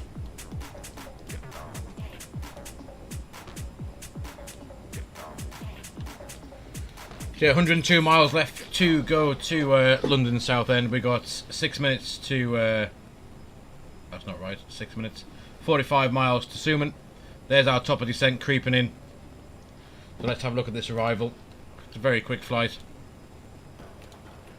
So we need to be not above or below 6,000 feet at Gegmu.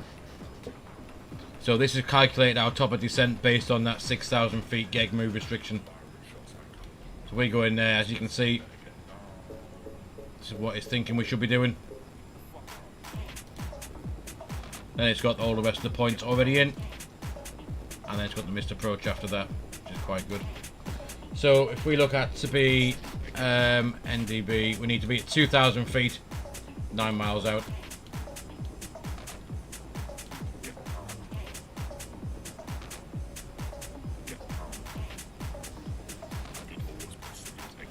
So we'll do what it says. We'll go.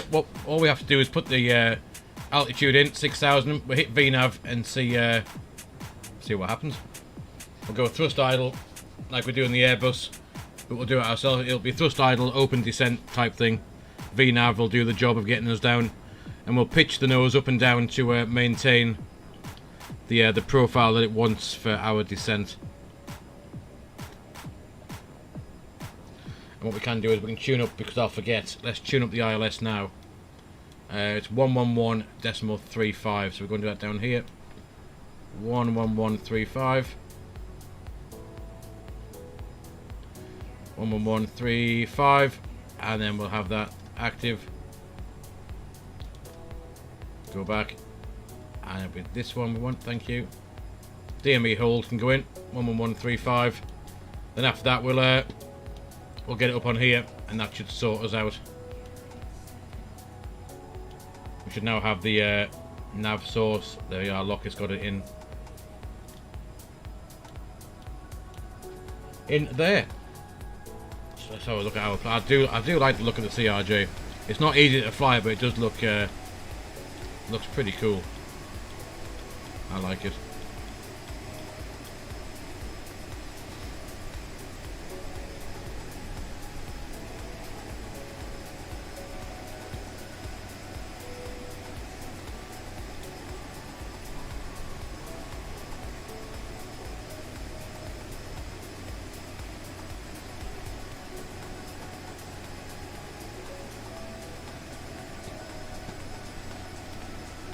See, we should have tried and taken this into London City, really, shouldn't we?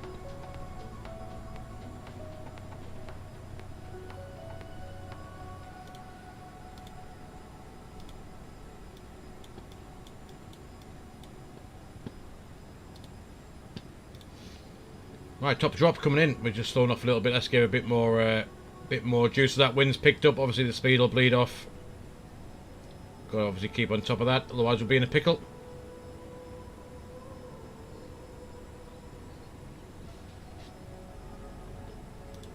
And we'll go and get set. We'll put 6,000 in the window for this descent. Yeah, 6,000 set.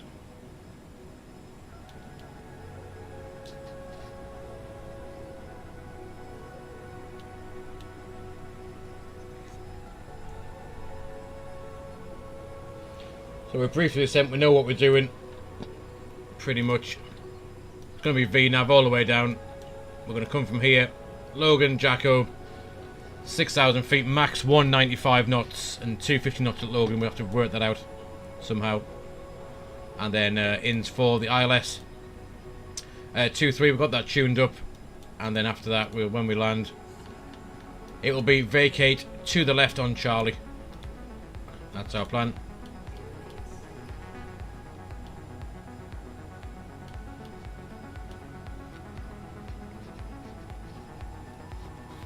You can always see the congested London airspace ahead of us as well.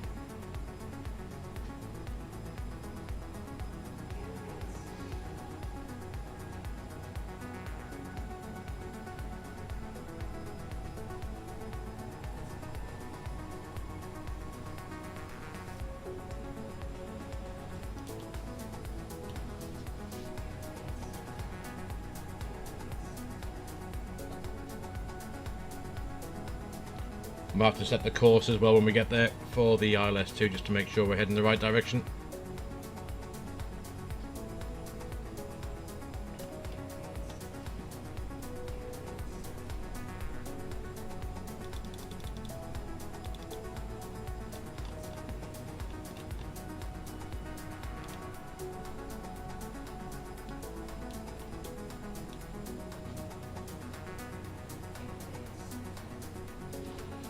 We should be well out in the sea, obviously. How far are we from the coast? Look at that, there we are. Pretty much bang in the middle. Bang in the middle. Let's have the approach page up, ready to see what we're going to do. But yeah, top of drop, it's coming in. Coming in rather quick.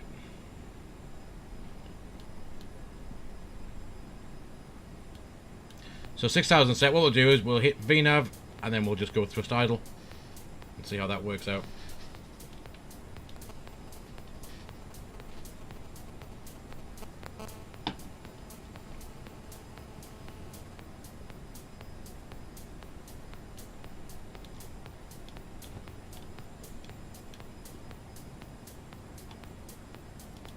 Where is this? Doesn't work, obviously. Oh, it does work. Skycam. Ah, pretty cool. Oh shit, let's have a look what we're doing. Right, top of descent.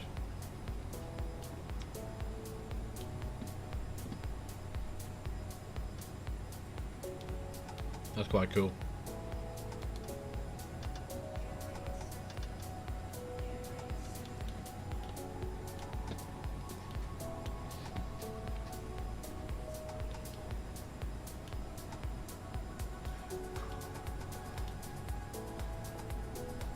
Right, there we are, guys. That is pretty much, we've got to try and work this out now. Top of descent is, well, it's pretty much there, isn't it? So, 6,000 set. VNAV, 6,000. And down we go. We'll go thrust idle. And you can see we have the snowflake just there. And that little blue ball is the vertical speed that it's going to target to keep us on that profile for this descent. Is what it's going to do. So we're going to keep 1,800 feet per minute for now. If this deviates up and down, it'll pitch or it'll pitch the nose up and down to maintain whatever vertical speed it needs to keep us on this profile. And we're just going to manage the speed and watch out what's going on. And yeah, hopefully. Now I've said all that, I sound like I know what we're doing, but I haven't got a clue, so we'll see. But this is giving us the this descent profile to be at 6,000 feet by Gegmu. After Gegmu, it'll be up to us to come down to 2,000 feet from Gegmu, which would be we'll probably be able to do about 1,000 feet per minute, 1,500 feet per minute to get us onto that approach. I would have thought. We just sort the range out. There you go. You can see what we're doing. It knows we want to be at 250 knots at Logan and Jacko, and you see it's going to level us off bang at Gegmu at the minute.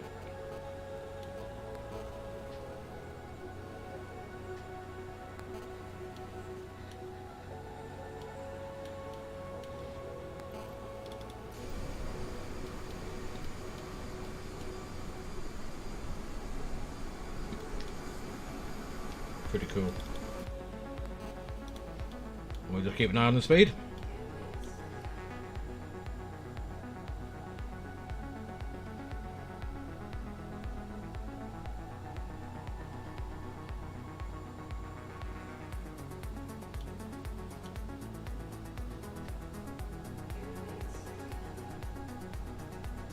There we are, 51 miles left to touchdown.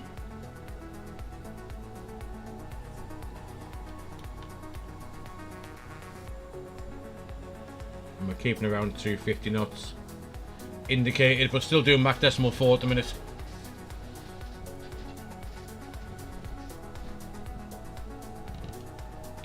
I reckon we'll just give that a little bit of oomph to maintain that the 250 knots.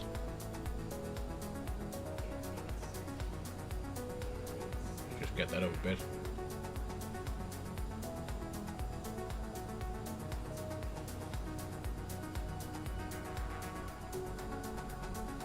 And you'll see as we increase the speed, it's now lowering the feet per minute that it wants to fly.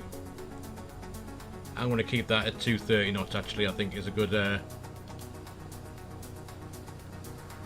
place to be. We're doing pretty well. It's not a very steep descent. I'll keep people happy in the back, so we can just we'll keep that there at 230.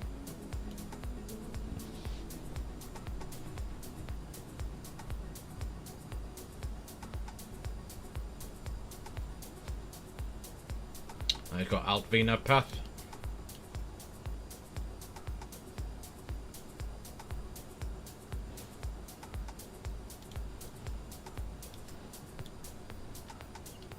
Yeah, I can see what we've done.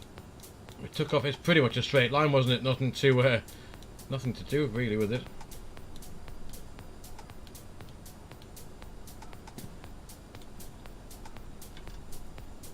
I wonder if nav has come off.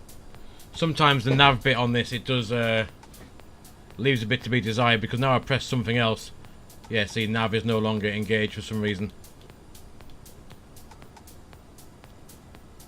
And that's where we're heading off course from Logan.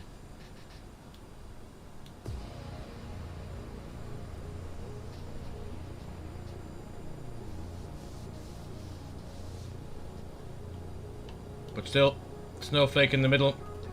It's come down 1,100 feet per minute now. And we're still going to level off. It's bringing it back now. Look, see, 1,100. And that banana's coming in.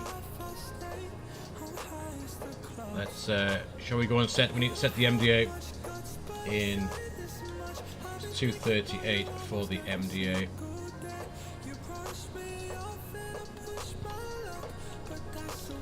MDA 238.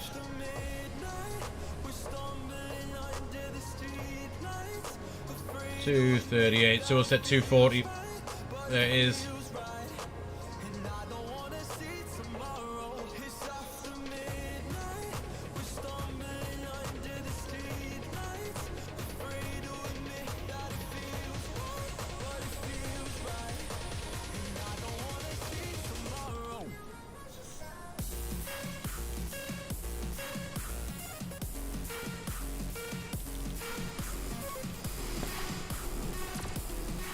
Pretty cool. Now we're inbound Jacko. There we are. Still leveled off well with it. Look at that, right on geg move. Right on geg move. After that is our job to sort it out.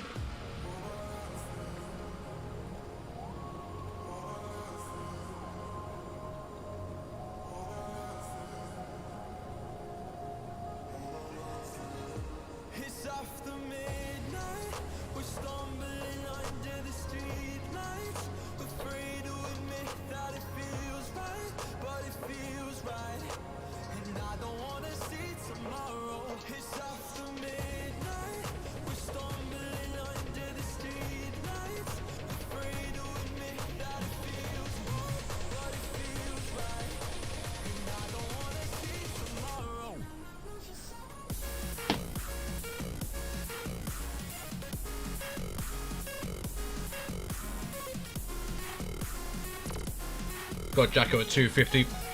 We're at 230, so we're perfectly fine.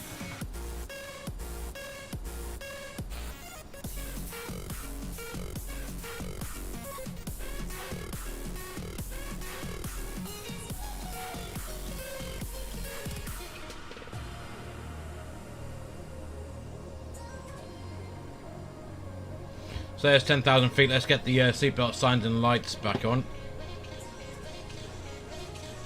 There we go. So with the passengers sat down, just watch out with that speed. A little bit more throttle. Don't want it to wash off too much. There it is. Next waypoint is Gegmu, 29 miles away is where we need to be, 6,000 feet. So you'll see that vertical speed will probably decrease a bit now.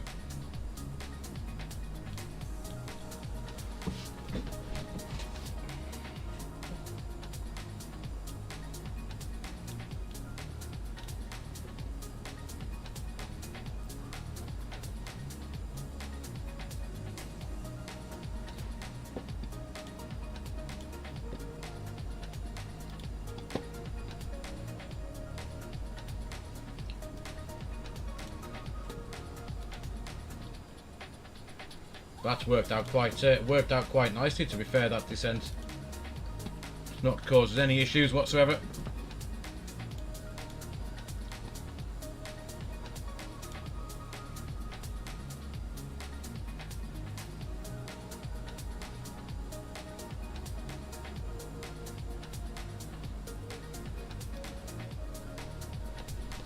Just going into a bit of cloud now. What's temperature outside?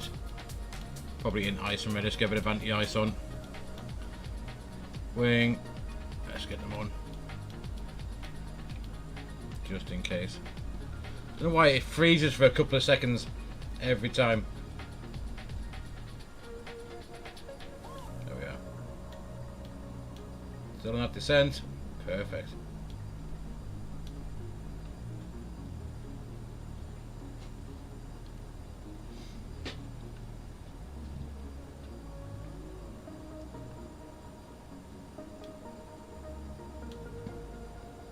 Here we go through the cloud. Should look pretty cool actually when we go through this layer. Oh yeah.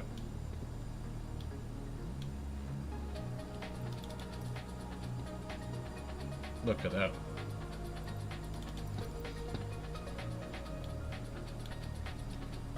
So we've almost got 1,000 to go. We're almost down at 6,000 feet now. See, it's got a glide slope indicator now on that, 1,100 feet per minute, and then we'll start taking over. There's 1,000 to go.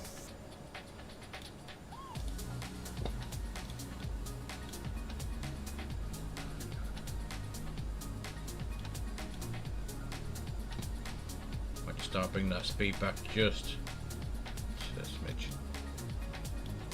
1,000 to go. We'll bring the thrust back again. Get it back in that pink bug. QNH it wants to set now 1019, which is set. It's just adjusting there now. Could we change the QNH?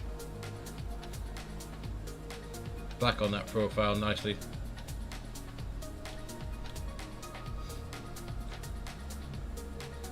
So right, how far are we now out from this airport? That is a question. Just have a quick look. We're on this arrival. We're coming now, we can go down to 4,000 feet.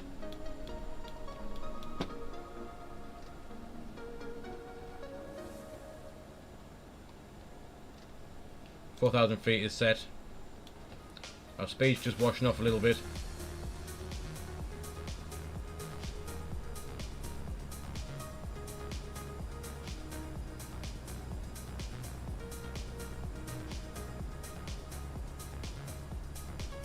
Let's keep that going now. We're not far out, 16 miles, so we could nav source, it's got lock 1, which is good. Just keep that speed just a little bit further up. Right, there's a glide slope it's got, so let's go and put this onto where's ILS? There it is. There we are, and there's the south coast of the UK. That's coming in nicely. So if we arm approach, it's 1,000 to go.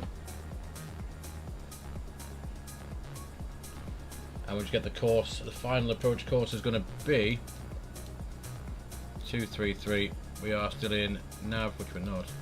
233. 233 incoming. Right, guys, how do you reckon we're going to do it? We've not got far now to go. 233. This is a hell of a thing to scroll.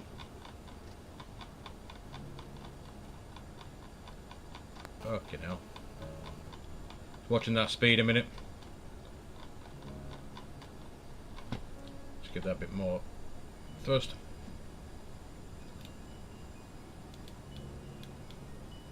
Come on. 233. We are there finally. Right, good stuff. That's the course. We're there. We've got approach arm. We've got nav. Speed is fine. We are going to start slowing down now. We haven't got far left to run. And we'll start heading down to 2,000 feet.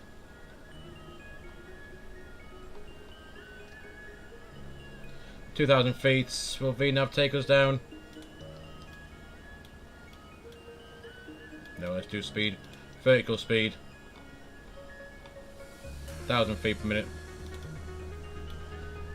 We should be able to capture that profile. We can go flaps, slats 1. As you can see, we're coming in on the localizer now. Lock 1. We have got it perfectly. Everything is going the right way. 180 knots. We'll just keep flying that for now. VS. Approach has gone now. Glide slope we want. There we go. It's 1,000 to go. We should see a runway at some point shortly. Let's have a look. Well, we're down the ILS now, aren't we? Let's have next stage of flaps. We'll start slowing down. Actually, what we haven't done is very hard to remember to do all this. Set all, V speed 140, so we know what we're going to follow. And we've got glide slope. We're coming down with the glide. We might be able to get another stage of flaps out. There we are. Flaps 20, flaps 35, flaps 30. That'll get our speed down. We would also drop the gear. That'll help a bit more. And we can go flaps full. And we'll start flying this now. With the speed, keeping that above 140. Bit more oomph in the thrusties. There we are. Just keeping that in that 140, but we are flaps full, the gear's down, we're on the glide slope, localizer, we are armed as well. And let's just get this CRJ down to finish off today's flying, which has been rather enjoyable, to be fair. Very good fun. 24 knot wind, which is the headwind. We are 2 whites, 2 reds on the pappies. We're flat full. We're just keeping the speed now. That's all we're doing. You can have the throttle cam back on to see the little manipulations now in this. Nothing too much. And just keeping that arrow in the in that pink speed bug.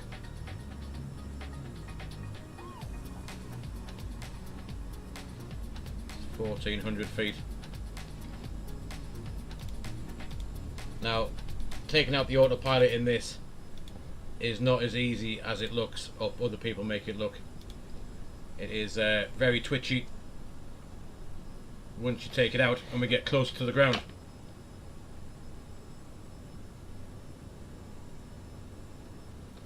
Anyway, with 1,000 feet, we're going to leave the autopilot and I'm going to fly it down in the autopilot just a little bit longer. 1,000 to go, literally till we hit the deck. There we are. Look at the drag on those flaps. Pretty good. You can see we're lined up nicely. Speed's just washing off a bit.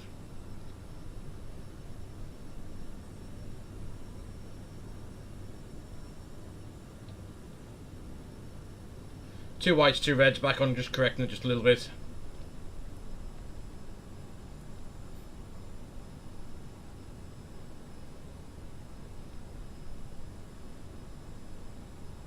This is looking very good. This is looking good. I am very happy with this approach so far. As you may be able to tell in my voice, it doesn't normally go this way when we fly the CRJ, so at the minute I am quite happy. That's 500, just the speed's going a little bit high. I'll just keep it there. Ollie, here we go. We're going to fly it now. This should be good. Just the speed a little bit there. There we go. I am well impressed with this approach. That's 300 feet. The thrust is coming back. I'm going to take the autopilot out. Look how twitchy it gets.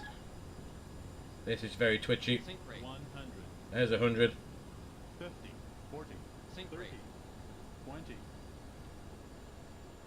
Oh, get down, get down. 10. Oh shit, I bet. See what happens? That was all good until then. We are on the ground, however.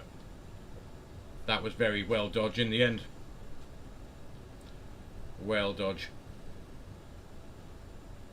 Anyway, guys, welcome back to London Southend. I was not impressed. That looked very good all the way down, and just until that last bit. Just until that last bit, but never mind. We're on the ground. I think that should have been a go around, but you know, we did do it in the end. I'm not very good, like I said. I'm not good at flying the CRJ, as I am flying the Airbus. Please remain seated until the aircraft has come to a complete stop. But I guess that'll come with practice. Right, let's just stop there, get some lights off, and we can boot up the APU. Let's give that a few seconds. There we go. That should be going. Good stuff. Let's we'll get rid of the flaps, and we'll get taxied in.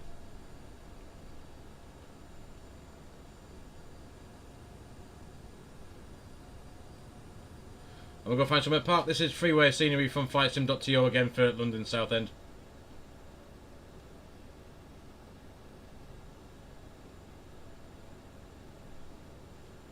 But guys, nearly 5 hours of flying today. I think we'll call this a day for now. Once we get parked up and the passengers off. Has been a very enjoyable day of flying now, I have to say. I've enjoyed every minute of it.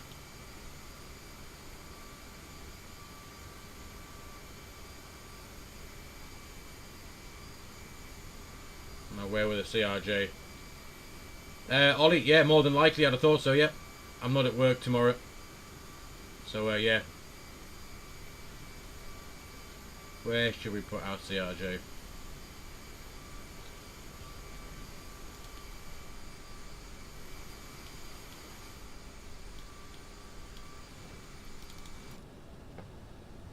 Let's go on there, put it on. Let's go right next to the south end. The airport sign. Stand 9.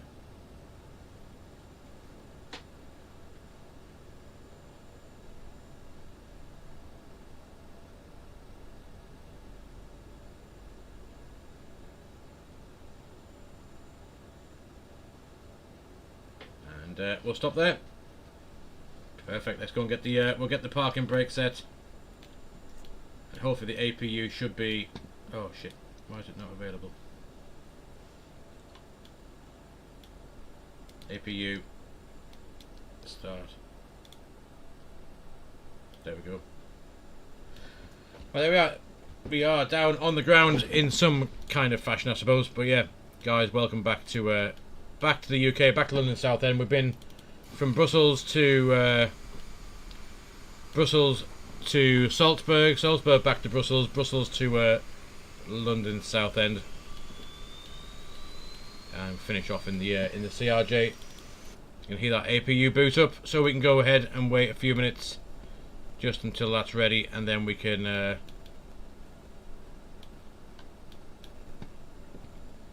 we'll get the engine shut off, we'll get rid of the passengers, and we'll shut the plane down completely. 1991. Yeah, that worked out quite well actually, looking at this.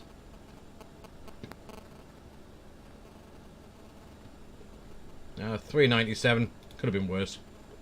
Right, APU is available. Let's go and do the engine shutdown. So let's go and get the checklist for after landing.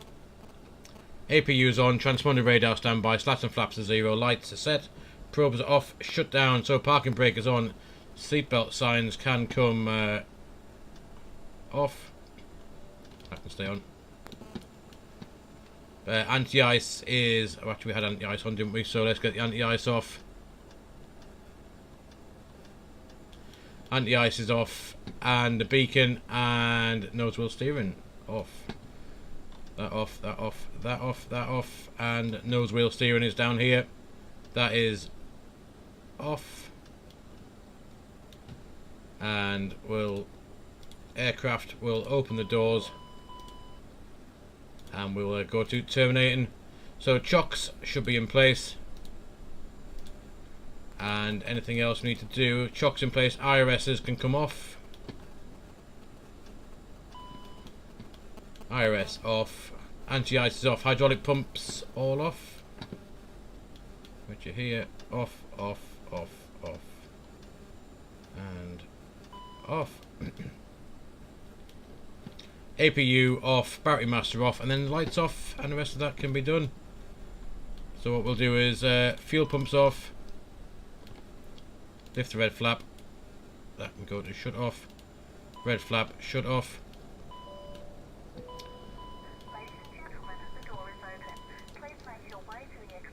And this will eventually turn the plane off when we get rid of the APU. So guys, there we are. We have finally made it. Like I said, 5 hours worth of streaming today. 5 hours worth of flying, but there we are on the ground in London Southend.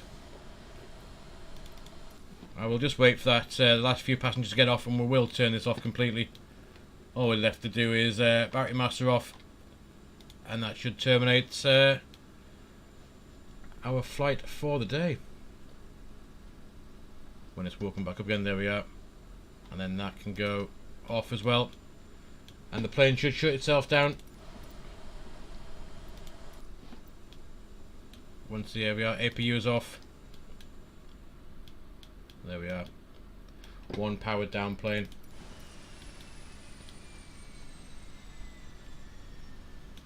Back down in London Southend. So guys, thank you ever so much for joining along. Like I said, that is 5 hours on the nose worth of streaming today. We will be back tomorrow for another stream. I'm not sure what time it'll be yet. But guys, thank you for the new follows, all the new subs on YouTube today. I think we got about 11 or 12 new people joined the channel. Let's have a quick look. We started on 153. We're now on 167. So yeah, we've got another 14 new subs today. So you guys, thank you ever so much for coming along.